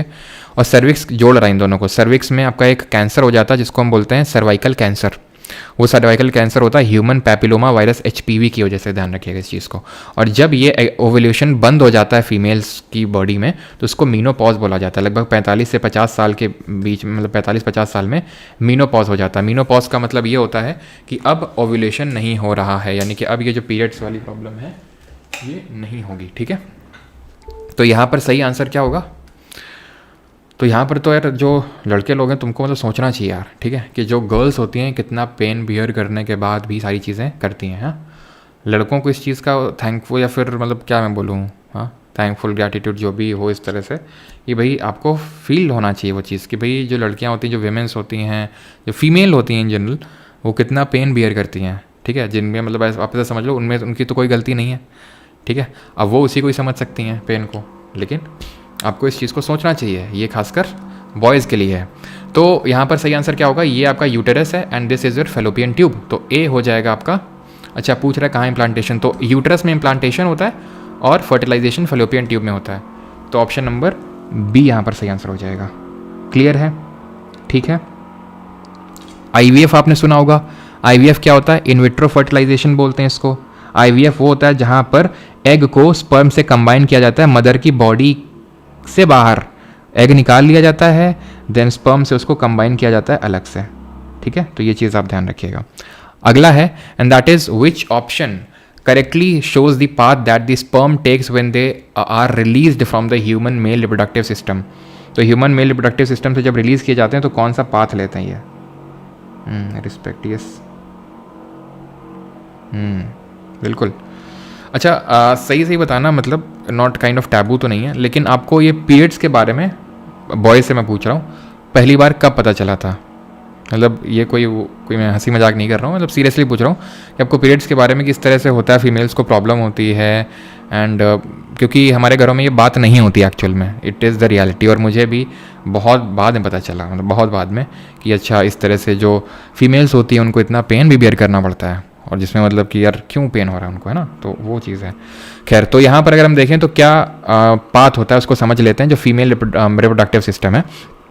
तो अभी हमने टेस्टिकल्स के बारे में पढ़ा, तो टेस्टिकल में क्या होता है? स्पर्म होता है, स्पर्म निकलता है सिर्फ, ठीक है। देन ये आपका जो एपिडाइडमिस है, ये कवरिंग है। देन ये क्या होता है, जो आप यहाँ पर देख पा रहे होंगे, वास्ट डिफरेंस, ये जो नली टाइप है, वास्ट डिफरेंस, इससे आता हुआ स्पर्म यहाँ पर आता है। देन यहाँ पर आपको इजैकुलेटरी डक्ट दिख रहा है, ठीक है, इजैकुलेटरी डक्ट दिख रहा होगा आपको। ये क्या करता है इजैकुलेटरी डक्ट? इसको फ्लूइड देता है कुछ, ठीक है, सेमिनल वेसाइकल, ये सब आपको इसको फ्लूइड देंगे, और यहीं से वो स्पर्म क्या बनता है आपका? सीमेन बनता है, और सीमेन के थ्रू स्पर्म जो है ट्रैवल कर पाता है, फ्लूइड में ट्रैवल कर पाता है, देन वो यूरेथ्रा के थ्रू निकल जाता है, ठीक है। तो ये चीज़ आपको पता होना चाहिए कि क्या ऑर्डर होता है हमारा। तो सबसे पहले तो टेस्टिस से शुरू होगा, देन वास्ट डिफरेंस में आएगा, यानी यूरेटर तो होगा नहीं, वास्ट डिफरेंस के बाद यूरेटर में, then penis, option number B answer होगा, ठीक है। तो ये हमारा मेल रिप्रोडक्टिव सिस्टम होता है। अगला है male and female gamete fuse together to form. Sir अभी पता चला, सही बताओ। At the age of 22 at 8th class 2014 girlfriend ने होता है। अच्छा आज ही पता चला सर। अच्छा बाय गूगल पता चला। अच्छा गर्लफ्रेंड, अच्छा सही यार, ज़्यादातर आंसर तो मैं देख रहा हूँ कि गर्लफ्रेंड ने बताया। सही है, सही है, सही है, पता होना चाहिए, मतलब काइंड ऑफ आपको अप्रिशिएट करना चाहिए यार मेरे हिसाब से। आपकी चाहे मम्मी हो, चाहे बहन हो, चाहे कोई भी हो, आपकी महिला मित्र हो, अप्रिशिएट करना चाहिए उस चीज़ को कि यार दे beer so much pain and फिर भी वो इतना कुछ करती हैं, सब कुछ, है ना। Male and female gamete fuse together to form क्या बनाते हैं? जाइगोट बनाते हैं, ठीक है। Male gamete, female gamete. मुझे अगर मैं बात करूँ तो मुझे काफ़ी लेट पता चला, ठीक है, क्योंकि हमारे, चलो खैर। तो आइडेंटिफाई द ट्रू स्टेटमेंट, सही कथन पहचाने। तो sperm containing x chromosome having 22 chromosomes. बताओ जल्दी से, बताओ जल्दी जल्दी जल्दी जल्दी जल्दी, इसमें कितने क्रोमोसोम्स होते हैं? जाइगोट। सर जी लंच टाइम, बेटा रुक जाओ रुक जाओ रुक जाओ। But they don't share it with us. Yes yes, देखो भूपेंद्र को तुम लोगों ने नाराज़ कर दिया ना नाराज़ नहीं, भूपेंद्र को तुम लोगों ने रुला दिया ना बेचारे को। अब उसने देख लिया गर्लफ्रेंड ने बताया, गर्लफ्रेंड ने बताया, तो उसको दुख हो रहा है कि उसकी कोई महिला मित्र नहीं है। ऐसे नहीं बोलना चाहिए था ना, ठीक है। तो क्या सही आंसर होगा था। और मुझे अगर मैं बताऊँ कैसे पता चला, तो जब मुझे पढ़ाना था तब मुझे समझना पड़ा और तब मुझे पता चला कि अच्छा ऐसा होता है, ठीक है। तो एक्चुअल में देखो, जो क्रोमोसोम्स होते हैं, जो क्रोमोसोम्स होते हैं 23 पेयर्स में होते हैं, पेयर में एग्जिस्ट करते हैं, कभी सिंगल नहीं रहते तुम्हारी तरह, ठीक है। तो 23 पेयर्स होते हैं जिसमें कि 22 एक होता है और एक पेयर अलग होता है।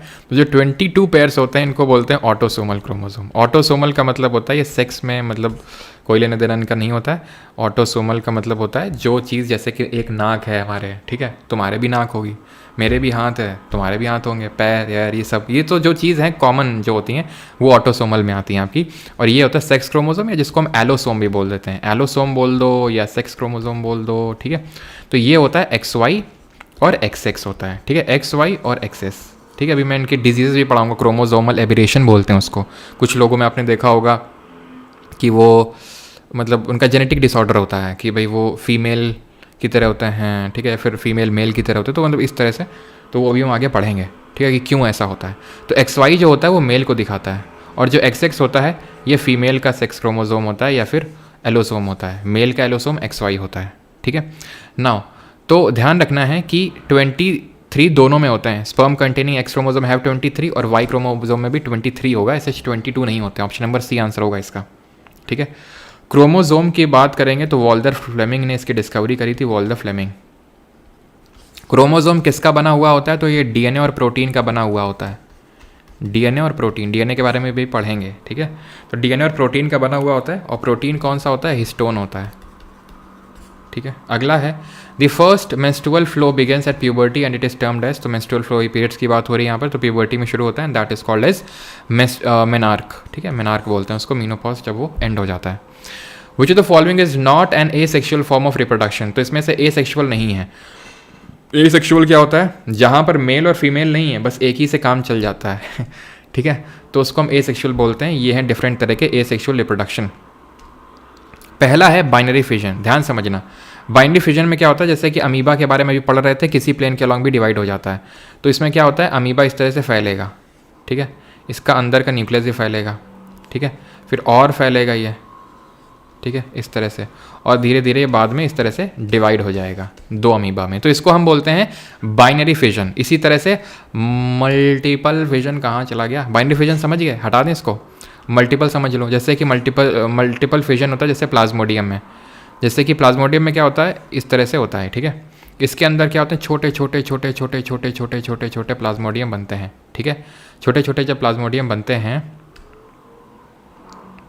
ठीक है, जब छोटे छोटे प्लाज्मोडियम बनते हैं तो ये रप्चर हो जाती है, इसको सेजॉन्ट वॉल बोलते हैं, ठीक है,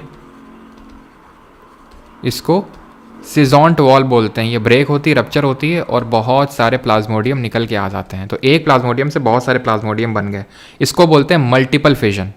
क्या बोलते हैं यहाँ पर, क्योंकि वहाँ पर लिखा नहीं पिक्चर में, इस वजह से लिख देता हूँ, मल्टीपल फिजन बोलते हैं इसको, ठीक है। एंड मल्टीपल फिजन जो है किस में हो रहा है, प्लाज्मोडियम में हो रहा है। प्लाज्मोडियम ध्यान रखना, इसी की वजह से मलेरिया जो बीमारी होती है इसी की वजह से होती है, एक तरह का प्रोटोजोआ होता है, ठीक है।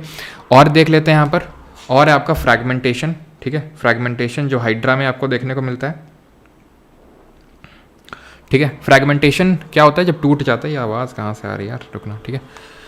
तो यहाँ पर क्या हो रहा है, फ्रैगमेंटेशन हो रहा है हाइड्रा में, और यही आपका एल्गे में भी होता है, जो शैवाल होते हैं एल्गे में भी, जैसे स्पाइरोगैरा में भी हाइड्रा।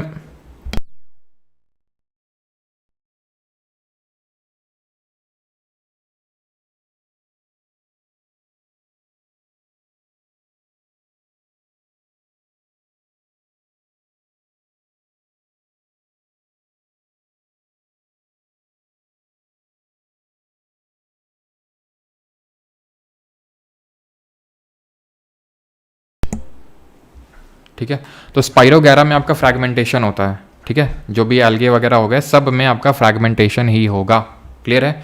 रीजनरेशन क्या होता है, रीजनरेशन होता है जब एक पर्टिकुलर पार्ट निकल जाता है और वो धीरे धीरे धीरे धीरे धीरे धीरे पूरे ऑर्गेनिज्म में वो रीजनरेट हो जाता है, that is called as regeneration, जो आपको स्टार फिश में देखने को मिलता है। ठीक है, तो अभी समझ में आया कि रीजनरेशन रिप्रोडक्शन से कैसे अलग है। रीजनरेशन का मतलब एक पार्ट हट गया और वो धीरे धीरे पूरे मतलब उस पूरे ऑर्गेनिज्म में डेवलप हो जाता है, that is called as regeneration. Clear है इतनी चीज़? रीजनरेशन किसको बोलते हैं? स्टार फिश में हो रहा है। और किस में होता है रीजनरेशन? रीजनरेशन आपका हाइड्रा में भी हो जाता है कि अगर उसका पार्ट टूट गया तो पूरे पार्ट में डेवलप हो जाता है। ठीक है, ये आपका प्लेनेरिया में भी होता है। प्लाज्मोडियम नहीं है, प्लेनेरिया है। प्लेनेरिया किस फाइलम से था? प्लेटियलमेंथिस से था ये। ठीक है, इसमें भी रीजनरेशन होता है। बडिंग आपका हाइड्रा में होता है। हाइड्रा में होता है, ईस्ट में होता है। ध्यान रखना, ईस्ट क्या है? फंगस एक तरह का। यहाँ पर क्या होता है कि बड डेवलप होती है और बड धीरे धीरे बड़ी हो जाती है और वो बेबी हाइड्रा में बन गया। ये पेरेंट हाइड्रा, ये बेबी हाइड्रा है। ठीक है, तो ये आपको समझ गया कि बाइनरी फ्यूजन का एग्जाम्पल अमीबा हो गया। ठीक है, अमीबा के अलावा लेशमैनिया भी होता है। लेशमैनिया भी एक प्रोटोजोआ होता है जिससे कि एक बीमारी होती है, अगर आप बता सको। बीमारी कौन सी होती है? दैट इज कॉल्ड एज काला अजार करके एक बीमारी होती है। लेशमैनिया सही होती है वो बाइनरी फ्यूजन से खुद को रीजनरेट करता है। ठीक है, प्लाज्मोडियम जिससे मलेरिया होता है वो मल्टीपल फ्यूजन से खुद को रीजनरेट करता है। वेजिटेटिव प्रोपोगेशन में क्या होता है? A new plant grows from a fragment of its plant. ठीक है, फ्रैगमेंटेशन आप समझ गए। फ्रैगमेंटेशन किस में हो रहा है? हाइड्रा में हो रहा है। एल्गे जितने भी होते हैं फ्रैगमेंटेशन से ही जनरेट करते हैं। इसको बाइनरी फ्यूजन से कंफ्यूज मत करना। बाइनरी फ्यूजन में 2 कंप्लीट अमीबा बन रहे थे, यहाँ पर इनकम्प्लीट हैं। इनकम्प्लीट ही टूट गए हैं, फिर धीरे धीरे वो कंप्लीट हुए हैं। रीजनरेशन स्टार फिश में हो गया, प्लेनेरिया में हो गया, हाइड्रा में भी होता है। बडिंग जो है आपका हाइड्रा में भी देखने को मिलेगा। ठीक है, बडिंग आपको हाइड्रा में भी देखने को मिलेगा, ईस्ट में देखने को मिलेगा। वेजिटेटिव प्रोपोगेशन क्या होता है? जैसे आपने देखा होगा कि आपने रोज का एक स्टेम काट के अलग से लगा दिया, पूरा रोज बन गया, that is called as vegetative propagation. आपने मनी प्लांट की छोटी सी बेल काट के लगा दी पेड़ में, वो पूरा मनी प्लांट की बेल बन गई, तो वो है वेजिटेटिव प्रोपोगेशन। ठीक है, एंड देन अगर बात करेंगे पार्थेनोजेनेसिस क्या था, तो ये अभी रुक जाओ। ठीक है, स्पोरुलेशन या फिर स्पोर फॉर्मेशन अभी हम पढ़ेंगे। स्पोर फॉर्मेशन होता है जो ब्रेड मोल्ड होता है, जो ब्रेड में फंगस लगती है उसको ब्रेड मोल्ड बोलते हैं, उसको हम राइजोपस भी बोलते हैं। तो ये क्या करता है? इस तरह से इसका स्ट्रक्चर होता है, बॉब और स्टिक स्ट्रक्चर इसको बोलते हैं। इसमें बहुत सारे स्पोर्स होते हैं जिनको हम स्पोरेंजिया बोलते हैं। स्पोरेंजिया जब निकलते हैं तो फैल जाते हैं ब्रेड में और फंगस इस तरह से बन जाती है। ठीक, तो कौन सा एसेक्सुअल नहीं है? स्पोर फॉर्मेशन भी है, वेजिटेटिव प्रोपोगेशन भी है, बडिंग भी है, पॉलिनेशन नहीं है। पॉलिनेशन आपका सेक्सुअल रिप्रोडक्शन का पार्ट होता है। Which of the following organism can reproduce by regeneration and budding? Regenerate करके भी खुद को बना सकता है, बडिंग से भी बना सकता है, यानी मुकुलन से भी बना सकता है। इसको बडिंग को मुकुलन प्रक्रिया बोलते हैं। तो प्लेनेरिया तो सिर्फ मल्टीपल फ्यूजन कर सकता है, प्लेनेरिया तो सिर्फ आपका रीजनरेशन कर सकता है। ठीक है, रीजनरेशन से वो करेगा। ठीक है, रीजनरेशन करता है। जो प्लाज्मोडियम होता है आपका, प्लाज्मोडियम तो मल्टीपल फ्यूजन करेगा, ये आपका बडिंग करेगा सिर्फ। जो हाइड्रा होता है ये रीजनरेशन भी कर लेता है आपका, और बडिंग यानी कि मुकुलन वाली प्रक्रिया भी यहाँ पर कर देता है, दिखा देता है। That means option number C would be the correct answer. After fertilization what will be the future of these parts of a flower? Stamen, मतलब ये जो फ्लावर के पार्ट होते हैं, stamen, style, stigma, petal, sepal, ये इनका क्या होता है फर्टिलाइजेशन के बाद? जल्दी से बताओ।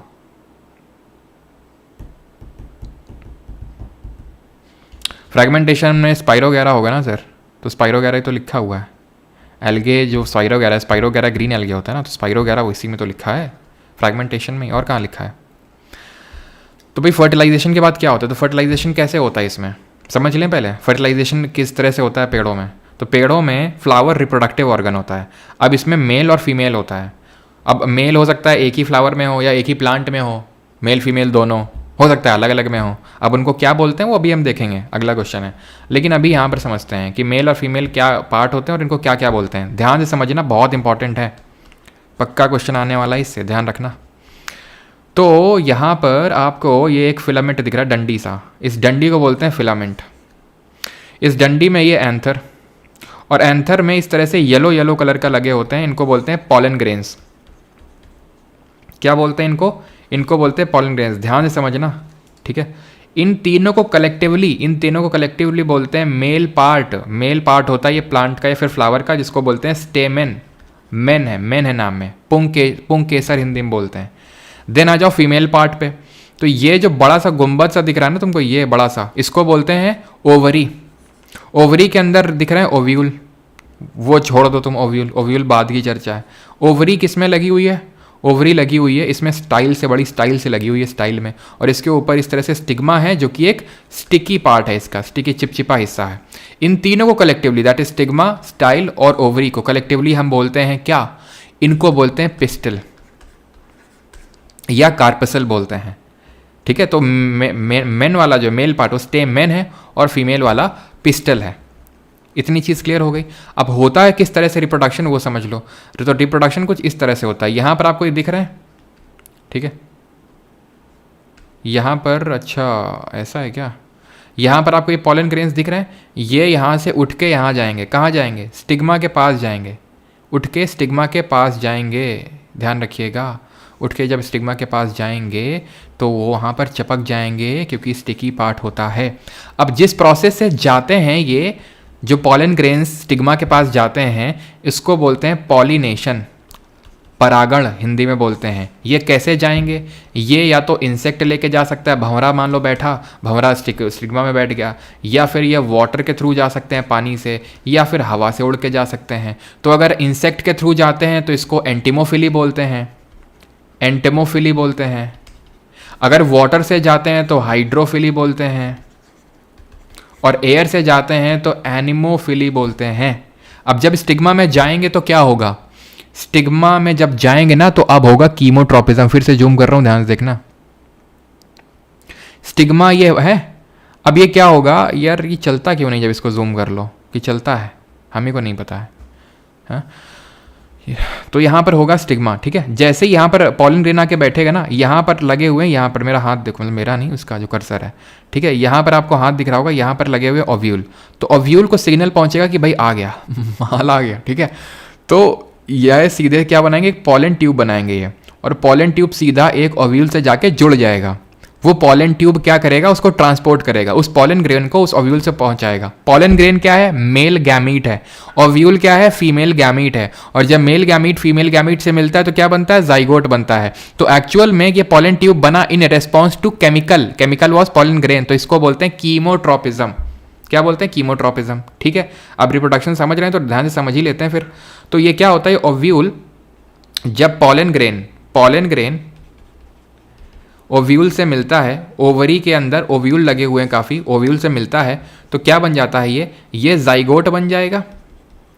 यही जाइगोट एम्ब्रियो बनेगा, यही सीड बन जाता है, बीज बन जाता है। और ये बीज बन जाएगा, और ये जो ओवरी है बड़ा सा गुंबद सा, ये फ्रूट बन जाता है, फल बन जाता है। ये ओव्यूल बन जाता है सीड, और ओवरी बन जाता है फ्रूट। और ऐसा फ्रूट जो बिना ओवरी, मतलब वो ओवरी में उसका फॉर्मेशन नहीं हुआ, ओवरी से नहीं बना है, उसको बोलते हैं क्या? उसको क्या बोलते हैं? फॉल्स फ्रूट बोलते हैं। जैसे एप्पल जो होता है वो फॉल्स फ्रूट होता है, वो ट्रू फ्रूट नहीं होता है, क्योंकि वो ओवरी से पूरा रिप्रोडक्शन से वो नहीं बना है, इसलिए ध्यान रहेगी इतनी चीज़। तो हमारा जो फॉल्स फ्रूट है वो एप्पल है। ड्रूप फ्रूट भी होते हैं, जैसे कोकोनट होता है वो ड्रूप फ्रूट होता है। क्यों?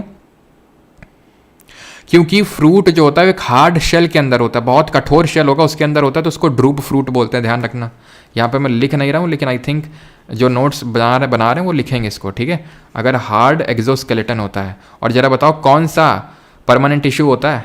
कौन सा परमानेंट टिश्यू होता है हस्क ऑफ कोकोनट में? और फॉल्स फ्रूट को पार्थेनोकार्पिक फ्रूट बोल देंगे, ठीक है।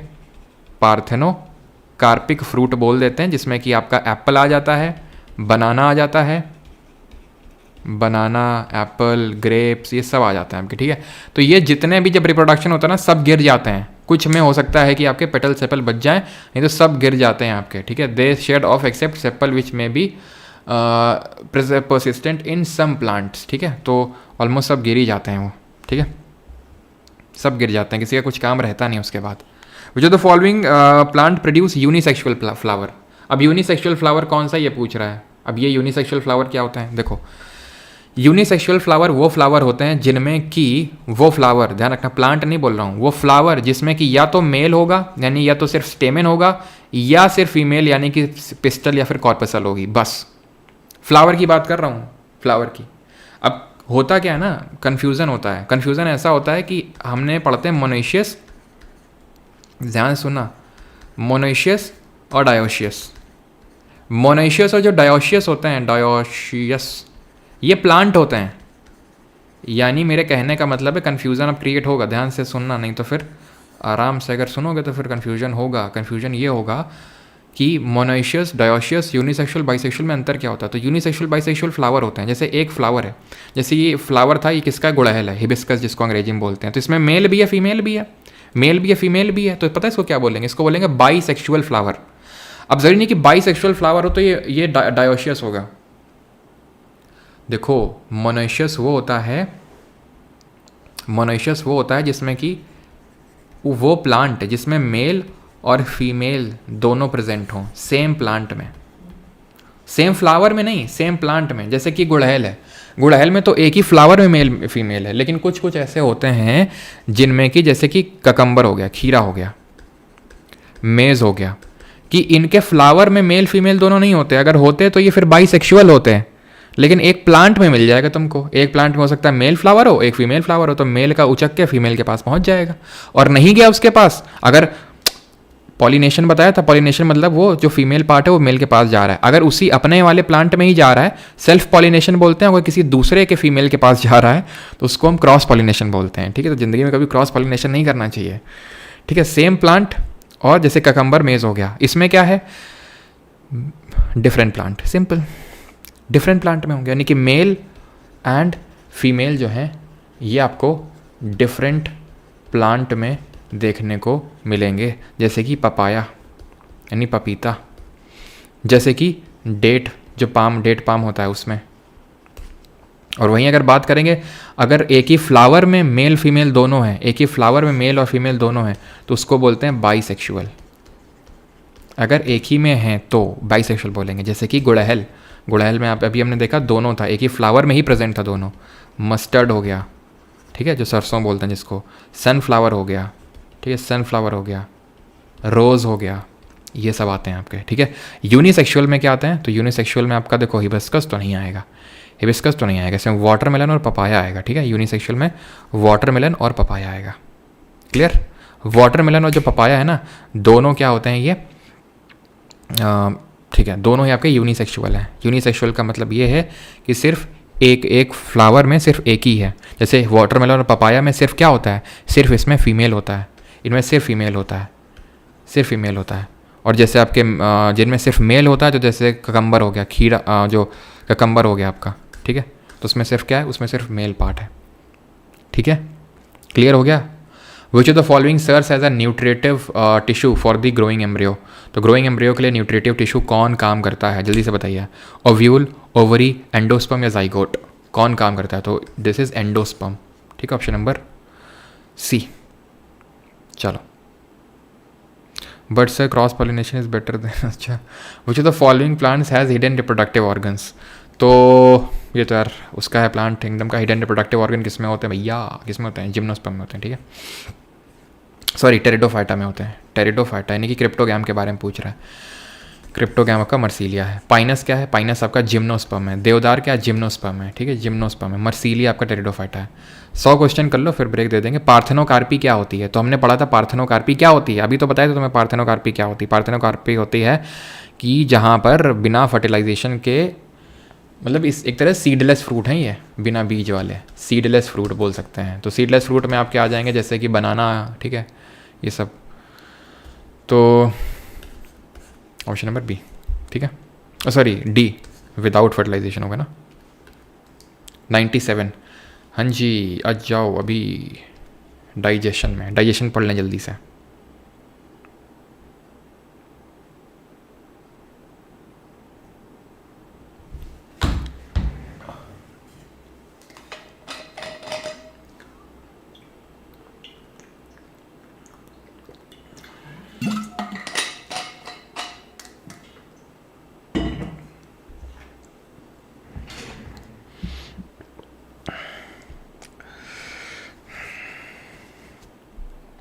बनाना में सीड होता है, ये कब हुआ, ये कैसा क्वेश्चन है बाबू भैया।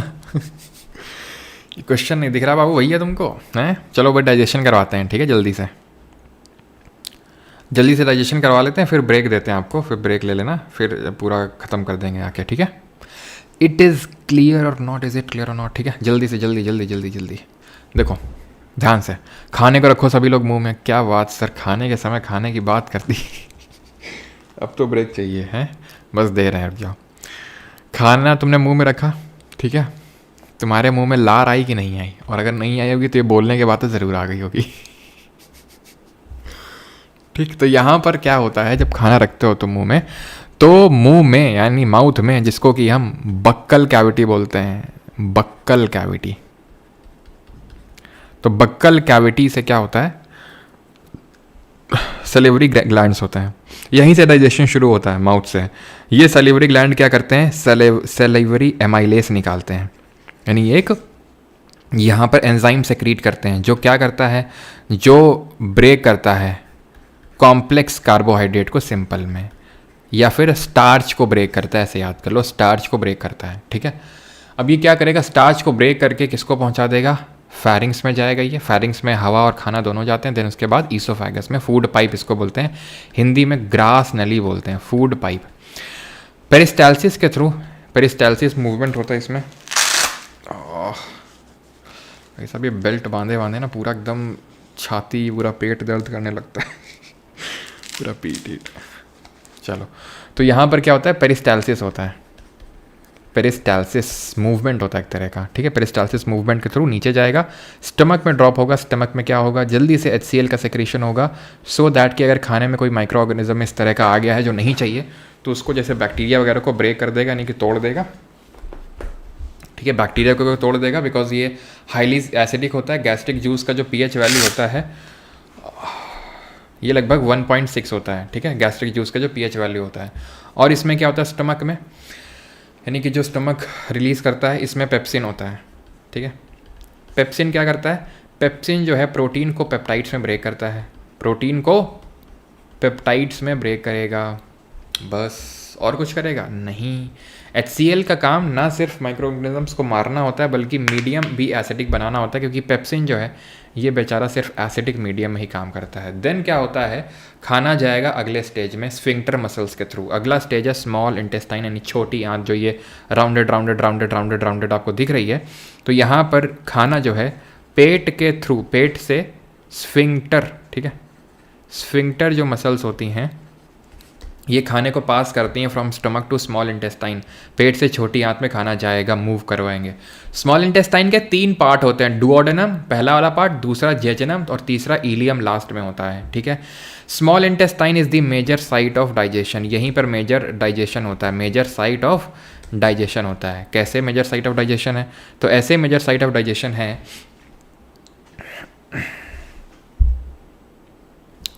ऐसे मेजर साइट ऑफ डाइजेशन है यहाँ समझना कि जो स्मॉल इंटेस्टाइन है यहाँ पर लिवर और पैनक्रियाज अपने अपने सेक्रीशन मारते हैं। सेक्रीशन मारते हैं मतलब कुछ एंजाइम्स फेंक के मारते हैं। ध्यान से समझते रहना बेटा, इसके बाद ब्रेक ही आपको मिलेगा। ठीक है, लिवर है यहाँ पर, लिवर आपको दिख रहा होगा। लिवर क्या, लार्जेस्ट ग्लैंड है, पहले ही बता चुका हूँ। ये डार्क रेड कलर का होता है या फिर ब्राउन कलर का होता है। डार्क रेड कलर का होता है, ब्राउन कलर का होता है राइट साइड में। ठीक है, और इसी को पोजिशन देने के लिए हमारी किडनी राइट साइड वाली थोड़ी नीचे होती है। लिवर जो होता है इसमें क्यूपफर सेल्स होती है और इन्हीं क्यूपफर सेल्स की वजह से इसको पावर ऑफ रीजनरेशन मिलती है।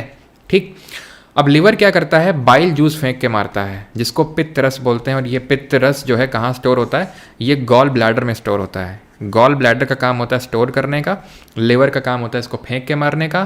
कहाँ पर, स्मॉल इंटेस्टाइन में। इस बाइल जूस का काम होता है इमल्सिफिकेशन ऑफ फैट, यानी फैट को इमल्सिफिकेशन ऑफ फैट्स, यानी कि फैट को इमल्सीफाई कर देना, प्लस मीडियम को बेसिक बना देना। मीडियम बेसिक क्यों बनाना है, सो दैट पैनक्रियाज फंक्शन, जो पैनक्रियाज जो रिलीज करेंगे पैनक्रियाटिक जूस, पैनक्रियाज रिलीज करते हैं पैनक्रियाटिक जूस। इस पैनक्रियाटिक जूस में क्या होता है, इसमें होता है ट्रिप्सिन। इसमें क्या होता है, इसमें होता है आपका ट्रिप्सिन नाम का एक एंजाइम होता है। इसका काम वही होता है जो पेप्सिन का होता है लगभग, कि भाई ये प्रोटीन को अमीनो एसिड में फर्दर तोड़ देता है, प्रोटीन को अमीनो एसिड में तोड़ देगा। ठीक है, और इसमें होता है आपका लाइपेस, जो क्या करता है, लाइपेस का काम होता है कि आपका ये फैट को फैटी एसिड में तोड़ देगा, फैट को फैटी एसिड में तोड़ देगा। अब ये बेसिक मीडियम में ही काम कर सकता है, जैसे कि हमारा पेप्सिन एसिडिक मीडियम में काम करता है, वैसे ये बेसिक मीडियम में काम करता है। बेसिक ये मीडियम बनाता कौन है, बाइल जूस बनाता है। ठीक, तो ये चीज़ हो गई। स्मॉल इंटेस्टाइन में ही आपको फिंगर लाइक प्रोजेक्शंस देखने को मिलेगी इसकी इनर वॉल्स में, उसको विली बोलते हैं। विली क्या करते हैं? विली सरफेस एरिया इंक्रीज करते हैं फूड एब्जॉर्प्शन के लिए, क्योंकि फूड एब्जॉर्ब होगा तभी ढंग से एसिमुलेट होगा, और उसी को ही हम बोलते हैं कि विली जो होते हैं इसका काम करते हैं सरफेस एरिया इंक्रीज करने का। क्लियर है? देन इसके बाद ये खाना जाएगा लार्ज इंटेस्टाइन में। लार्ज इंटेस्टाइन का जो सबसे पहला हिस्सा होता है उसको कोलन बोलते हैं, और सबसे आखिरी में जो आएगा आपका तो कोलन आएगा। ठीक है, ठीक है, सॉरी, हाँ, सबसे पहले तो ध्यान रखना यार, इसमें है आपका सीकम आता है, सीकम, कोलन नहीं आएगा, सीकम आएगा। देन आखिरी में कोलन आएगा, और कोलन का जो काम होता है वो होता है वाटर एब्जॉर्प्शन का। जो खाना आया है उसमें से जो भी पानी वगैरह है बच गया है उसको एब्जॉर्ब करने का काम कोलन का होता है। तो लार्ज इंटेस्टाइन का पहला पार्ट हिस्सा सीकम है, आखिरी हिस्सा कोलन है। लार्ज इंटेस्टाइन की लेंथ स्मॉल इंटेस्टाइन से छोटी होती है। स्मॉल इंटेस्टाइन की जो टोटल लेंथ होती है वो 7 से 8 मीटर की टोटल लेंथ होती है। पूरा जो हमारा ऊपर से लेके माउथ से लेके एनस तक का होता है, यानी कि एक तरह से हम बोल सकते हैं एलिमेंट्री कैनाल। एलिमेंट्री कैनाल क्या होती है? एलिमेंट्री कैनाल को हिंदी में बोलते हैं आहार नली। तो ये शुरू होती है माउथ से, जहाँ जहाँ खाना जाता है, तो माउथ में, देन ईसोफेगस में, देन उसके बाद स्टमक में, देन उसके बाद खाना जाता है स्मॉल इंटेस्टाइन में, देन उसके बाद जाता है लार्ज इंटेस्टाइन में, देन जाता है रेक्टम में, देन जाता है एनस में। तो ये होता है एलिमेंट्री कैनाल का पार्ट, जो लगभग 9 मीटर लेंथ होती है उसकी। ठीक है, तो सबसे लॉन्गेस्ट पार्ट तो स्मॉल इंटेस्टाइन ही है, और सबसे मेजर साइट ऑफ डाइजेशन भी वही है। लिवर और पैनक्रियाज आपके पार्ट नहीं होते एलिमेंट्री कैनाल के, क्योंकि खाना यहाँ पर नहीं जाता है। ये चीज़ हमें ध्यान रखनी होती है बस। ठीक है, और यहाँ पर अब आप आराम से कर सकते हैं। ये ईसोफेगस है ए वाला। ठीक है, तो 2 हो जाएगा। ईसोफेगस की लेंथ जो है वो डिपेंड करेगी कि आप खाना कौन सा खा रहे हो। मतलब एक सेकेंड, नो डाइजेशन, यहाँ पर कोई डाइजेशन नहीं होता है। लेंथ तो डिपेंड करेगी स्मॉल इंटेस्टाइन की। ठीक है, B villi absorb food, absorb water from food. तो विली तो भैया ये बी वाला हो जाएगा। एक तो फिगर कितना घुसड़ो टाइप का दिख ही नहीं रहा है कुछ। Helps in emulsification of food, कौन हेल्प करता है? Bile juice. बाइल जूस कौन सेक्रेट करता है? लिवर करता है। ठीक है, तो ये तो समझ में आ रहा है डी वाले का तो 3 होगा। ठीक है, ये तो पक्की बात है। ठीक, then I think C small intestine दिखाया गया, जिसकी लेंथ डिपेंड करता है कि ऑर्गेनिज्म कौन सा फूड खाता है। तो मेरे हिसाब से सी का तो 2 होगा। अब बच गया बी। हाँ, बी विल्ली होगा, विल्ली स्मॉल इंटेस्टाइन के पास ही ड्रॉ है। ठीक है, तो 4 1 2 3 I think yes, option number D answer हो जाएगा। ठीक है, option number D would be the answer, correct answer. ठीक है, क्लियर है यहाँ तक सभी को? ठीक, जल्दी से डाइजेशन पे बेस्ड क्वेश्चन कर दो। अब इसमें पढ़ाना तो कुछ है नहीं, आप कर ही दोगे। During digestion the role of bile, तो बाइल का क्या काम होता है? मीडियम को बेसिक बनाना और फैट को इमल्सिफाई करना। सर आज बहुत स्मार्ट लग रहे हो, थैंक यू यार। इमल्सिफिकेशन ऑफ फैट करना। ठीक है, चलो। Then the contraction and expansion movement of the walls of the food pipe is called as, तो इसको क्या बोलते हैं? पेरिस्टाल्सिस बोलते हैं, गैस्ट्रिक बोलते हैं, ऑसिलेटरी बोलते हैं, फिर डायस्टोलिक बोलते हैं। तो इसको बोलते हैं peristalsis. Option number A will be the correct answer. And are you ready for the 100th question? शतक मारने के लिए ये लो। The process of digestion of food in the human begins in dash and is completed in dash. कहाँ से शुरू होता है, कहाँ पे ख़त्म होता है डाइजेशन? तो ये शुरू होता है मुंह से, ख़त्म होता है भैया वैसे तो एनस तक जाता है। ठीक है, लेकिन क्योंकि स्मॉल इंटेस्टाइन ही आखिरी पार्ट लिखा हुआ है यहाँ पर, तो स्मॉल इंटेस्टाइन ही हम टिक करेंगे। Option number B will be the correct answer. Sir geography enough है जो आपने कल पढ़ाया था? बिल्कुल भैया शिखर जी, इनफ है। हर बात में इनफ इनफ इनफ पूछने की आदत पड़ गई है ना। ये भी कर दो यार 101, ये तो कर ही सकते हो। अभी मैंने बताया कि रीजनरेट कौन सा हो सकता है? रीजनरेट, तो रीजनरेट हो सकता है आपको। ठीक है, द रीजनरेट लिवर। क्यों? Kupffer cells, Kupffer cells. ठीक है, और है कुछ है? ये कर लो, मतलब डाइजेशन वाले कर लो, फिर बढ़ते हैं। नेम, मतलब ब्रेक ले लेते हैं। Name an enzyme use for the conversion of proteins into peptide, तो प्रोटीन को पेप्टाइड में बदलने के लिए उपयोग लिए करने वाले एंजाइम को क्या बोलते हैं? प्रोटीन को पेप्टाइड में पेप्सिन। ठीक है, लैक्टेज क्या होता है? लैक्टोज जो शुगर होती है उसको ब्रेक करता है। लैक्टोज शुगर किस में पाई जाती है? जल्दी बताओ तुम। The entire digestive system of N adult human is, तो एंटायर डाइजेस्टिव सिस्टम कितना होता है? लगभग 9 मीटर का। ठीक है, ऑप्शन नंबर सी। 7 साढ़े 7 मीटर लगभग स्मॉल इंटेस्टाइन होती है, बाकी सब 9 में ख़त्म हो जाते हैं, ठीक है। लैक्टोस आपकी मिल्क शुगर होती है। और सीरियल में कौन होती है? सीरियल्स में, सीरियल मतलब जो अनाज होता है, अनाज में होती है आपकी कौन सी? एम से हम शुरू होता है, जल्दी बताओ। ज्योग्राफी के डिजिटल नोट्स मिल जाएंगे भैया मेरे, अब बनने तो दो। टेस्ट बट कितनी होती हैं? 2000 8000, ओहो 2000 से 8000 होती हैं, ठीक है। ये देख सकते हो टेस्ट कहाँ पे कौन सा टेस्ट आता है आपको, ठीक है। तो माल्टोज होती है जो सीरियल में होती है। फ्रक्टोज कहाँ होती है? एफ से फ्रक्टोज और एफ से फ्रूट शुगर, ध्यान रखना ये फ्रूट शुगर होती है। The instrument use to examine human digestive system is called as, मानव पाचन तंत्र की जांच करने के लिए प्रयुक्त उपकरण कौन सा होता है?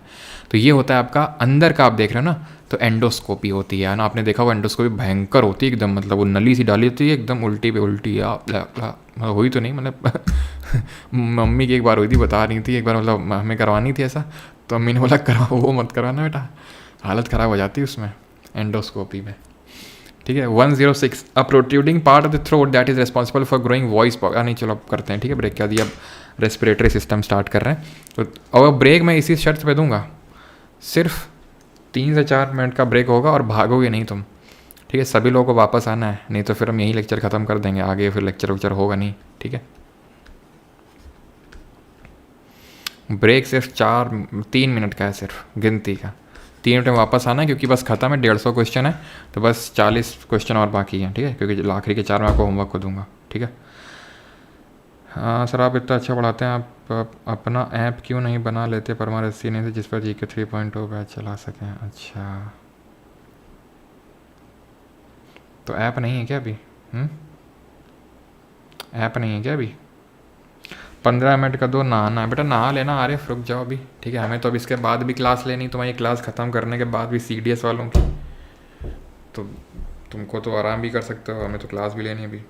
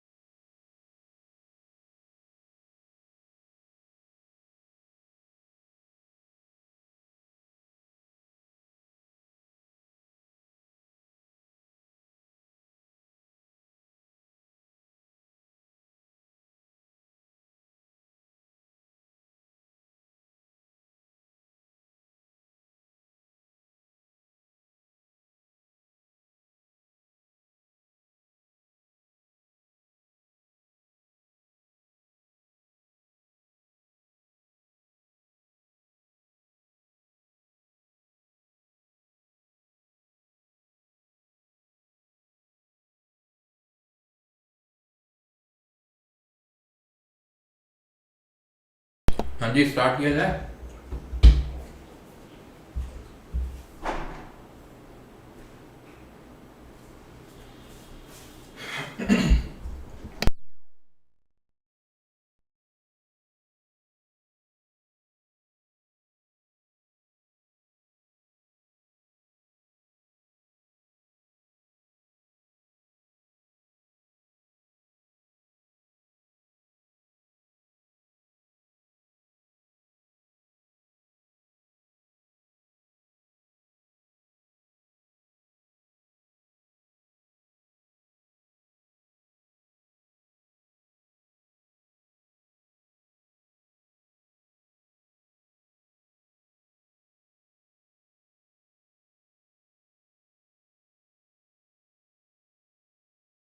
चलो स्टार्ट करें।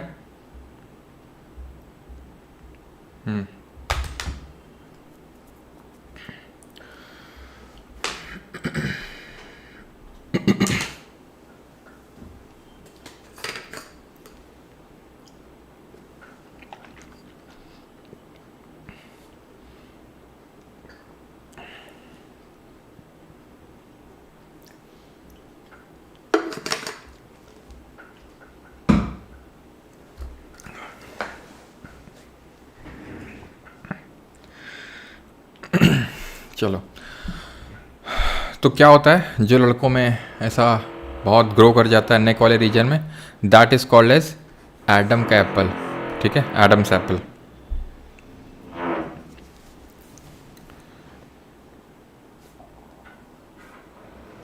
ठीक है, ऑप्शन नंबर डी। टेस्टोस्टेरोन की अगर बात करेंगे तो ये मेल सेक्स हार्मोन होता है। ठीक है, और अगर बात करेंगे फीमेल सेक्स और जो हार्मोन होता है, फीमेल सेक्स हार्मोन जो होता है वो होता है आपका ईस्ट्रोजन। ठीक है, ईस्ट्रोजन और प्रोजेस्टेरॉन। ठीक है, फैरिंग्स क्या होता है अभी पूरा समझते हैं यहाँ पर, लैरिंग्स फैरिंग्स के बारे में सब कुछ। लेकिन पहले ये बताओ लैक्टोज इंटॉलरेंस क्या होता है, व्हाट इज़ लैक्टोज इंटॉलरेंस। तो ये वो कंडीशन होती है जहाँ पर आपका जो स्मॉल इंटेस्टाइन होती है, छोटी आंत है, वो शुगर को ब्रेक नहीं कर पा रही, डेयरी प्रोडक्ट्स को ब्रेक नहीं कर पा रही है, क्योंकि डेयरी प्रोडक्ट्स में क्या होता है, लैक्टोज शुगर होती है आपकी। ठीक है, तो उसको ब्रेक नहीं कर पाता, that is called as lactose intolerance. Tooth decay starts when pH of the mouth is lower than. तो टूथ डिके कब स्टार्ट होता है, जब आपका 5.7, 5.5, 5.6 या फिर 5.4 कितना पीएच चला जाता है। तो बहुत स्पेसिफिक यहाँ पूछा गया 5.5, और जब 5.6 या उससे नीचे चला जाता है तो उसको हम एसिड रेन बोलते हैं। ठीक है, चलो यहाँ पे टूथ के बारे में जान लेते हैं। तो टूथ आपको पता है कि हमारी बॉडी में 4 तरह के टूथ होते हैं, इंसिजर, कैनाइन, प्रीमोलर और मोलर। ठीक है, तो जो फ्रंटल टीथ होते हैं आपके, ये शुरू के जो 4 होते हैं इनको हम इंसिजर बोलते हैं, जिसमें कि ये शुरू वाले जो होते हैं फ्रंटल इंसिजर होते हैं, और साइड वाले जो इंसाइजर होते हैं वो लेटरल इंसाइजर होते हैं आपके। कैनाइन, ठीक है, टोटल कितने हो गए ऊपर वाले, अगर हम अपर जॉ की बात करें तो 4 हो गए। कैनाइन यहाँ पर 1 है और 1 यहाँ पर है, तो कैनाइन टोटल 2 हो गए आपके। और प्री मोलर अगर आप बात करेंगे तो प्री मोलर आपके यहाँ पर 2 हैं, 2 यहाँ पर हो जाएंगे, तो 4 हो जाएंगे ये। मोलर की अगर बात करेंगे तो 3 मोलर इधर, 3 मोलर उधर, तो 6 हो जाएंगे। ठीक है, तो 6 4 10, दोबारा 4 16, 16 ऊपर 16 नीचे, 32 आपकी कंप्लीट हो गई। ठीक, अब यहाँ से डेंटल फॉर्मूला। अच्छा, इंसिजर का यूज़ कहाँ पे होता है, तो इंसिजर का हम फूड बाइटिंग में यूज़ करते हैं, है ना, फूड बाइटिंग में। इसको हम टीयरिंग में यूज़ करते हैं, टीयरिंग में। अच्छा, ये बताओ ग्राइंडिंग में किसको यूज़ करते हैं, ग्राइंड करने में किसका यूज़ करते हैं। अब डेंटल फार्मूला भी आपको पता होना चाहिए, डेंटल फार्मूला कैसे निकालते हैं। तो यहाँ पर इस तरह से बॉर्डर बना दो, इंसिजर गिन लो, इंसिजर कितने हैं 2, कैनाइन कितना है 1, प्रीमोलर कितना है 2, मोलर कितना है 3। ठीक है, ऐसे राइट साइड में हो जाएगा, ऐसा ही राइट साइड में हो जाएगा। अगर हम बात कर लें चाइल्ड में क्या होता है, तो चाइल्ड में 2 इंसिजर होंगे, 1 कैनाइन होगा। प्री मोलर बच्चे में भी डेवलप नहीं हुए होते हैं, और मोलर 2 होते हैं। ये जो लास्ट वाला मोलर होता है इसको हम विजडम टूथ यानी अक्कल डाल बोलते हैं। ठीक है, तो जो चाइल्ड में होता है वो 2102/2102 होता है डेंटल फॉर्मूला। वहीं अडल्ट में बात करेंगे 2123 होता है। ठीक है, ग्राइंडिंग में अगर बात करेंगे तो मोलर हेल्प करता है, प्री मोलर जो होता है वो च्यूइंग में हेल्प करता है। ठीक है, और ये इसका मतलब पार्ट होता है क्राउन, नेक और रूट होता है ये, और इसका जो आउटर कवरिंग होता है वो इनैमल होता है। ठीक है, enamel which is the hardest part of our human body, hardest part होता है वो। चलो अगला है where in human body can anaerobic respiration take place. तो एनारोबिक रेस्पिरेशन कहाँ हो सकता है? तो अब डिफरेंट तरह के रेस्पिरेशन समझ लेते हैं। तो रेस्पिरेशन होता क्या है, ठीक है, रेस्पिरेशन होता क्या है? तो रेस्पिरेशन होता जैसे कि फॉर एग्जांपल हम जब सांस लेते हैं, इस तरह से हम सांस लिया हमने सांस लिया, ठीक है, तो अब जो सांस है वो किस तरह से पास हुई? तो पहले हमारी नॉस्ट्रिल्स में गई और मतलब वो छोड़ दो कहाँ कहाँ गई। तो वो जो सांस है उसमें हमने ऑक्सीजन को दिया, ब्लड को, ठीक है, ऑक्सीजन जब हमने डाला ब्लड को, वो ऑक्सीजन क्या करेगा? ब्लड सप्लाई करेगा हर एक सेल को। और हर एक सेल में जब भी हमने खाना खाया था, जो हमने खाना खाया था हमारी बॉडी में वो ग्लाइकोजन के रूप में स्टोर होता है, ध्यान रखना। प्लांट में जो फोटोसिंथेसिस के थ्रू खाना बनता है वो स्टार्च के रूप में स्टोर होता है, और ह्यूमंस में ग्लाइकोजन के फॉर्म में स्टोर होता है। ये ग्लाइकोजन जो होता है, ठीक है, तो अब ये जो ग्लाइकोस है, ग्लाइकोजन से ग्लूकोज कौन तोड़ता है? जो कौन सा ग्लूकागॉन हार्मोन, जो alpha cells of beta of islet of Langer है, जो पैनक्रियाज में थी वो सेक्रीट कर रही थी उसको। तो ग्लूकोज को अब तोड़ेगा कौन? ऑक्सीजन तोड़ेगा, जो ब्लड ने सप्लाई करी है हर एक सेल तक। तो सेल में साइटोप्लाज्म होता है। ग्लूकोज 6 कार्बन मॉलिक्यूल होता है, तो सबसे पहले 3 कार्बन मॉलिक्यूल पाइरूवेट में टूटेगा। इसके बाद अगर हमें ऑक्सीजन की सप्लाई रहेगी, यानी कि अब जो हमारी बॉडी में रेस्पिरेशन होता है वो एरोबिक रेस्पिरेशन ही होता है, ठीक है, इन जनरल। तो एरोबिक रेस्पिरेशन कहाँ होगा? तो पहले तो हुआ ये कि साइटोप्लाज्म में ग्लूकोज पाइरूवेट में टूटा, 2 ATP मॉलिक्यूल एनर्जी बन गई। अब माइटोकॉन्ड्रिया, जिसको power house of the cell बोलते हैं, इसीलिए बोलते हैं क्योंकि अभी ऑक्सीजन एंटर करेगी माइटोकॉन्ड्रिया में और वहाँ पर दबा के एनर्जी बनेगी 36 ATP मॉलिक्यूल की, ठीक है, और CO2 H2 as a by product निकलेंगे। ये हो गया एरोबिक रेस्पिरेशन, इसको बोलते हैं एरोबिक, वायुवीय शोषण हिंदी में। फिर अगर बात करेंगे, अगर एब्सेंस ऑफ ऑक्सीजन रहेगी, यानी ऑक्सीजन अगर ना ही रहे, बिल्कुल ना रहे, तो वो बॉडी हमारी ह्यूमन बॉडी में नहीं होती, फंगस जैसे ईस्ट वगैरह में होती है। तो इससे हम एथेनॉल वगैरह बनाते हैं, एनर्जी तो बनती है एथेनॉल और CO2 बनता है, ठीक है, ये ईस्ट वगैरह में होती है, खमीर जिसको हिंदी में बोलते हैं।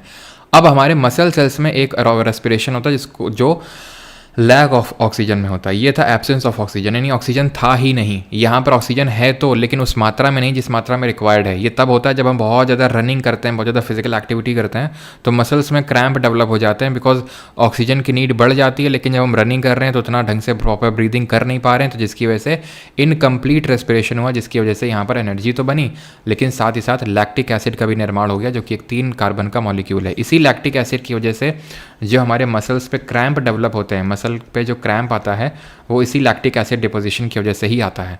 तो यहाँ पर आंसर क्या हो जाएगा? Where in human body can anaerobic respiration take place. Anaerobic का मतलब है वही ऑक्सीजन की थोड़ी सी कमी है, और ये आपका मसल सेल्स में हो सकता है, ठीक है, muscle cells, striated muscle cells. Striated कौन सी थी, जल्दी से बताओ, स्ट्रिएटेड कौन सी थी? तो मसल सेल्स में ही होगा, ठीक है, जहाँ मसल क्रैम्प डेवलप होंगे। फॉल्स कौन सा इसमें से है?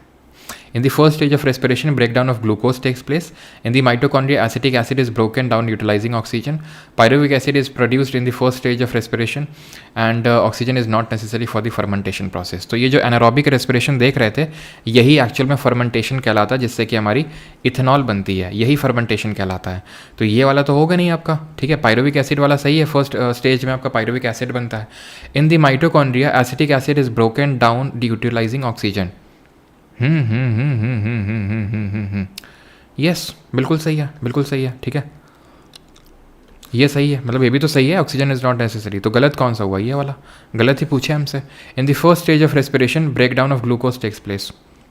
एक सेकेंड रुको, एक second. I think oxygen is not necessary for the fermentation process, सही है। Pyruvic acid is produced in the first stage of respiration.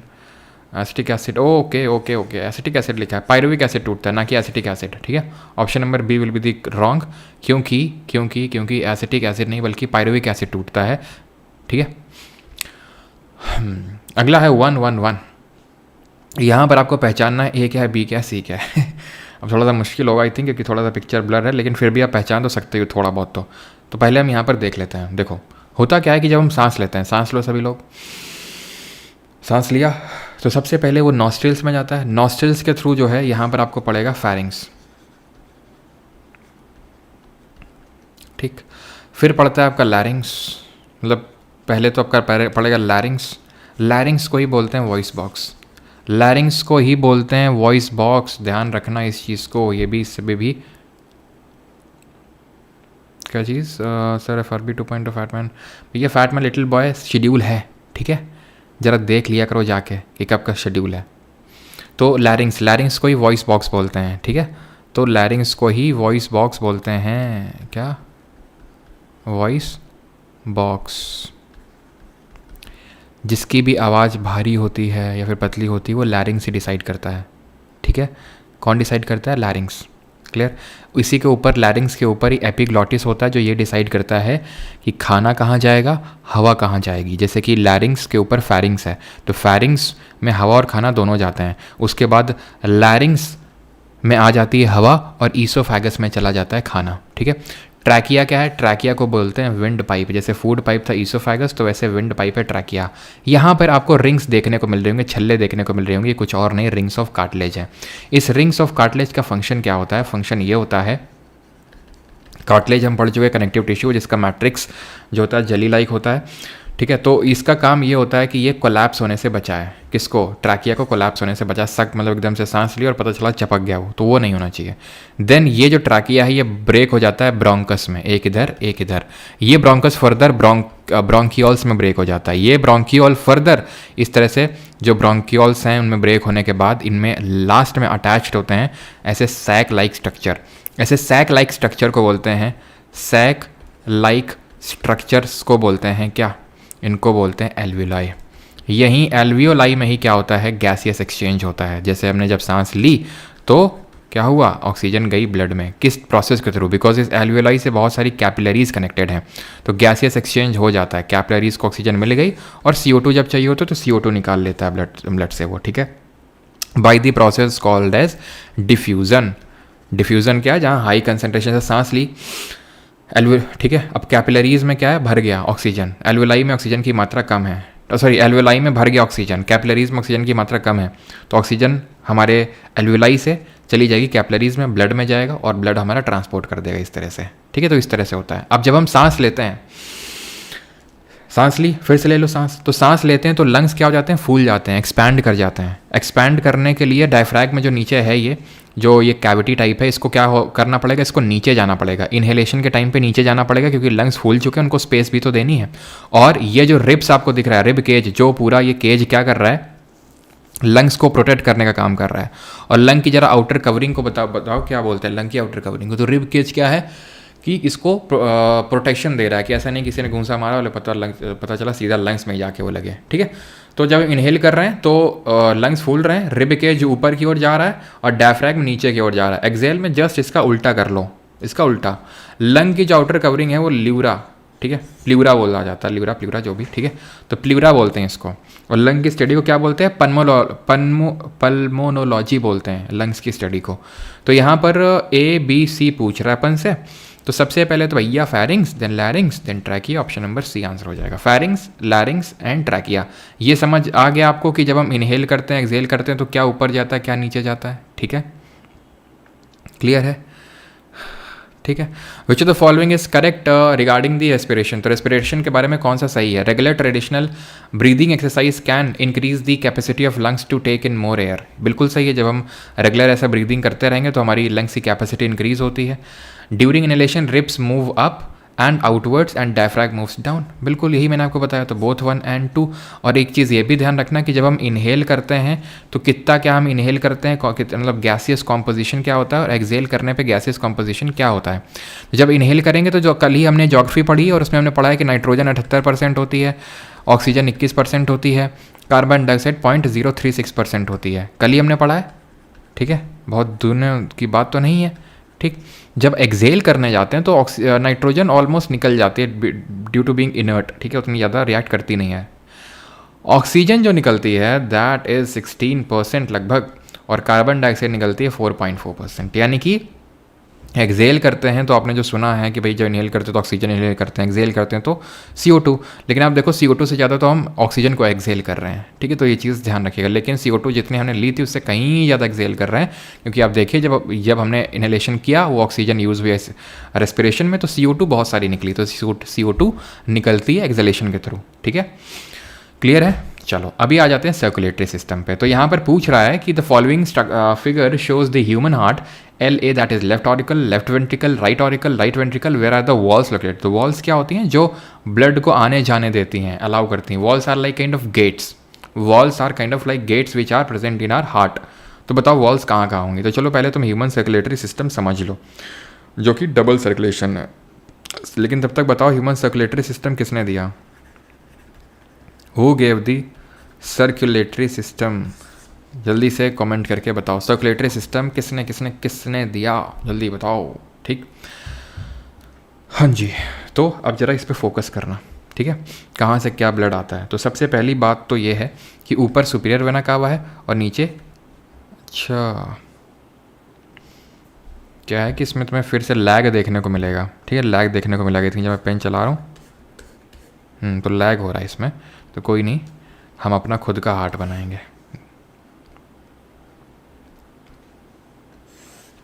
या तो यार चलो उसी में देख लो, ठीक है। देखना ही तो है, बना तो हुआ है पूरा, बनाना है क्या उसमें? तुम समझ ही होगे मेरी ड्राइंग कितनी अच्छी है, ठीक है।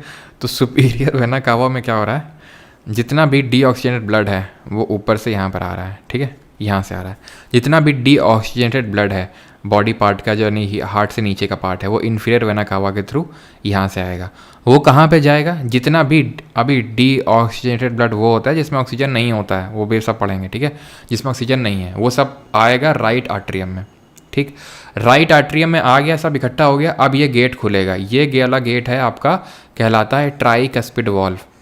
ट्राइकस्पिड वॉल्व गेट खुला, राइट वेंट्रिकल। इससे अटैच्ड है ये पल्मोनरी आर्टरी, जिसको फुफ्फुसीय धमनी बोलते हैं। ये सीधा लेके जाती है ब्लड लंग्स तक। कहाँ लेके जाती है ब्लड को?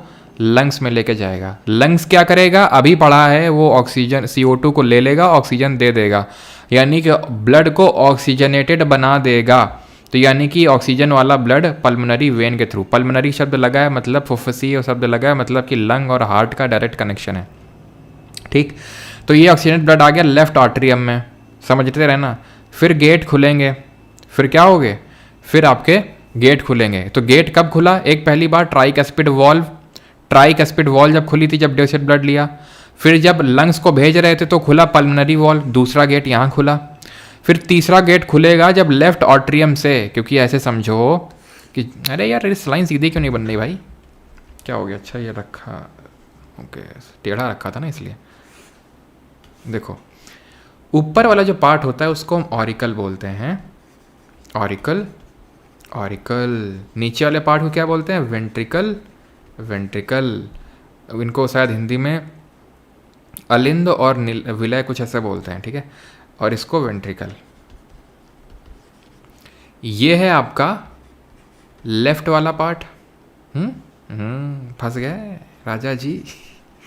तो हमारे लिए लेफ्ट है, लेकिन उसके लिए तो राइट होगा ना, हार्ट के लिए। तो लेफ्ट और राइट, लेफ्ट और राइट। तो ये समझ में आता है आपको, ठीक है। ये पहले खून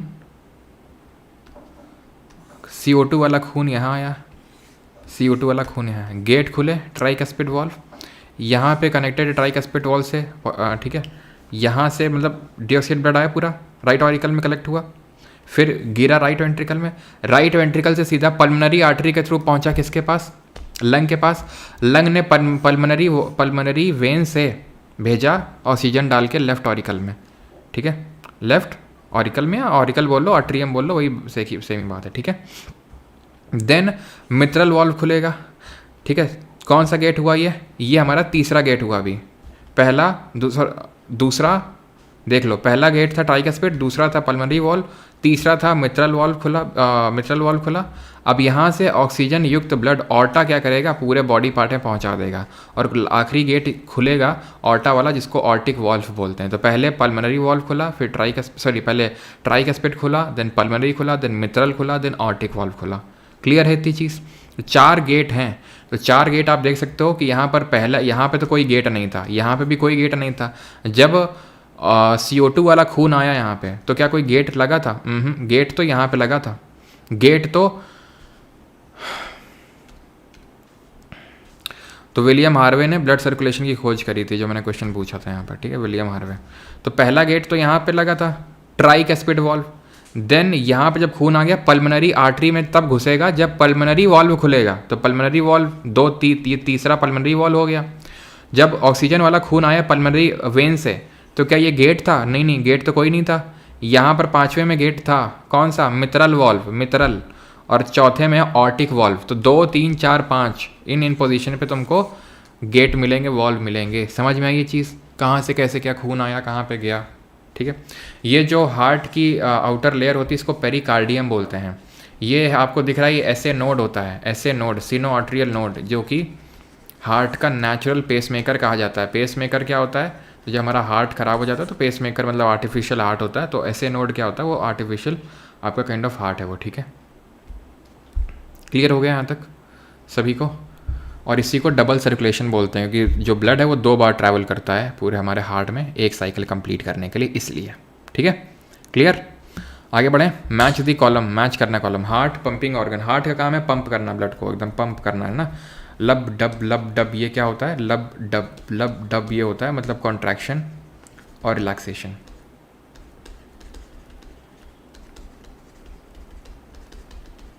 ठीक है।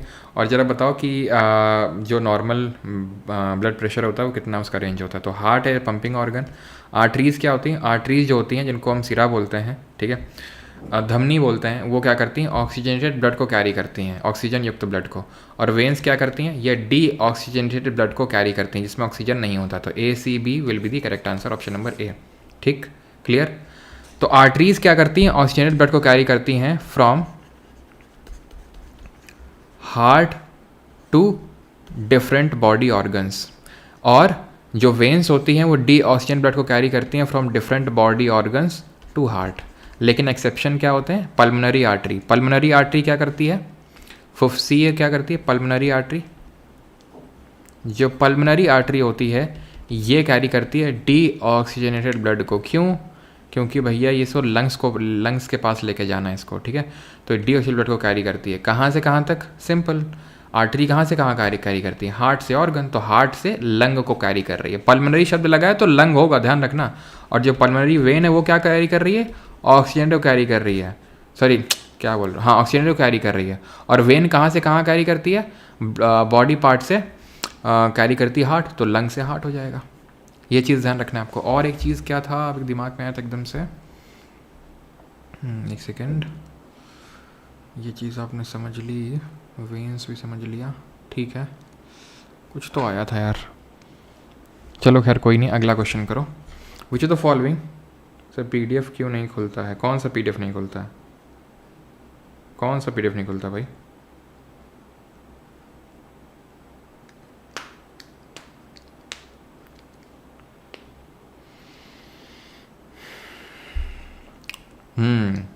लार्जेस्ट आर्टरी अगर पूछेगा, ठीक है, लार्जेस्ट आर्टरी अगर पूछेगा तो कौन सी होगी? और लार्जेस्ट वेन कौन सी होगी? तो लार्जेस्ट आर्टरी ध्यान रखना ऑर्टा और inferior vena cava, inferior vena cava, ये क्या है?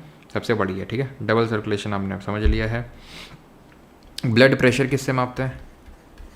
ब्लड प्रेशर, तो ब्लड प्रेशर होता है आपका स्फिग्मोमैनोमीटर से। हार्ट बीट होता है स्टेथोस्कोप से, ठीक है। स्फिग्मोमैनोमीटर होता है ब्लड प्रेशर, जिसमें कि 120 होता है सिस्टोलिक। सिस्टोलिक का मतलब होता है जब कॉन्ट्रैक्ट करता है, और 80 mm ऑफ Hg होता है डायस्टोलिक, जब वो रिलैक्स करता है। पल्स रेट क्या होती है? पल्स रेट होती है कि वो हमारा हार्ट पर मिनट कितने बार बीट कर रहा है, तो 16 से 100 बार पर मिनट इसकी बीटिंग होती है। हाँ, कोरोनरी आर्टरी के बारे में मैं एकदम से मैं बोल रहा था। कोरोनरी आर्टरी ध्यान रखना वो आर्टरी होती है जो हार्ट को ब्लड सप्लाई करती है। कोरोनरी आर्टरी वो होती है that supplies blood to heart, ठीक है। और तो कुछ यहाँ नहीं है। चलो अगले पे आते हैं भाई। और हमारा हार्ट, ठीक है, पल्स रेट हो गया, नहीं 60 से 100 पल्स रेट होती है लगभग, आप 70-80 के बीच में कम वो कर सकते हो, ठीक है। और वो मैंने तो बता ही दी है, पेरिकार्डियम आउटर लेयर होती है, ठीक है, पेरिकार्डियम आउटर लेयर होती है। वैसे तो चलो खैर छोड़ो। चलो आगे बढ़ते हैं अभी। अगला है that is which of the following element is a part of haem. तो हीम का पार्ट कौन सा होता है? आयरन होता है, जिसकी वजह से उसको रेड कलर मिलता है, ठीक है। मैग्नीशियम को जो क्लोरोफिल होता है वो ग्रीन कलर उसको मैग्नीशियम की वजह से मिलता है, ठीक है। चलो अगला, which among the following blood group is considered as the universal donor. तो यूनिवर्सल डोनर किसको कंसिडर करते हैं? तो सबको जो दे सकता है उसको हम यूनिवर्सल डोनर बोलते हैं, that is O negative, option number B. A B positive is considered as universal acceptor. सर्वदाता ओ नेगेटिव और सर्वग्राही है कौन? A B positive, universal acceptor, ठीक है। ब्लड ग्रुप दिया किसने था? तो ब्लड ग्रुप दिया था कार्ल लैंडस्टीनर ने। कब दिया था? 1900 में, 1900 में, 1900, ठीक है। और बॉम्बे ब्लड ग्रुप किसने दिया था? जल्दी बताओ, बॉम्बे ब्लड ग्रुप किसने दिया था? ये दिया था वाई.एम. भेंडे ने। बॉम्बे में डिस्कवरी हुई थी ना इसकी सबसे पहली बार 1952 में। क्लियर? चलो आ जाओ ब्लड के डिफरेंट कंपोनेंट पे। तो ब्लड के डिफरेंट कंपोनेंट पढ़ लिए जाएं क्या? बताओ भैया, जल्दी से पढ़ लिए जाएं कि ना पढ़ लिए जाएं? बताओ ब्लड क्या होता है? कनेक्टिव टिश्यू होता है। पहले तो क्वेश्चन करो, कर लिया? अब समझो तुम ब्लड के बारे में। नहीं समझ लो तुम, आज तुमको समझा ही देता है। ब्लड पहली बात तो कनेक्टिव टिश्यू है, ये तो हम पहले देख चुके हैं, इसमें तो कोई लोड होगा नहीं। ब्लड में एक होता है लिक्विड पार्ट, एक होता है solid part. Liquid part, solid part. जो लिक्विड पार्ट होता है उसको हम बोलते हैं प्लाज्मा, ठीक। ये प्लाज्मा में क्या क्या होता है? तो ये प्लाज्मा में ध्यान रखना, लिक्विड पार्ट होता है 90 to 92% क्या होता है? वाटर होता है। लगभग 6 to 8% आपके प्रोटीन्स होते हैं, और बाकी इक्का दुक्का परसेंट बाकी चीज़ें होती हैं। तो प्रोटीन, वाटर और सॉल्ट भी होंगे, ठीक। सॉलिड में आ जाता है आपका, सॉलिड में 3 चीज़ें आती हैं। एक तो आती है रेड ब्लड सेल, दूसरी आती है वाइट ब्लड सेल, और तीसरा आता है प्लेटलेट, ठीक है। लाल रक्त कोशिकाएं, कर्णिकाएं, श्वेत, और ये प्लेटलेट आ गई, ठीक है। अब आरबीसी की अगर बात करें तो आरबीसी लगभग कितनी होती हैं? 4.5 से 5 मिलियन पर क्यूबिक मिलीमीटर आपको देखने को मिलेंगी। इनकी बात करें, ये मिलियन है, ठीक है, मिलियन। और अगर बात करें डब्ल्यूबीसी की तो लगभग 5,000 से 8,000, ठीक है। समझ पा रहे हो ना? 5,000 8,000 ये मिलियन में, ठीक। और प्लेटलेट की अगर बात करें तो प्लेटलेट सबसे कम होती हैं, ठीक है। प्लेटलेट आपको कम देखने को मिलती हैं, ठीक है। एक सेकेंड, नहीं प्लेटलेट तो ज़्यादा होती हैं यार भाई, प्लेटलेट तो लाखों में होती हैं, ठीक है। मतलब जो नॉर्मल माना जाता है that is greater than 1 lakh से 2 लाख, ठीक है। 1 लाख से अबव ही होती हैं, ये होती हैं हमारी प्लेटलेट्स, ठीक। अब अगर बात करेंगे तो इनमें हमें पढ़ना होता है कि इनका मतलब टाइम पीरियड कितना होता है, इनकी डेफिशिएंसी से क्या डिजीज़ होती है। तो आरबीसी के और इनका शेप क्या होता है? तो शेप मैं आपको पहले ही बता चुका हूँ, बाई कॉनकेव डिस्क होता है, ठीक है। इर्रेगुलर शेप होती हैं, इर्रेगुलर शेप्ड होती हैं, ठीक है। आरबीसी की अगर बात करेंगे तो जिनका लाइफ स्पैन होता है वो लगभग 120 दिन का होता है, और इसके बाद ये ख़त्म हो जाती हैं जाके स्प्लीन में, जिसको हम स्प्लीहा बोलते हैं, जिसको कि हम ग्रेव यार्ड ऑफ आरबीसी बोलते हैं। ग्रेव यार्ड ऑफ आरबीसी कहलाता है ये। इसको हम इराइथ्रोसाइट्स के नाम से भी जानते हैं, इराइथ्रोसाइट बोलते हैं, ठीक। इसको डब्ल्यूबीसी को ल्यूकोसाइट बोलते हैं, और इसको हम थ्रोम्बोसाइट बोलते हैं, थ्रोम्बोसाइट बोलते हैं। अब आरबीसी क्या करता है? यह आरबीसी करता है ऑक्सीजन को ट्रांसपोर्ट, ऑक्सीजन का मेनली ट्रांसपोर्ट करता है, क्योंकि जो हीम अभी हम पढ़ रहे थे, हीम के बारे में, हीम में आयरन होता है and it has high affinity for oxygen, oxygen से उसको बहुत प्यार है। डब्ल्यूबीसी क्या करता है? ये डिफेंस मैकेनिज्म प्रोवाइड करता है हमारी बॉडी को, यानी कि जो भी फॉरेन इस तरह के बैक्टीरिया वगैरह आ जाते हैं उनको मारने का काम ये करता है डब्ल्यूबीसी। और अगर इसमें कैंसर हो जाता है ना, इसी के कैंसर को बोलते हैं ल्यूकेमिया। ल्यूकेमिया जो होता है इसका कैंसर होता है, ये चीज़ आपको ध्यान रखना है, ठीक है। क्लियर? और इसका जो मतलब 15 से लगभग 15 डेज़ का इसका क्या होता है? टाइम लाइफ स्पैन होता है। प्लेटलेट की अगर बात करेंगे तो इसको हम थ्रोम्बोसाइट बोलते हैं, और इसका हेल्प ये होता है, ये करता है ब्लड क्लॉटिंग में, यानी रक्त का थक्का जमाने में इसकी हेल्प होती है बाय द प्लेटलेट्स। तो यहाँ पर red blood is fluid connective tissue. The life span of human RBC is 115 से 120 दिन। An adult person 6.8 litre blood नहीं होता है, ठीक है। लगभग 4.5 से 5.5 लीटर ब्लड होता है, ध्यान रखना, ठीक है। And it is about 1.7 to 1.8%, ये सही है। तो ऑप्शन नंबर सी होगा, बिकॉज नॉट ट्रू पूछा था इसलिए। क्लियर है, ठीक।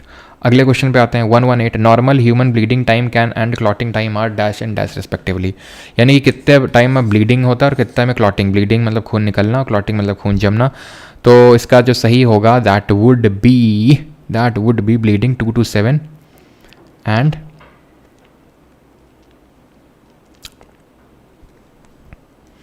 नॉर्मल ह्यूमन ब्लीडिंग टाइम तो यार ब्लीडिंग तो 2 से 10 सेकेंड में शुरू होगी और क्लॉटिंग जो है 5 से 10 सेकेंड में स्टार्ट होती, 5 से 15 सेकेंड में स्टार्ट होगी। ठीक है, चलो अगला है which of the following circulates impure blood. तो आसान है, पल्मोनरी जो वेन है ये क्या करती है, वेन प्योर ब्लड लेके आती है, ऑक्सीजनेटेड ब्लड लेके आती है from lungs to heart. Pulmonary artery जो है ये डी ऑक्सीजनेटेड ब्लड को कैरी करती है। ठीक है, option number C. Aorta is the largest artery, alveoli में एक्सचेंज ऑफ गैसेज होता है। Which of the following constitutes the human excretory system. Human excretory system में क्या क्या आता है आपका, जल्दी बताओ। तो कर लिया आपने, अभी देखो तो ह्यूमन एक्सक्रीटरी, ऐसा लग रहा है नीट का एग्ज़ाम देने जाऊंगा नीट भैया नीट ने अपना लेवल अब तुमने देख ही लिया है, कितना रेस कर दिया है, तो नीट से कंपेयर तो नहीं कर सकते अभी तुम। तो होता क्या है कि यहाँ पर आता है ब्लड किडनी के पास, सो दैट कि जो एक सेकेंड सॉलिड वेस्ट है वो हट सके। ऑक्सीजन डालने ऑक्सीजन निकालने का काम सब कहाँ पर हो रहा था, ऑक्सीजन डालने का और CO2 निकालने का लंग्स में। तो पल्मोनरी शब्द का यूज़ कर रहे थे वहाँ पर, अगर आपको याद हो। ठीक, यहाँ पर जो हम शब्द यूज़ करेंगे, जो किडनी तक आर्टरी वेन आएगी, रीनल आर्टरी क्या होगी, जो आर्टरी क्या होती है जो प्योर ब्लड लेके आती है, वो तो सिर्फ पल्मोनरी आर्टरी है जो डीऑक्सीजनेटेड ब्लड लेके जाती है, नहीं तो सब ऑक्सीजनेटेड लेके आएंगी। तो ऑक्सीजन ब्लड लेके आएगी रीनल, कौन आएगी, रीनल आर्टरी। ठीक है, रीनल आर्टरी ब्लड सप्लाई करेगी किसको, किडनी को। ठीक है, तो यहाँ पर आप देख पा रहे हैं 2 किडनी है, इसके साथ लगे हुए हैं 2 यूरेटर। ठीक है, यूरिन आएगा, यूरिन ब्लैडर में स्टोर होगा और यूरेथ्रा के थ्रू निकल जाएगा। तो पहले तो हम ये देख लेते हैं कितने क्या हैं।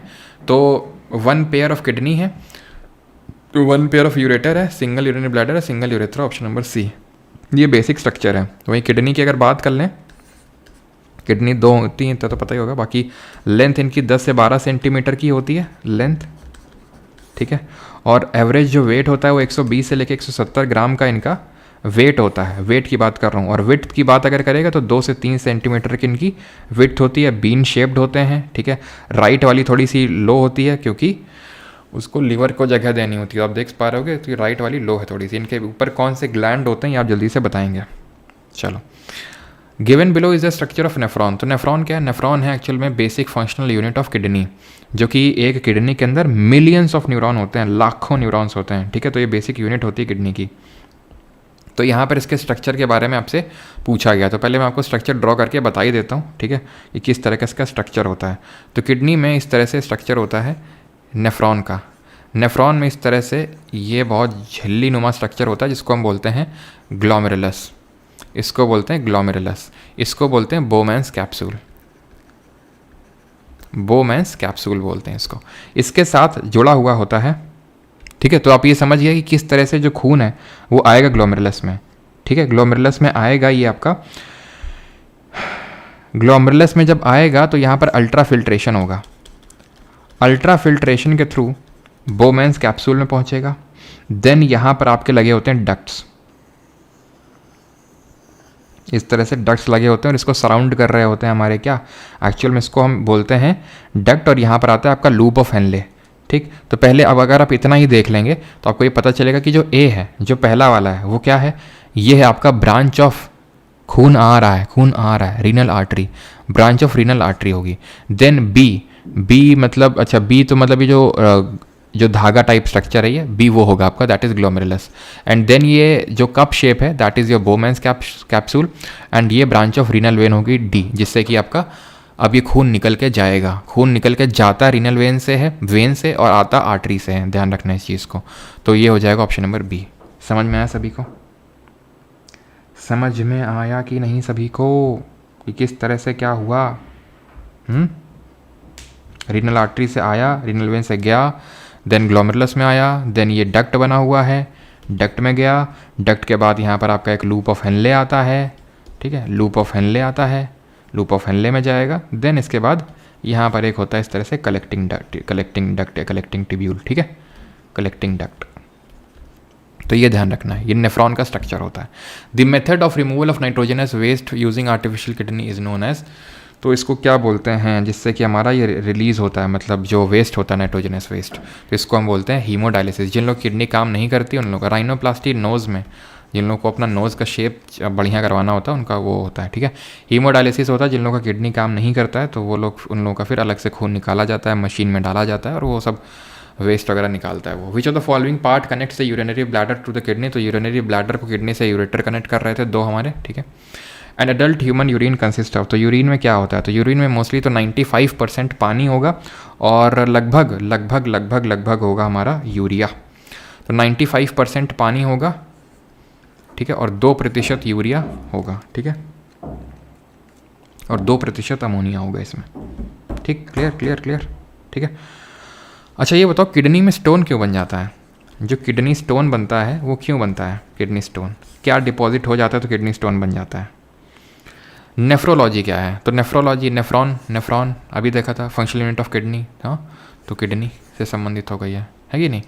लिवर के जो स्टडी होती है उसको हिपैटोलॉजी बोलते हैं, हिपैटोलॉजी।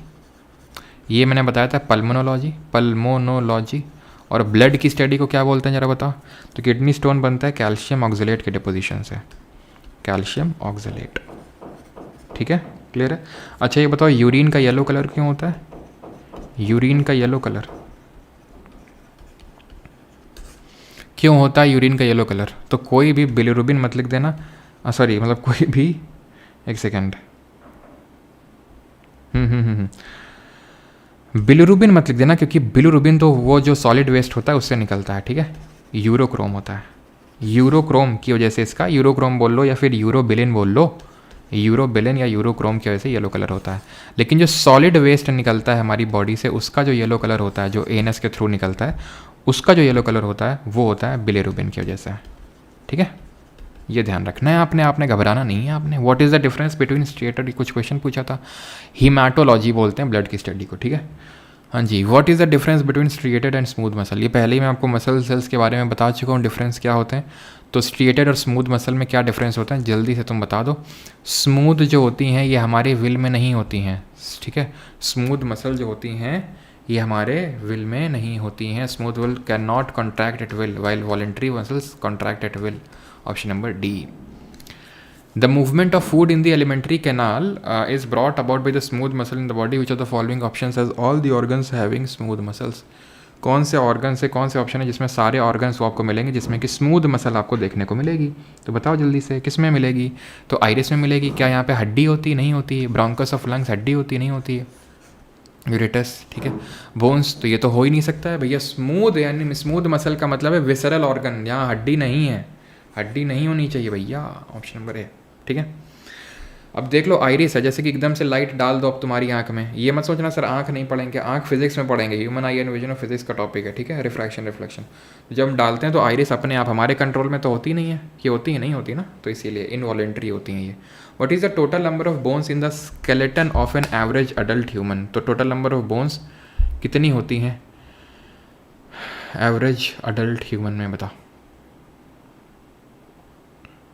कितनी होती हैं? तो 206 होती हैं। जब बच्चे होते हैं तो 300 होती हैं, छोटे बच्चे होते हैं ना तो 300 होते हैं, और नहीं तो 300 होती हैं। और कहाँ कहाँ होती हैं जरा देखो। स्कल में 22 होती हैं जिसमें 14 क्रेनियल फेसियल होंगी, 8 क्रेनियल होंगी, ठीक है। और यहाँ पर आपका पेल्विक गर्डल में और लोअर लिम्स में 62, थोरैसिक में 25, वर्टेब्रल कॉलम 33, शोल्डर गर्डन और अपर लिम्स में 64 होती हैं, 64 होती हैं, ठीक है।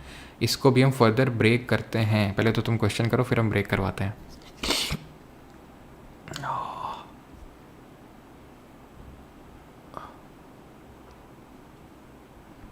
चलो, which part of the muscular system attaches bone to bone? तो बोन को बोन से कौन कनेक्ट करता है? लिगामेंट, ठीक है, लिगामेंट। बाकी जो टेंडन होता है वो मसल को बोन से कनेक्ट करता है, ये हम पढ़ चुके हैं, मसल टू बोन्स। अगला है that is which is the longest bone in the human body, यानी कि मानव शरीर की सबसे लंबी हड्डी कौन सी है? तो सबसे लंबी हड्डी है फीमर, जिसको थाई बोन भी बोलते हैं, जांग में होती है। स्ट्रॉन्गेस्ट भी यही होती है। Strongest bone of the human body कौन सी है? ये आपकी थाई बोन ही होगी, ठीक है। जो जबड़ा होता है ना, जॉ बोन, वो इसके बाद आता है, ठीक है, जबड़ा वाला। 29 बोन्स होती हैं हेड में, तो बता दो कौन कौन सी है। जो 29 बोन्स हैं, तो भैया 22 तो 8 क्रेनियल 14 फेसियल हो जाएंगी। 8 क्रेनियल 14 फेसियल हो जाएंगी। 8 क्रेनियल का मतलब होता है फोरहेड, ठीक है, और 14 फेसियल हो जाएंगी। ईयर में 6 होती हैं। कौन कौन सी होती हैं ईयर में? Malleus incus stapes. और स्टेपीज क्या होती है? सबसे स्मॉलेस्ट होती है, सबसे छोटी होती है। एस से स्टेपीज, एस से स्मॉलेस्ट। हॉइड बोन कहाँ है? हॉइड बोन जब अपनी उठाओ, गर्दन उठाओ, सभी लोग उठाओ ऐसे करके, यहाँ पे देखो एकदम ठोड़ी के नीचे ये होती है हियोइड बोन, एक होती है, ठीक है। तो 14, 8, 22, 6, 28 और 1, 29 हो गई। 29 ऑप्शन नंबर बी आंसर होगा इसका। अब बोलोगे सर ये तो 3 ही है सर। अरे बेटा, तो दूसरे कान में भी तो 3 होंगे ऐसे। What are the names of the 3 bones in the middle ear? Middle ear में जो 3 बोन्स होती हैं वो कौन कौन सी होती हैं? बताओ जल्दी से, कौन कौन सी होती हैं? फीमर तो जांघिया में होती है। रेडियस अल्ना, भैया रेडियस अल्ना ये भी सब जांघिया में होती हैं, ध्यान रखना। रेडियस अल्ना जो होती हैं ये आपकी कहाँ होती हैं? ये सब आपकी वहीं होंगी, ठीक है। तो ये तो होगी नहीं। हैमर एनुअल स्टेरप, जो मैलियस इनकस स्टेपीज मैंने आपको बताया था, मैलियस इनकस स्टेपीज, उनका ही नाम है हैमर एनुअल स्टेरप, ठीक है, उन्हीं को बोलते हैं हैमर एनुअल स्टेरप। नी कैप वाली जो बोन होती है उसको हम क्या बोलते हैं? उसको हम बोलते हैं पटेला। स्वैग, ठीक है। तो ये पटेला है। तो होता क्या है, जो हमारा पैर होता है उसमें इस तरह से बोन होती है, फीमर बोलते हैं उसको, जांघिया वाली बोन, ठीक है। यहाँ पर होती है पटेला, उसके बाद होती है टिबिया, ठीक है। 2 होती हैं इस तरह से, एक ऐसे और एक ऐसे। ये होती है टिबिया और ये होती है फिबुला, ठीक है, फिबुला। तो फीमर कितनी होती है? फीमर 1 होगी, जांघिया वाली बोन। पटेला 1 होगी, टिबिया भी 1 होगी, फिबुला भी 1 है, ठीक। तो ये हो जाती 4। ऐसे उस पैर में भी होंगी 8। फिर जो हमारा पैर आता है ना, पैर मतलब पंजा, तो पंजा में होती हैं, ध्यान रखना, पंजे में, दैट इज़ फुट में होती हैं टोटल 26। फुट में टोटल 26 होती हैं। कैसे? टार्सल जो होता है, टार्सल में 7 होती हैं, टार्सल 7 बोन होती हैं। मेटाटार्सल, यानी टार्सल मतलब जो एंकल होता है, एंकल वाला पार्ट समझ सकते हो, टार्सल। फिर जो मेन पंजा आता है, बीच वाला हिस्सा होता है जो पंजे का, वहाँ होती है मेटाटार्सल, उसमें 5 होती हैं। और ऐसे जब वो जो उंगलियाँ होती हैं ना, उन उंगलियों वाली बोन्स को बोलते हैं फेलेंजेस, ठीक है। 14, तो 14, 5, 19 है ना, 19, 7, 26, एक पैर की हो गई। इसमें कितनी थी? 4, इसमें 26, इंटू 2 करो 8, 26 इंटू 2 करो कितना? 52, ठीक है। तो 60 हो जाएंगी टोटल, जो हमारे सिर्फ पैर में होती हैं, ठीक है। हाथ की भी लिखवा ही देते हैं, नहीं तो अपना हाथ जो है जगन्नाथ बुरा मान जाएगा, ठीक है। तो ध्यान रखना टोटल जो बोन्स होती हैं हैंड में ध्यान रखना टोटल, मतलब हैंड का मतलब बोल रहा हूँ, मतलब जो हाथ है जिसका आप ज़्यादा इस्तेमाल करते हैं, मतलब शोल्डर से लेके हाथ की बात नहीं कर रहा हूँ, शोल्डर वाले को भी नहीं गिन रहा हूँ शोल्डर से, सिर्फ जो पंजा है, हाथ का पंजा, ठीक है। पाम बोलेंगे ना उसको, पाम लिख लेता हूँ मैं, ठीक है। पटेला हो जाएगा। ये पाम की मैं बात कर रहा हूँ, तो पाम में होती है टोटल 27। ये डिवाइडेड होती हैं फलेंजेस वही जैसे यहाँ पर फलेंजेस थे जो हमारी उंगलियों में, ठीक है, उंगलियाँ जैसी होती हैं, तो फलेंजेस वही होती हैं आपकी। टोटल कितनी होती हैं? 14। मेटाटार्सल था वहाँ पर, मेटाटार्सल था, यहाँ मेटाकार्पल होती हैं। क्या होती है? मेटाकार्पल। कितनी होती हैं? 5। वहाँ पर टार्सल था एंकल में, यहाँ पे जो वो होता है जहाँ हम कलावा बांधते हैं हाथ में, उधर पे वो कार्पल हो जाएगा, ठीक है। कितनी? 8। तो 14, 8, 22, 5, 27। 27 इंटू मतलब 27 करोगे तो कितना हो जाएगा? 27, ये 27 हो गई। फिर तुम कंधे से जोड़ लो, तो कंधे से यहाँ तक आती है, इसको बोलते हैं ह्यूमरस, ठीक। फिर ये इस तरह से 2 बोन हो जाती हैं, 2। एक होती है रेडियस और एक हो जाती है अल्ना, रेडियस और अल्ना, ठीक है। तो टोटल कितनी हो गई? 27 और 3, 30। 30 एक हाथ में, 30 दूसरे हाथ में, 60 हो गई। तो 60 ऐसे हाथ में हो जाती हैं, ठीक है। और कान की बता दी तुमको और फेस की बता दी तुमको, ठीक है। क्लियर हो गया? सब कुछ क्लियर है कि नहीं है? जल्दी से बताओ। Which statement regarding molecular movement of viruses is correct? तो मॉलिकुलर मूवमेंट ऑफ वायरसेस के बारे में कौन सा करेक्ट है, ये आपसे पूछ रहा है सर।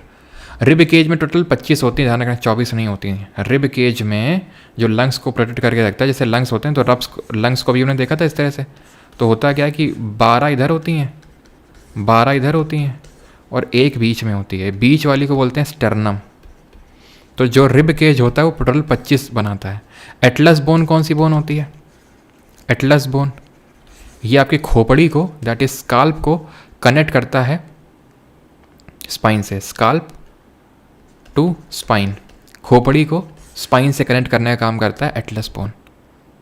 ठीक, क्लियर है यहाँ तक कि नहीं क्लियर है? जल्दी से बताओ।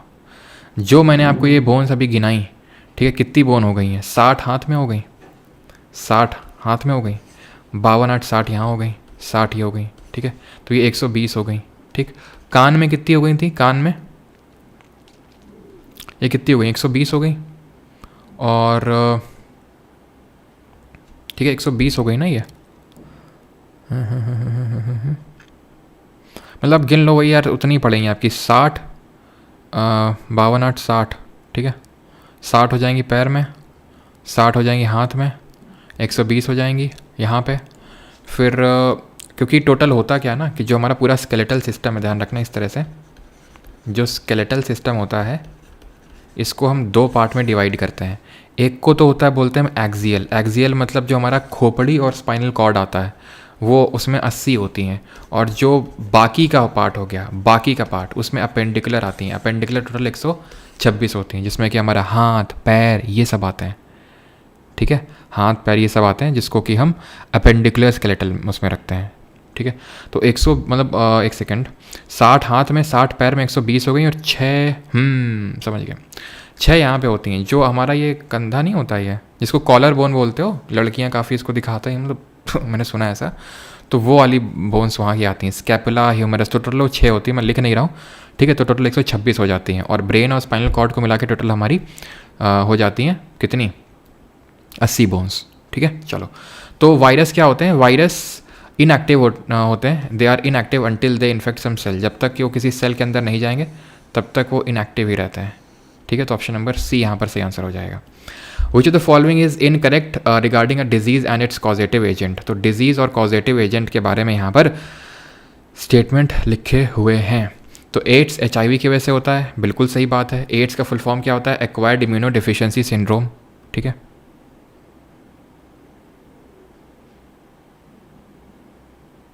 हाँ, ब्यूटी बोन बोलते हैं, yes yes yes yes, beauty bone बोलते हैं, यस, क्लाविकल बोलते हैं, यस। तो हाँ, एड्स HIV, तो एड्स क्या होता है? एक्वायर्ड इम्यूनो डिफिशियंसी सिंड्रोम, और ह्यूमन इम्यूनो डिफिशियंसी वायरस होता है, जिसकी वजह से होता है। एड्स डे हम कब सेलिब्रेट करते हैं? 1 दिसंबर को। टेस्ट कौन सा होता है? एलिसा टेस्ट होता है, जिसको हम क्या बोलते हैं? एंजाइम लिंक्ड इम्यूनो सॉर्बेंट एसे। टाइफॉइड के लिए कौन सा टेस्ट होता है? जल्दी से बताओ, जिसका नाम W से शुरू होता है। W शेप का कॉन्स्टलेशन कौन सा होता है? बताओ। सही है, अभी बताया था, ठीक है। TB और मलेरिया डे कब होता है? Malaria day. TB आप अच्छा पूछ रहा है कि कौन सा कॉजेटिव एजेंट सही मैच नहीं है, तो ये तो सही है, ये भी सही है। TB क्या होता है? माइकोबैक्टीरियम ट्यूबरक्लोसिस, ये भी सही है। कॉलेरा इन्फ्लुएंजा की वजह से थोड़ी ना होता है भैया, ये विब्रियो कॉलरे करके बैक्टीरिया होता है, उसकी वजह से होता है। तो डी वाला गलत है आपका। मलेरिया डे हम मनाते हैं 25 अप्रैल को। मलेरिया की दवाई जो क्यूनाइन होती है वो बनती है किसकी छाल से? बताओ जल्दी से, किसकी छाल से बनती है? W शेप का जो कॉन्स्टलेशन होता है वो कैसे हो पिया, ठीक है। और टाइफॉइड जो होता है वो विडाल टेस्ट। तो जो सिंचोना की छाल होती है उससे बनती है क्यूनाइन की दवा, और विडाल बता दिया ना, ठीक है। हाँ, और ये पता होना चाहिए कि जो एड्स होता है आपका, ये सेक्सुअली ट्रांसमिटेड डिजीज़ है, ये नहीं भूलना है आपको। सेक्सुअली ट्रांसमिटेड डिजीज़ का मतलब है कि सेक्सुअल इंटरकोर्स के टाइम पे ये फैल सकती है, जो एड्स होती है, ठीक है। चलो,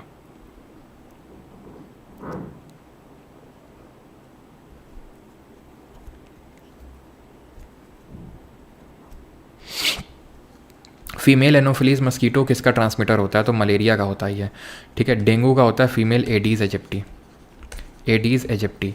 यही चिकनगुनिया का भी होता है, यही चिकनगुनिया का भी होता है, ठीक है। ये चीज़ ध्यान रखना है सर।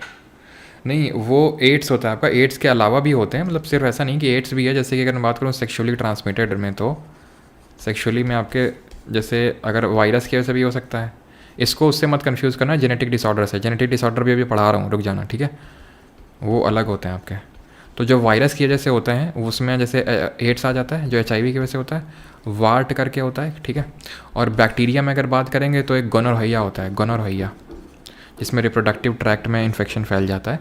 और साइफिलिस करके होता है, साइफिलिस, ठीक है। ये बैक्टीरिया की वजह से होते हैं, sexually transmitted. What is the full form AIDS, ये कर सकते हैं यार। What are the 5 F's of indirect transmission. तो जो इनडायरेक्ट ट्रांसमिशन होता है, ठीक है, 5 क्या होते हैं ये?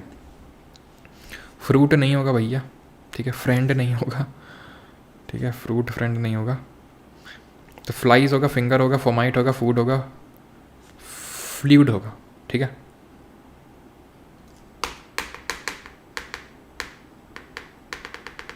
ठीक है, तो option number A will be the correct answer. Which of the following is a non contagious disease, यानी कि एक पर्सन से दूसरे पर्सन में नहीं फैलेगी। डायबिटीज़, यानी कि इसको हम क्या बोल सकते हैं? Non communicable disease, non communicable disease, जिसमें कि डायबिटीज़ हो गया, अर्थराइटिस हो गया, ये सब आ जाते हैं आपके। डायबिटीज़, अर्थराइटिस, या फिर हम बोल दें अस्थमा, कैंसर, तो ये एक पर्सन को छूने से दूसरे पर्सन में नहीं चले जाते हैं ये।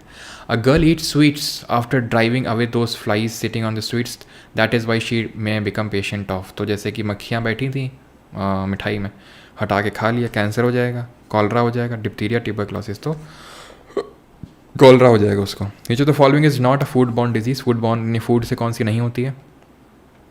इन्फ्लुएंजा नहीं होती भैया। इन्फ्लुएंजा को एविल इन्फ्लुएंस ऑफ स्टार के नाम से भी जानते हैं, एविल इन्फ्लुएंस ऑफ स्टार्स बोलते हैं इसको। अमीबॉयसिस, कॉलरा, हेपेटाइटिस ए, सब होते हैं। हेपेटाइटिस किसकी वजह से होता है? मेनली वायरस की वजह से होता है। हेपेटाइटिस A, B, C करके होता है, वो डिपेंड करता है कि उसका मोड ऑफ ट्रांसमिशन क्या है। जैसे हेपेटाइटिस A की अगर बात करेंगे तो ये फूड के थ्रू ट्रांसमिट होता है, तो हेपेटाइटिस A बोल देते हैं। सेक्स के इंटरकोर्स के टाइम पे वो ट्रांसफ़र होता है तो B बोल देते हैं। अगर इन्फेक्टेड ब्लड के से ट्रांसफ़र होता है तो उसको C बोल देते हैं। वो डिपेंड करता है कि मोड ऑफ ट्रांसमिशन क्या है उसका। ल्यूकेमिया अभी हमने देखा था क्या होता है? ल्यूकेमिया ब्लड कैंसर होता है, जो कि ल्यूकेमिया ब्लड कैंसर होता है, जबकि जब कैंसर वाइट ब्लड सेल्स में आ जाता है तो उसको हम बोल देते हैं leukemia. Option number A answer होगा। Deficiency of which of the following vitamin in the human diet causes xerophthalmia. एक सेकंड रुको, विटामिन डिजीज, उसमें डिजीज़ में हम एंटर कर गए। हाँ चलो ठीक है, तो मैं आपको आगे बता दूंगा। लेकिन कुछ हम डिजीज़ लिख लेते हैं जो वायरस की वजह से इन्फेक्ट होते हैं, ठीक है। वायरस की वजह से होने वाली डिजीज़ को हम कैसे याद करते हैं? तो इसको हम ऐसे याद करते हैं, डॉक्टर मिश्रा, ठीक है, बेस्ट हैं MP वाले, इस तरह से हम इसको याद करते हैं, ठीक है। आप इसको नोट करेंगे। ये आपका डेंगू है, मैं लिखने वाला नहीं हूँ इसको, ठीक है। आप लिखो इसको, डेंगू, मीज़ल्स जिसको खसरा बोलते हैं, इन्फ्लुएंज़ा, स्वाइन फ्लू जिसको कि हम क्या बोलते हैं? N1H1, ठीक है, स्वाइन फ्लू। ये हो जाएगा हेपेटाइटिस, ये rabies, AIDS, bird flu, encephalitis, ये N1H5 होता है आपका, ठीक है। स्मॉल पॉक्स, नहीं इससे कुछ नहीं है। और आपका इसका मम्स जो गलसुआ होता है, और पोलियो की वैक्सीन सबसे पहले किसने बनाई थी? जोनास ई सॉल्क ने बनाई थी। ये चीज़ ध्यान रखना है, ठीक है। जो आपका कॉमन कोल्ड होता है उसमें कॉमन कोल्ड में कौन सा वायरस रिस्पॉन्सिबल होता है? जल्दी बताओ, कॉमन कोल्ड में कौन सा वायरस रिस्पॉन्सिबल होता है? तो ध्यान रखना, इसमें राइनो वायरस होता है रिस्पॉन्सिबल, राइनो वायरस इसको बोलते हैं। पोलियो में पोलियोमाइलिटिस होता है। सर्वाइकल कैंसर का तो मैं आपको बता ही चुका हूँ। और अच्छा ये बता दो कि जो चिकन पॉक्स होता है ये क्यों होता है? चिकन पॉक्स का वायरस बताओ, स्मॉल पॉक्स का वायरस बताओ जल्दी से। और डेंगी का जो वायरस होता है वो किस फैमिली से बिलोंग करता है? तो चिकन पॉक्स ध्यान रखना है, वेरिसेल्ला जोस्टर, ठीक है, वेरिसेल्ला जोस्टर। स्मॉल पॉक्स की अगर बात करेंगे तो वेरियोला वायरस, और डेंगी की अगर बात करेंगे तो फ्लैवी वायरस, ठीक है, फ्लैवी वायरस, ठीक। ये ध्यान रखना है आपको। और कुछ chicken pox, small pox, dengue हो गया। और जोनास ईसाक का नाम याद रखना। और जो हेपेटाइटिस होता है जल्दी से बताओ, जो हेपेटाइटिस होता है किसको इन्फेक्ट करता है? हेपेटाइटिस किस बॉडी ऑर्गन को इफेक्ट करता है? तो हेपेटाइटिस इफेक्ट दी लिवर, जो लिवर होता है उस पर ये मार देता है, ठीक है, जो हेपेटाइटिस होता है, ठीक है।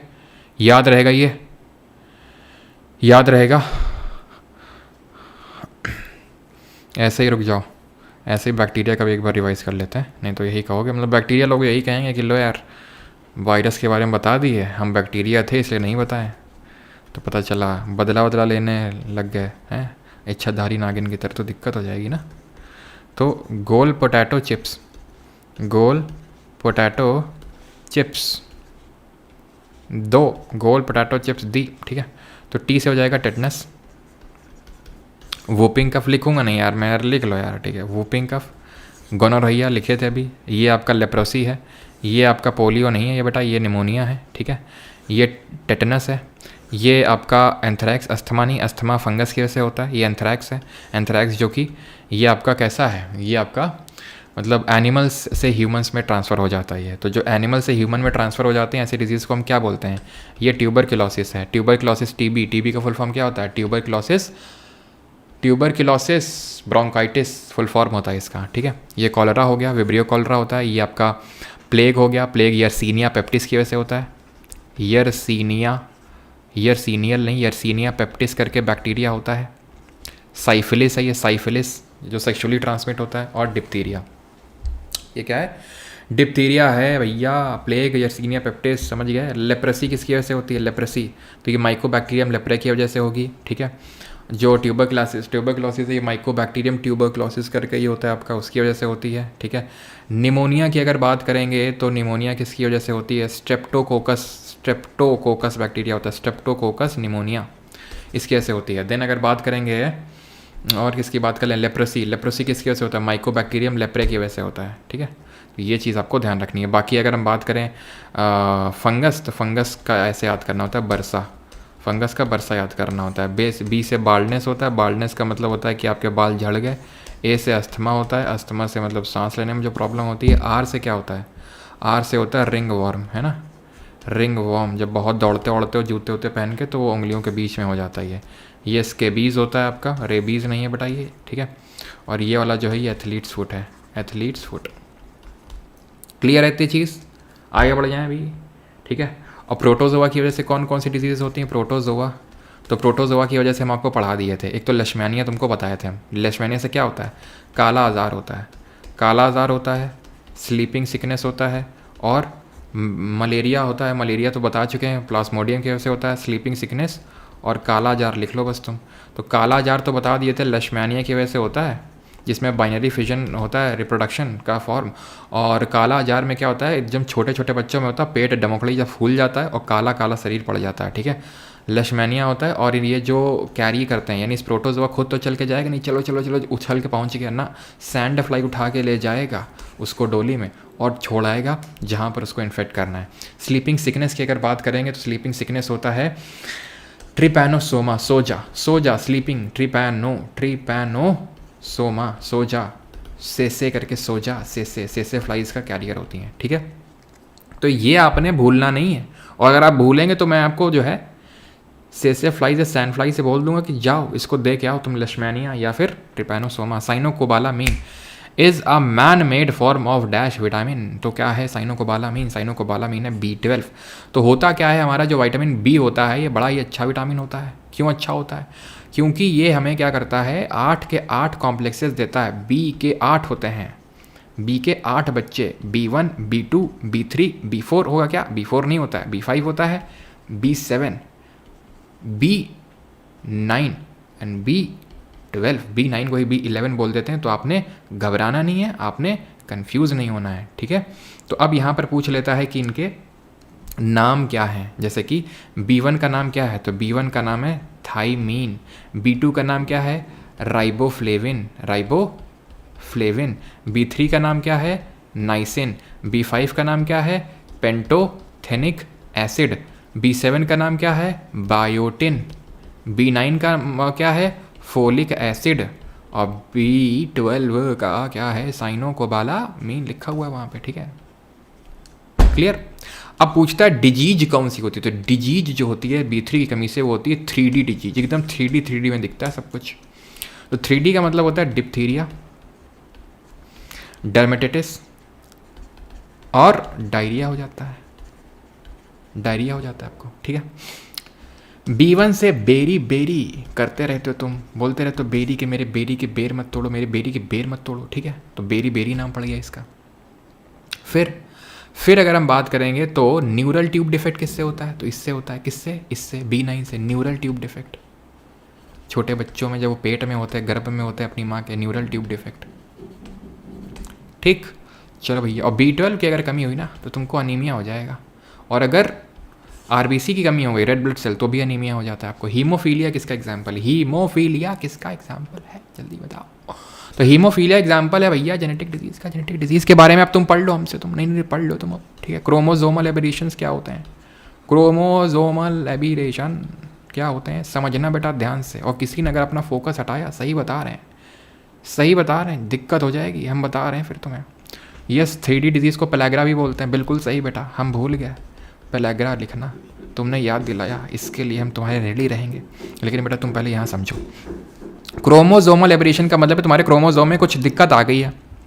अब क्रोमोजोम तो सर दो तरह के हैं, एक तो सेक्स वाले और एक बिना सेक्स वाले। तो हम सेक्स वाले की पहले चर्चा कर लेते हैं। तो सेक्स क्रोमोजोम या तो XX होता है या XY होता है, ठीक, यही होता है। अब सोचो अगर ये फीमेल होती है, मेल होता है, ठीक है। अब सोचो मैंने एक X और लगा दिया, क्या हो जाएगा इससे? क्या हो जाएगा इससे? इससे हो जाएगा, ये बन जाएंगी फीमेल से सुपर फीमेल। जी हाँ दोस्तों, इसको बोलते हैं सुपर फीमेल डिसऑर्डर। अब अगर मैं इसमें लगा दूं Y, तो तुम बोलोगे सर सुपरमैन हो जाएगा। बेटा सुपरमैन नहीं, सुपर मेल बोलते हैं इसको, ठीक है, सुपर मेल। लेकिन अब मैं उल्टा कर दूं, XY था ना मेल का, एक X जोड़ दूं, सर ये क्या हो गया, ये क्या हो गया? अब तो हम कुछ समझ ही नहीं पा रहे हैं, इसको क्या करें। इसमें तो फीमेल आके ऐड हो गई, मेल भी है, तो मतलब ज़्यादा फीमेल होगा कम मेल होगा? नहीं, होगा तो ये मेल ही। ये जो ऑर्डर, ये डिसऑर्डर होता है, ये मेल में होता है। लेकिन होता क्या है कि अब तुम खुद सोचो यार, XY था, XY क्या होता है? मेल होता है। तो तुम मेल हो, मान लो तुम लड़के हो, तुम्हारा X भी, तुम्हें Y भी है, तुम्हारा X भी, तुम्हारा Y भी है, ठीक। तो तुम क्या आधे लड़के हो क्या? हो तो पूरे लड़के ही ना। तो मतलब मेरा कहने का मतलब है Y ये डोमिनेटिंग होता है X पे, X सप्रेस करता है। तो सर ये X की ज़रूरत क्या थी? X सिर्फ फीमेल कैरेक्टरिस्टिक ही नहीं देता है, X इसके अलावा बाकी चीज़ों में भी हेल्प करता है, ठीक है। तो ये चीज़ें होती, तो Y क्या करता है, जो फीमेल कैरेक्टरिस्टिक्स होती हैं उनको सप्रेस कर देता है और बाकी जो लेना होता है वो ले लेता है, ठीक है। अब हुआ क्या, दो X आ गए, तो ये दो X मिलकर इस पर हावी होना चाहेंगे। Y हावी हो जाएगा, लेकिन हावी तो होना चाहेंगे, यानी कि ये एक ऐसा डिसऑर्डर होता है जिसमें मेल जो है फीमेल लाइक कैरेक्टरिस्टिक शो करता है, थोड़ी सी ये वाली टाइप, ठीक है। मतलब थोड़ा सा आप इस तरह से याद कर सकते हो, नॉट इन अनदर सेंस, ठीक है। और ये चीज़ आप ध्यान रखनी कि मतलब मेल जो होते हैं इस तरह की कैरेक्टरिस्टिक शो करने लगते हैं फीमेल टाइप, क्योंकि उनमें थोड़ा सा ये फीमेल वाला X ज़्यादा आ गया है, ठीक है। और Y उतना सप्रेस नहीं कर पा रहा है। इसको हम बोलते हैं क्लाइनफेल्टर सिंड्रोम, क्लाइनफेल्टर सिंड्रोम, ठीक। अब हम क्या कर रहे हैं, अब ये XX था फीमेल, अब X उठा लो एक फीमेल से, बोलो कि एक X अब दे दो, तो क्या होगा? अब क्या होगा जल्दी बताओ, अब क्या होगा? करण जा, अच्छा नहीं भैया डाउन सिंड्रोम नहीं है। अब ये होगा कि जो फीमेल है उसके पास एक X मिसिंग है, तो मतलब ओव्यूलेशन ना होना, है ना, फीमेल कैरेक्टरिस्टिक, मतलब वो सब ना होना जो फीमेल कैरेक्टरिस्टिक होती हैं, तो वो देखने को मिलता है। That is called as Turner's syndrome, Turner's syndrome बोलते हैं इसको, ठीक है, क्लियर। अच्छा, इसको हम ट्राइसोमी 23 भी बोल देते हैं, क्योंकि 23rd नंबर का जो क्रोमोजोम होता है, जो सेक्स क्रोमोजोम होता है, सेक्स क्रोमोजोम का पेयर, उसमें हमें कुछ डिफेक्ट देखने को मिल रहा है कि नहीं? उसी में तो देखने को मिल रहा है, तो ट्राइसोमी 23 हो जाता है। लेकिन ट्राइसोमी 21 क्या होता है? ट्राइसोमी 21 का मतलब होता है 21 नंबर के क्रोमोजोम में कुछ गड़बड़ हो रही है। ट्राइसोमी 21 नंबर का क्रोमोजोम सेक्स क्रोमोजोम तो है नहीं, ठीक। तो ये आपका सेक्स क्रोमोजोम से लिंक्ड डिसऑर्डर नहीं है, ठीक है। इसको हम बोलते हैं डाउन सिंड्रोम, डाउन से सिंड्रोम कहलाता है ये, इतना आपने ध्यान रखना है ट्राइसोमी 21 को। तो अच्छा, मेंडेलियन डिसऑर्डर क्या होते हैं? मेंडेलियन डिसऑर्डर वो डिसऑर्डर होते हैं जिनका क्रोमोजोम नहीं, जिनका लेना देना जीन से होता है। जीन क्या होता है? तो जो क्रोमोजोम होता है, क्रोमोजोम क्या होता है? क्रोमोजोम ऐसे बनाते हैं, ये क्या है, ये एक क्रोमैटिड है, ये दूसरा क्रोमैटिड है, नहीं एक डीएनए दूसरा डीएनए। डीएनए क्या होता है यार, जल्दी बताओ। डीएनए अभी आगे बताएंगे, वो यहाँ पे देखेंगे, अभी डीएनए छोड़ दो, अभी यहाँ पे देखते हैं जीन पे।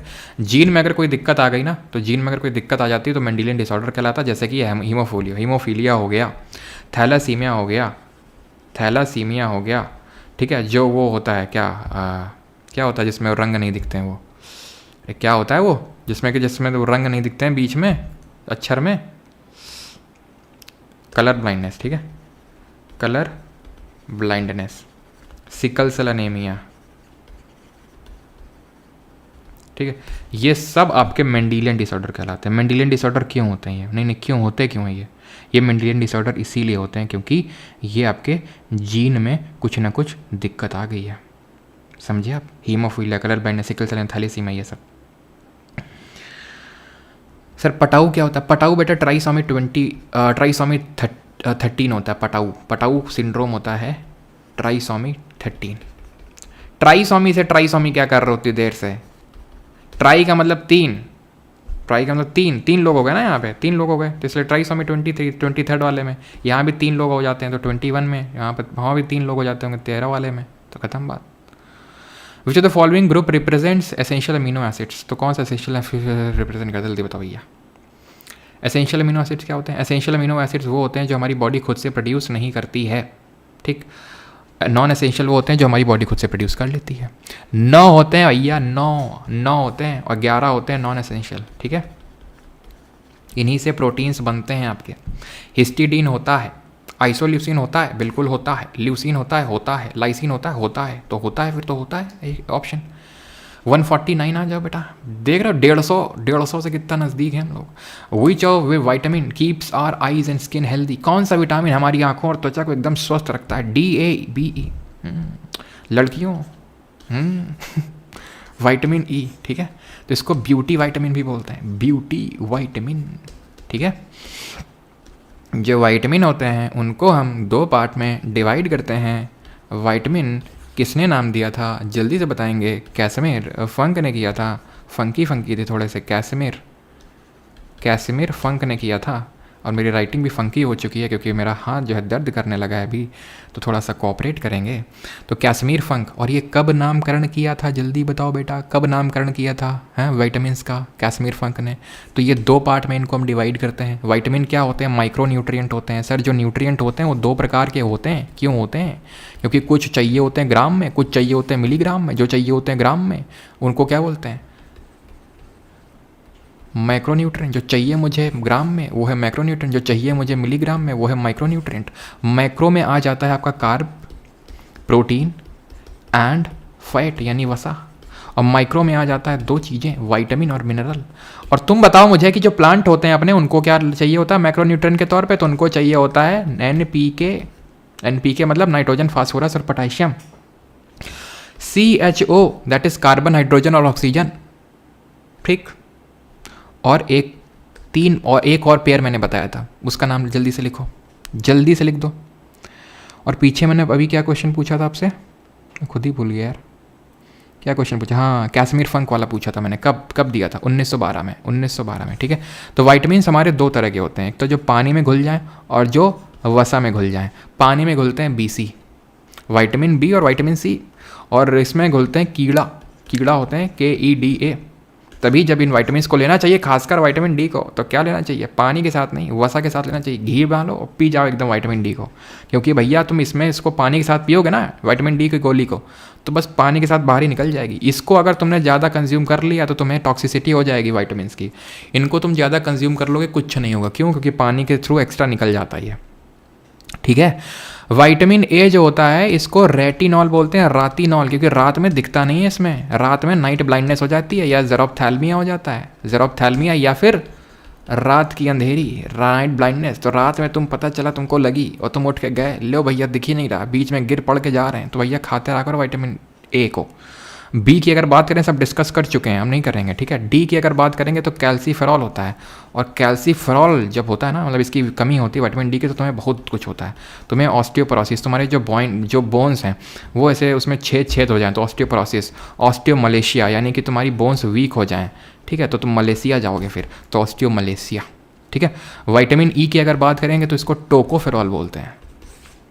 क्या समझे गुरु? 150 पे आ जाओ। अरे 150 क्वेश्चन बोलता है कि mode of nutrition in which organism make food themselves from simple substances is called as, क्या बोलते हैं उसको? तो भैया देखो, मोड ऑफ न्यूट्रिशन 2 तरह का होता है, ठीक है। और तुम जल्दी से मुझे ये बता दो कि अगर किसी बच्चे में प्रोटीन की डेफिशिएंसी हो गई तो उस बच्चे को क्या हो जाएगा? अगर प्रोटीन की बेचारे को कमी हो गई तो क्या हो जाएगा उसको? तो उसको हो जाएगा क्या हो जाएगा? क्वा, श्योर कर, ठीक। और मरासमस क्या होता है? मरासमस और क्वाशियोरकर को कंफ्यूज मत करना, नहीं बेटा मार खा जाओगे तुम। मरासमस जो होता है वो ओवरऑल न्यूट्रिशन की डिफिशियंसी होता है, प्रोटीन, कार्ब्स, फैट, सब कुछ। प्रोटीन स्पेसिफिक पूछेगा तो क्वाशियोरकर होगा, समझे? ठीक। और ये बताओ कि सी वाला तुमने डिस्कस ही नहीं किया, तुमने बताया भी नहीं हमें। सी क्या होता है? सी होता है एस्कॉर्बिक एसिड। क्या होता है? Ascorbic acid. और इसकी कमी हुई ना बेटा तो स्कर्वी हो जाएगा, ब्लीडिंग गम हो जाएंगे, मसूड़े से खून निकलेगा, ब्लीडिंग गम, ठीक है। और स्कर्वी में क्या होता है? रैशेस पड़ जाते हैं स्किन में। और ये हमें सिट्रस फ्रूट से देखने को मिलता है, जो खट्टे खट्टे फल होते हैं वो खाया करो, विटामिन सी लिया करो। और तुम प्रोटीन की चर्चा हो रही थी ना, अभी प्रोटीन की चर्चा हो रही थी ना, तुम बताओ मोस्ट अबंडेंट प्रोटीन कौन सा है बॉडी में? मोस्ट अबंडेंट प्रोटीन कौन सा है बेटा? पढ़ लो, आज पुश कर लो जितना पुश कर सकते हो, कल तो छुट्टी है, हैं? कल आराम करना, आराम से लेट लेट के रिवाइज करना, खड़े खड़े रिवाइज करना, दौड़ दौड़ के रिवाइज करना। मोस्ट अबंडेंट प्रोटीन कौन सा है? कोलाजन है। कोलाजन, कोलाजन का ट्रिपल हेलिकल स्ट्रक्चर कौन दिया था? ये दिए थे रामचंद्रन। कौन दिए थे? रामचंद्रन जी दिए थे। ध्यान रखना कोलाजन के बारे में, जीवी रामचंद्रन, इंडियन ही थे। अब न्यूट्रिशन क्या होता है भैया? न्यूट्रिशन जो होता है, न्यूट्रिशन शन ये दो तरह का होता है। ऑटोट्रॉफिक यानी श्वापोषी, यानी मैं अपना खाना खुद बना रहा हूँ। हीट्रोट्रॉफिक दूसरे का पोषी, यानी कि दूसरे पे डिपेंडेंट हूँ, ठीक है। ऑटोट्रॉफिक का मतलब क्या होता है? ऑटोट्रॉफिक भी मल्टीपल टाइप्स का हो सकता है, जैसे कि फॉर एग्जांपल मैं फोटोसिंथेसिस करके अपना खाना खुद बना रहा हूँ, ये होते हैं एकदम सच्चे ऑटोट्रॉफिक। नकली और ये ऑटोट्रॉफिक, नाम के ऑटोट्रॉफिक मैं इनको बोलना चाहूँगा कौन? ये जो दूसरों पे परजीवी होते हैं, यानी पैरासिटिक नेचर के होते हैं। जैसे तुमने एक बेल को देखा होगा, कैस्कटा बेल होती है, वो क्या होती है? वो परजीवी होती है। मैं फोटो भेजूंगा बेटा, फोटो भेजूंगा मैं टेलीग्राम पे, ज्वाइन हो जाना। मैं कैस्कटा बेल की अशोक के पेड़ में फोटो भेजूंगा तुम्हें, ठीक है, टेलीग्राम पे। और एक होते हैं ससुरे जो क्या करते हैं, वो होते हैं, वो बैक्टीरिया जैसे होते हैं जो डेड और डिकेइंग मैटर में अपना खाना ढूंढते हैं। उनको क्या बोलते हैं? उनको बोलते हैं, क्या बोलेंगे उसको? सैप्रोफाइट्स, ठीक है, सैप्रोफाइट्स, सैप्रोफाइट्स, ठीक है, सैप्रोफाइट। तो ये खाना खुद से बना रहे हैं, फोटोसिंथेसिस, प्रकाश का संश्लेषण कर रहे हैं, ठीक है। और पैरासिटिक क्या है? दूसरे पे न्यूट्रिशन चूस रहे हैं, जैसे कि लाइस हो गया, लीच हो गया, जोंक जो होती हैं, लाइस, लीच, कसकटा, ये सब जो होती हैं ये काट देती हैं, दूसरे का न्यूट्रिशन चूसती हैं।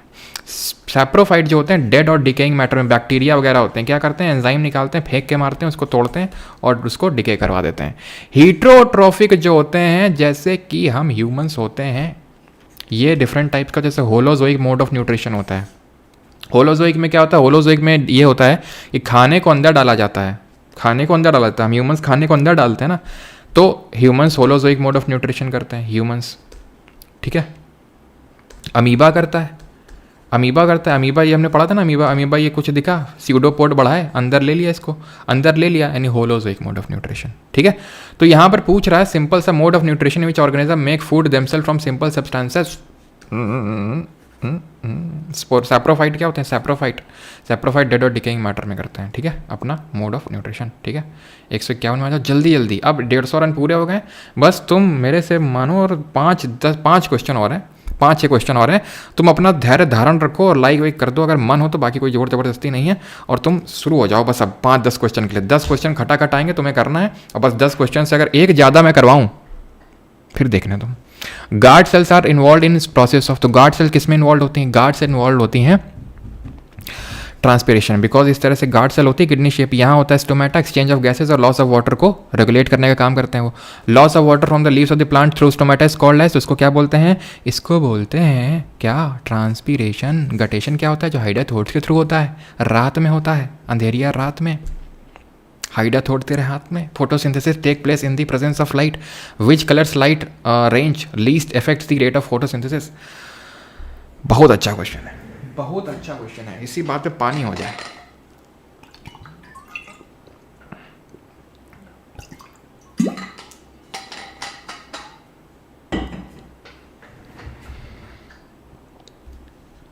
डेढ़ 150 बोला था बेटा, 10 क्वेश्चन सुपर फास्ट में रखता हूँ लास्ट में, ठीक है। वो है क्वेश्चन जैसे कल ज्योग्राफी में था। फोटोसिंथेसिस बेटा ध्यान समझो। फोटोसिंथेसिस होता क्या? फोटोसिंथेसिस 4 चीज़ें रिक्वायरमेंट होती है। फोटोसिंथेसिस 4 चीज़ें को रिक्वायरमेंट होती है। क्या? क्लोरोफिल चाहिए, पानी चाहिए, क्या चाहिए? क्लोरोफिल ले लिया, पानी चाहिए अपने को, थोड़ा सा पानी ले आओ, थोड़ा सा CO2 ले आओ भैया, CO2 आ गई। और थोड़ा सा एक काम करो, थोड़ी सी अगर लाइट मिल जाती तो मज़ा आ जाता। मिल गया भैया, अब क्या करें भैया, अब पानी ले आओ, थोड़ा सा CO2 छिड़को उसमें से, और लाइट के प्रेजेंस में क्लोरोफिल में क्या करवा दो, ग्लूकोज बनवा दो, और ग्लूकोज को पी लो उठा के सीधा एकदम, और O2 निकाल लो और बैलेंस कर लो। आई थिंक 6 O2 आएगा, क्यों? 6 2 12 6 18, 6 2 12 6 18, हाँ। तो ये हुई बैलेंस रिएक्शन हमारी। क्या हुआ, ये O2 निकल गई, ठीक है। अब जो है इसको बोलते हैं क्या, ग्लूकोज। ये है हमारा ग्लूकोज, O2 निकल गई फोटोसिंथेसिस में, देखो मैंने तुम्हें करके भी दिया, ठीक है। तो ये O2 निकलती है फोटोसिंथेसिस में। अब होता क्या है कि फोटोसिंथेसिस में 2 रिएक्शन होती हैं, एक होती है लाइट रिएक्शन, एक होती है डार्क रिएक्शन। लाइट रिएक्शन यहाँ पर होती है, कहाँ पर, यहाँ पर थाइलाकॉइड है। थाइलाकॉइड क्या होते हैं, ये प्लास्टिड के अंदर, प्लास्टिड पढ़े थे सबसे पहले, आज से घंटों पहले, ठीक है। तो इस तरह से थाइलाकॉइड होंगे, सैक लाइक स्ट्रक्चर होते हैं थाइलाकॉइड से, है ना, डिस्क लाइक स्ट्रक्चर। यही थाइलाकॉइड में घुसा हुआ होता है क्लोरोफिल। लाइट को करता है ट्रैप, लाइट को क्या करता है, ट्रैप। और इन्हीं थाइलाकॉइड, ग्रुप ऑफ थाइलाकॉइड को, स्टैक ऑफ थाइलाकॉइड को ही भैया ग्रेना बोलते हैं। ग्रेना कुछ और नहीं होता है, ग्रेना ग्रेना में क्या होता है, साइट ऑफ लाइट रिएक्शन। यही लाइट रिएक्शन होती है, यही क्लोरोफिल भैया थाइलाकॉइड है, थाइलाकॉइड में क्लोरोफिल छुपा बैठा है, लाइट को ट्रैप कर लेगा। और स्टैक ऑफ थाइलाकॉइड, ग्रुप गट्ठर ऑफ थाइलाकॉइड को ग्रेना बोलते हैं। यहां पर स्ट्रोमा टाइल्ला है, स्ट्रोमा ये लिक्विड टाइप है, यहां पर होती है site of dark reaction, site of dark reaction, ठीक है। अब ये हो गई लाइट डिपेंडेंट रिएक्शन। यहां हो रही है light independent reaction, dark reaction बोलते हैं इसको, केल्विन साइकिल बोलते हैं। तुमसे पूछेगा बेटा केल्विन, तो तुम ये बोला क्लेन, तुम बोलना साइकिल, तो केल्विन साइकिल कहाँ होती है, ये होता है फोटोसिंथेसिस का डार्क रिएक्शन होता है, ये डार्क रिएक्शन, ठीक है। तो ये होता है इस तरह से फोटोसिंथेसिस। अब ये क्या बोल रहा है कि रिफ्लेक्ट कौन सा होता है, तो हमें सबको पता है, तुम्हें भी पता है, हमें भी पता है। क्या पता है, हम सबको ये पता है कि हमारी जो पत्तियां वत्तियां हैं सब कैसे दिखती हैं, कैसे दिखती हैं, वो हरी दिखती हैं। क्यों हरी दिखती हैं, क्योंकि वो हरी को रिफ्लेक्ट कर देती हैं, इसलिए क्लोरोफिल जो होता है ना, क्लोरोफिल में क्या होता है, मैग्नीशियम मेटल होता है, तो वो हरे को रिफ्लेक्ट कर देता है। क्लोरोफिल ए होता है, क्लोरोफिल बी होता है, सी डी इस तरह से होता है। क्लोरोफिल ए और बी की खासियत ये होती है कि ये रेड और ब्लू को बहुत भयंकर एब्जॉर्ब करते हैं। तो जो हम पढ़ते हैं, व्हाइट लाइट आती है सनलाइट से, इलेक्ट्रोमैग्नेटिक स्पेक्ट्रम में जो व्हाइट लाइट आती है उसमें से रेड और ब्लू एब्जॉर्ब हो जाता है, तो मुझे लगता होगा ग्रीन एब्जॉर्ब होता होगा, ग्रीन रिफ्लेक्ट होता है। समझे दोस्त, समझे कि नहीं समझे? तो ऑप्शन नंबर सी सबसे ज़्यादा रिफ्लेक्ट होगा, सबसे अच्छा एब्जॉर्ब होगा रेड और ब्लू, याद रहेगा ये चीज़। अब ये पूछ ले तुमसे कि जो लाइट इंडिपेंडेंट रिएक्शन है केल्विन साइकिल वाली, उसमें क्या प्रोड्यूस होता है, क्या प्रोड्यूस होता है उसमें एडेनोसाइन ट्राइफॉस्फेट ATP और NADPH प्रोड्यूस होगा। तुमसे पूछेगा कौन सी सेल होती हैं स्पेशलाइज सेल्स जो फोटोसिंथेसिस में इन्वॉल्व होती हैं, तो तुम बोल देना मीजोफिल सेल्स होती हैं, मीजोफिल सेल्स होती हैं जो इसमें इन्वॉल्व होती हैं। और प्लांट इसी तरह से अपना न्यूट्रिशन लेते हैं। अच्छा, प्लांट न्यूट्रिशन मैंने आपसे एक चीज़ पूछी थी, एंड दैट वाज कि NPK CHO, और तीसरा जो सेट पूछा था मैक्रो न्यूट्रिएंट में NPK CHO और कैल्शियम मैग्नीशियम और सल्फर, ये मैक्रो। सर माइक्रो क्या होता है बेटा, मैक्रो याद रखो, इसके अलावा कुछ भी पूछ ले वो माइक्रो हो जाएगा अपने आप, समझ गया? कोई दिक्कत, कोई परेशानी नहीं होनी चाहिए, ठीक। जो the following includes genetic engineering, तो जेनेटिक इंजीनियरिंग किस में इंक्लूडेड होती है, globalisation, bloodless revolution, green revolution या जीन रेवोल्यूशन। जेनेटिक इंजीनियरिंग, तो जेनेटिक इंजीनियरिंग का यूज़ किया था ग्रीन रेवोल्यूशन में, जहाँ पर मैंने आपको कल पढ़ाया था HYV सीड्स का इस्तेमाल किया गया था, हाई ईल्डिंग वैरायटी सीड का, जहाँ पर IR8 एक वैरायटी डेवलप करी गई थी। होता क्या था ना, एक छोटा चावल और एक बड़ा लंबा चावल, उनको मिक्स कर दिया गया और IR8 बना दिया गया, international rice 8। Which of the following was the first to blend his knowledge of science and mathematics to keep count of individual exhibiting a particular trait in each generation? तो कौन है ये, कौन है वो, कौन है, कहाँ से वो आया? तो ये है अपने मेंडल भैया। कौन है? जोहान ग्रेगर मेंडल, जिनको फादर ऑफ जेनेटिक्स बोलते हैं, फादर ऑफ जेनेटिक्स बोलते हैं। इन्होंने पीसम सातवियम, किसके साथ, पीसम सातवियम यानी कि मटर के पौधे के साथ अपना एक्सपेरिमेंट किया था, ठीक। और 3 क्या दिए थे, लॉज ऑफ इनहेरिटेंस दिए थे, क्या दिए थे? तब तक तुम ये वाला सवाल करो जल्दी से बेटा, बहुत तेजी के साथ। बस आखिरी क्वेश्चन है, 160 के आगे मैंने तुमसे बोला था अगर मैं एक क्वेश्चन करवा दूँ तो कहना तुम, ठीक है। 3 laws of inheritance, 3 laws of inheritance. Inheritance के 3 नियम पढ़े दिए थे इन्होंने, प्रपोज बाई मेंडल। पहला लॉ, दूसरा लॉ, तीसरा लॉ। ये ऑर्डर में याद रखना कि पहला लॉ लॉ ऑफ डोमिनेंस कहलाता है, लॉ ऑफ डोमिनेंस कहलाता है पहला लॉ। दूसरा नियम क्या कहलाता है? Law of segregation, segregation. और तीसरा लॉ क्या कहलाता है? लॉ ऑफ इंडिपेंडेंट,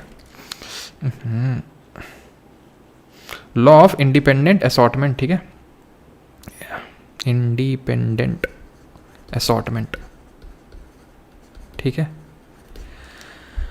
क्लियर हो गया यहाँ तक सर एंड मैडम?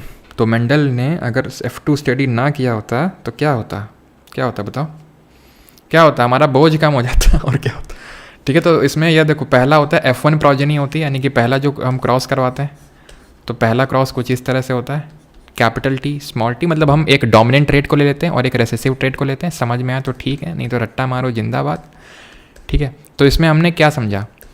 इसमें हम ये समझते हैं, डीप में तो यार मैं नहीं पढ़ा पाऊंगा अभी इसको, ठीक है, ये एक टॉपिक तो पढ़ नहीं रहे हम, ठीक है। तो इसमें ये होता है कि इसमें नो रेसेसिव ट्रेट एक्सप्रेस करती है, नो रेसेसिव ट्रेट को ये रेसेसिव एक्सप्रेस कर ही नहीं रहा, क्योंकि ये प्योर टॉल है, ये टॉल है, ये टॉल है, ये टॉल है, ठीक है, ये टॉल है, ये शॉर्ट है।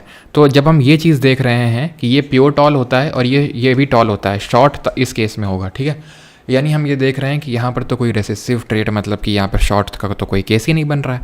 फिर इन्होंने क्या किया? फिर इन्होंने F2 प्रोजेनी करवाया, यानी कि फिर से इन्होंने क्या करवाया? F2 प्रोजेनी का मतलब है इन्होंने फिर से क्रॉस करवाया, जिसको बोलते हैं F2 प्रोजेनी का क्रॉस। इन्होंने क्या किया?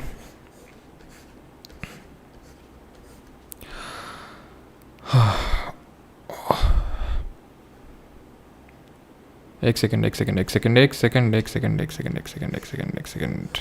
भेजा मेरा घूम चुका है अभी यहाँ पर, रुक जाओ।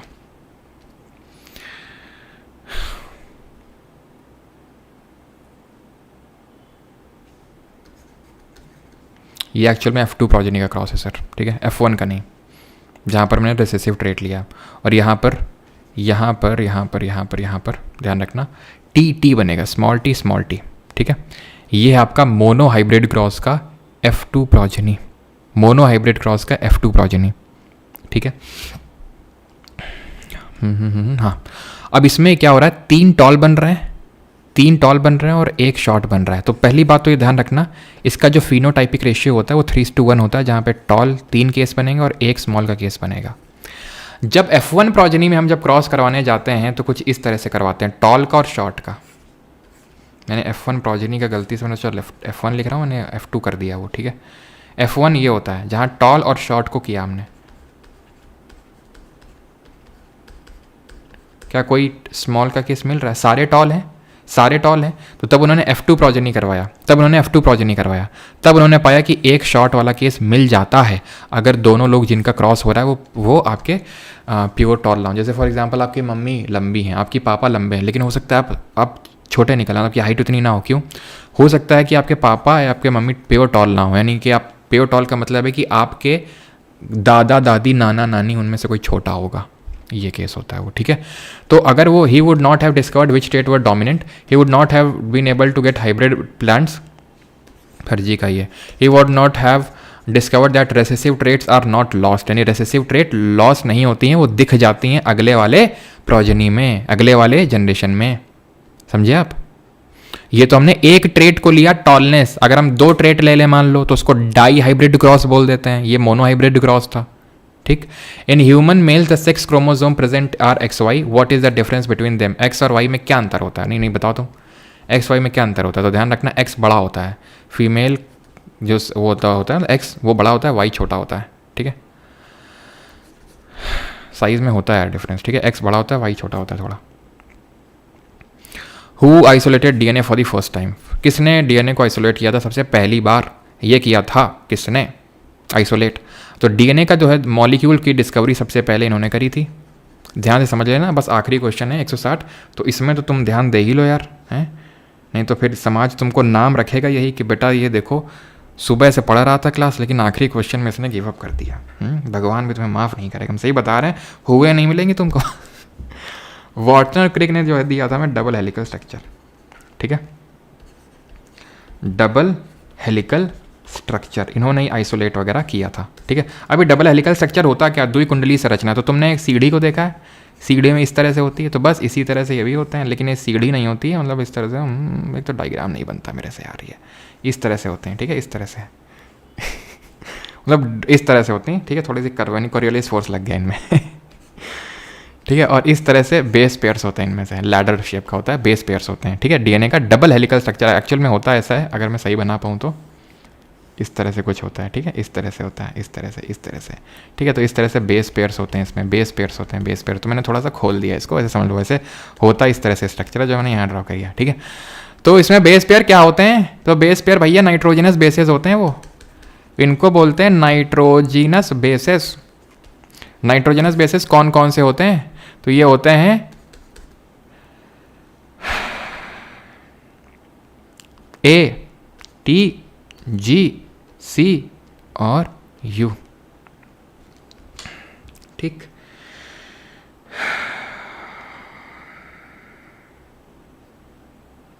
ठीक, ये होते हैं बेस पेयर्स।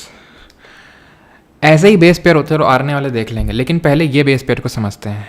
एडिनाइन, गुआमाइन, थाइमाइन और साइटोसाइन, और ये है यूरेसिल, ठीक, ये है यूरेसिल।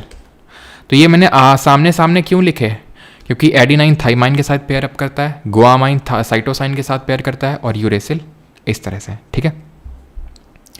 होता क्या है, यूरेसिल एब्सेंट होता है यहाँ पे, किसमें, डीएनए में। आरएनए में क्या होता है, आरएनए में क्या होता है, आरएनए में थाइमाइन की जगह यूरेसिल आ जाता है, यहाँ पर यूरेसिल के साथ पेयरिंग होने लगती है, और गुआमाइन की साइटोसाइन के साथ होगी, याद रहेगा। ये नाइट्रोजनस बेसिस होते हैं, और ये चीज़ ध्यान रखना, जब नाइट्रोजनस बेसिस में जब शुगर मिला देते हैं तो ये बन जाता है न्यूक्लियोसाइड, क्या समझे। और इसमें मिला दूंगा मैं क्या, प्रोटीन, तो क्या मिल जाएगा, न्यूक्लियोटाइड। दूध सी सफ़ेदी देगा फिर आपको ये न्यूक्लियोटाइड, ठीक है। तो ये है आपका नाइट्रोजनस बेस, शुगर मिला दोगे न्यूक्लियोसाइड, उसमें प्रोटीन मिला दोगे, न्यूक्लियोटाइड बन जाएगा। धुलते रहना कपड़े बैठ के फिर अपने। ये 1953 में डबल हेलिकल द्विकुंडली संरचना दी थी इन्होंने, ठीक है। चलो बस एक क्वेश्चन और कर लो, है बेटा, एक क्वेश्चन और कर लो। एक सेकेंड, डबल हेलिकल स्ट्रक्चर तो पूछा नहीं यार इसमें, मॉलिक्यूल तो पूछा है फॉर द फर्स्ट टाइम। तुम वॉटसन और क्रिक क्यों लगा रहे हो सबके सब, गधे हो क्या, फ्रेडरिक मिशर होगा ना भैया। इसमें डबल हेलिकल स्ट्रक्चर की थोड़ी ना चर्चा हो रही थी। और डीएनए का एक सेगमेंट जो होता है ना, एक सेगमेंट मैंने उठा लिया तो उसको बोलेंगे जीन, जो हेरिडिटरी कैरेक्टर्स को ट्रांसफर करता है। The rules of inheritance, the rule of inheritance of trait in human beings related to certain facts, बताओ जल्दी से। तो ट्रेट कहाँ से आती हैं, बस ये बता दो, और तुम ये बस बता दो, ये तुम बता दो बस, आखिरी क्वेश्चन है कि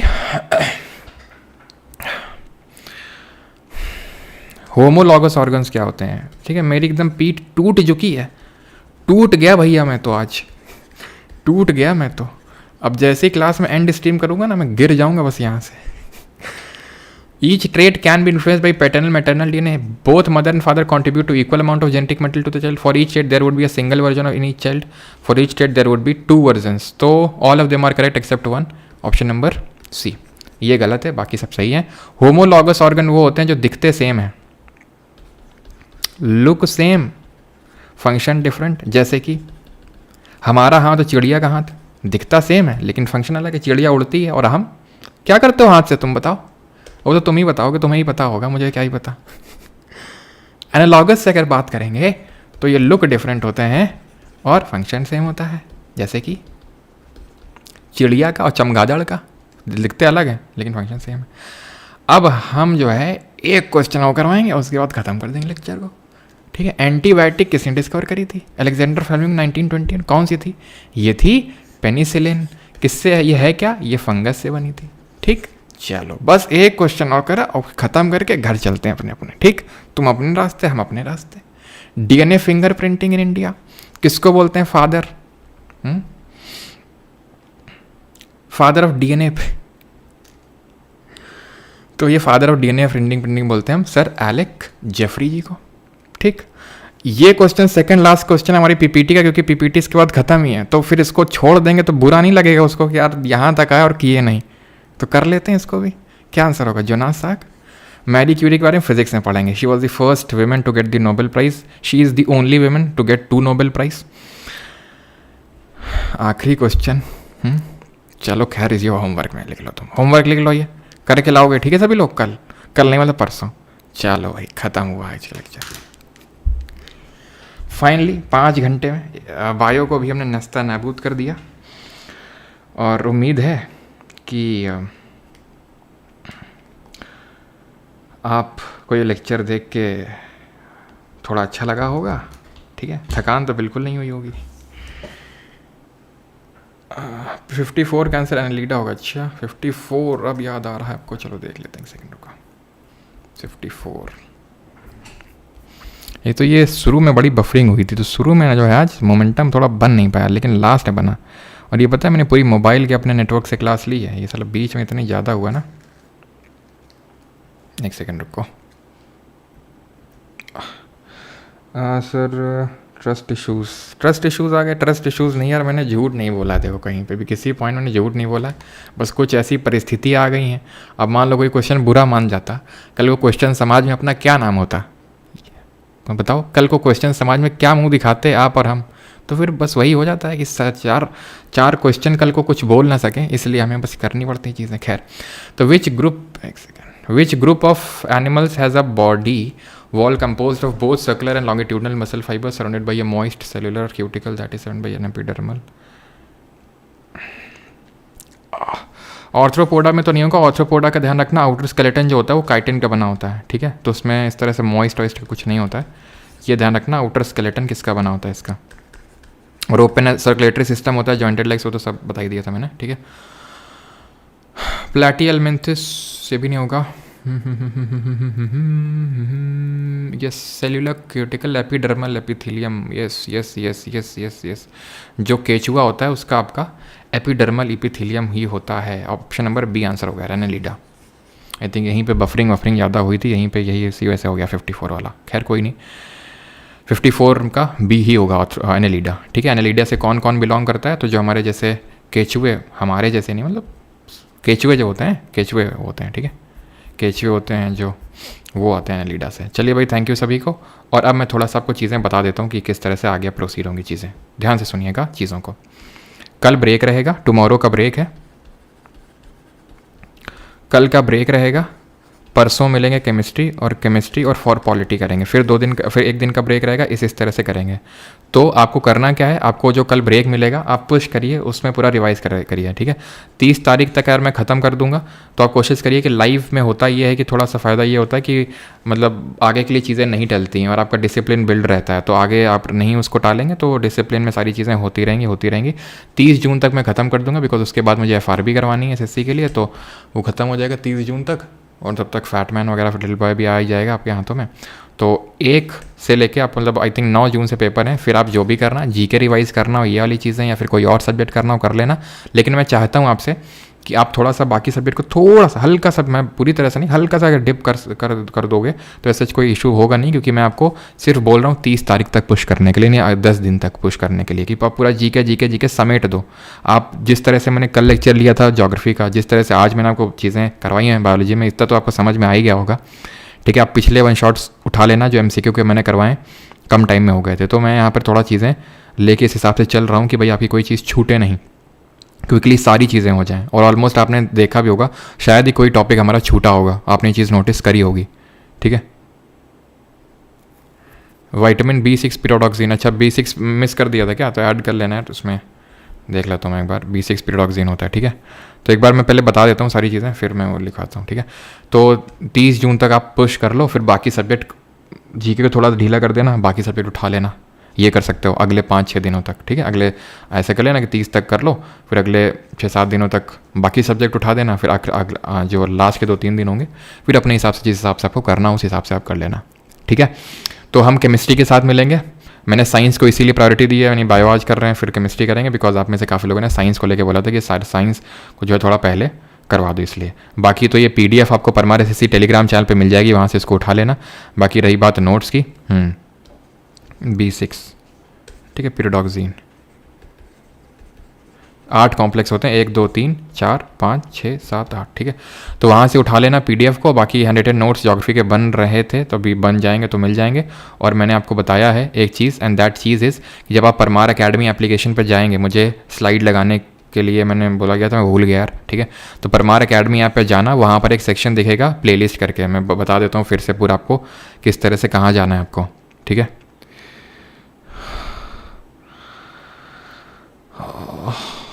भाई पीठ बहुत दर्द कर रही है यार, ठीक है। तो यूट्यूब प्लेलिस्ट करके दिखेगा,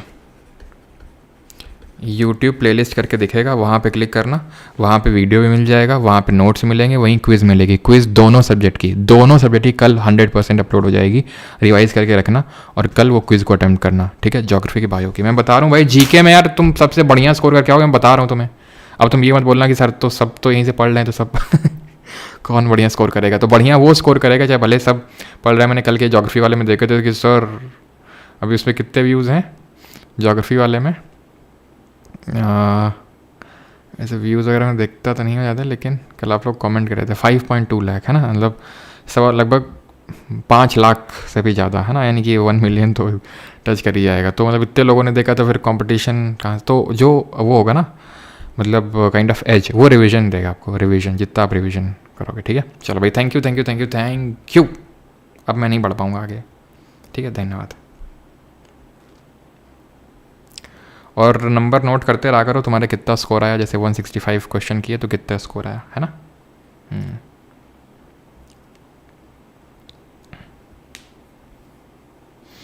बस करते हैं। और भाई 8840, मतलब जिन लोगों को अगर कुछ ऐसा मैसेज करना है डायरेक्ट तो वो मैसेज कर सकते हैं मुझे।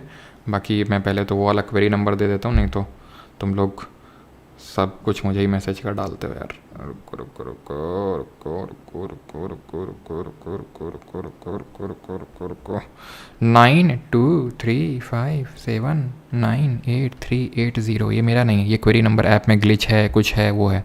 अगर कुछ मुझे बताना है इम्पॉर्टेंट तो ही मैसेज करें व्हाट्सएप पे 8840286735, ठीक है। चलिए भाई, धन्यवाद। नंबर को मिटा देते हैं, धन्यवाद, थैंक यू। PDF टेलीग्राम पे मिल जाएगी, उठा लो चल के वहाँ से।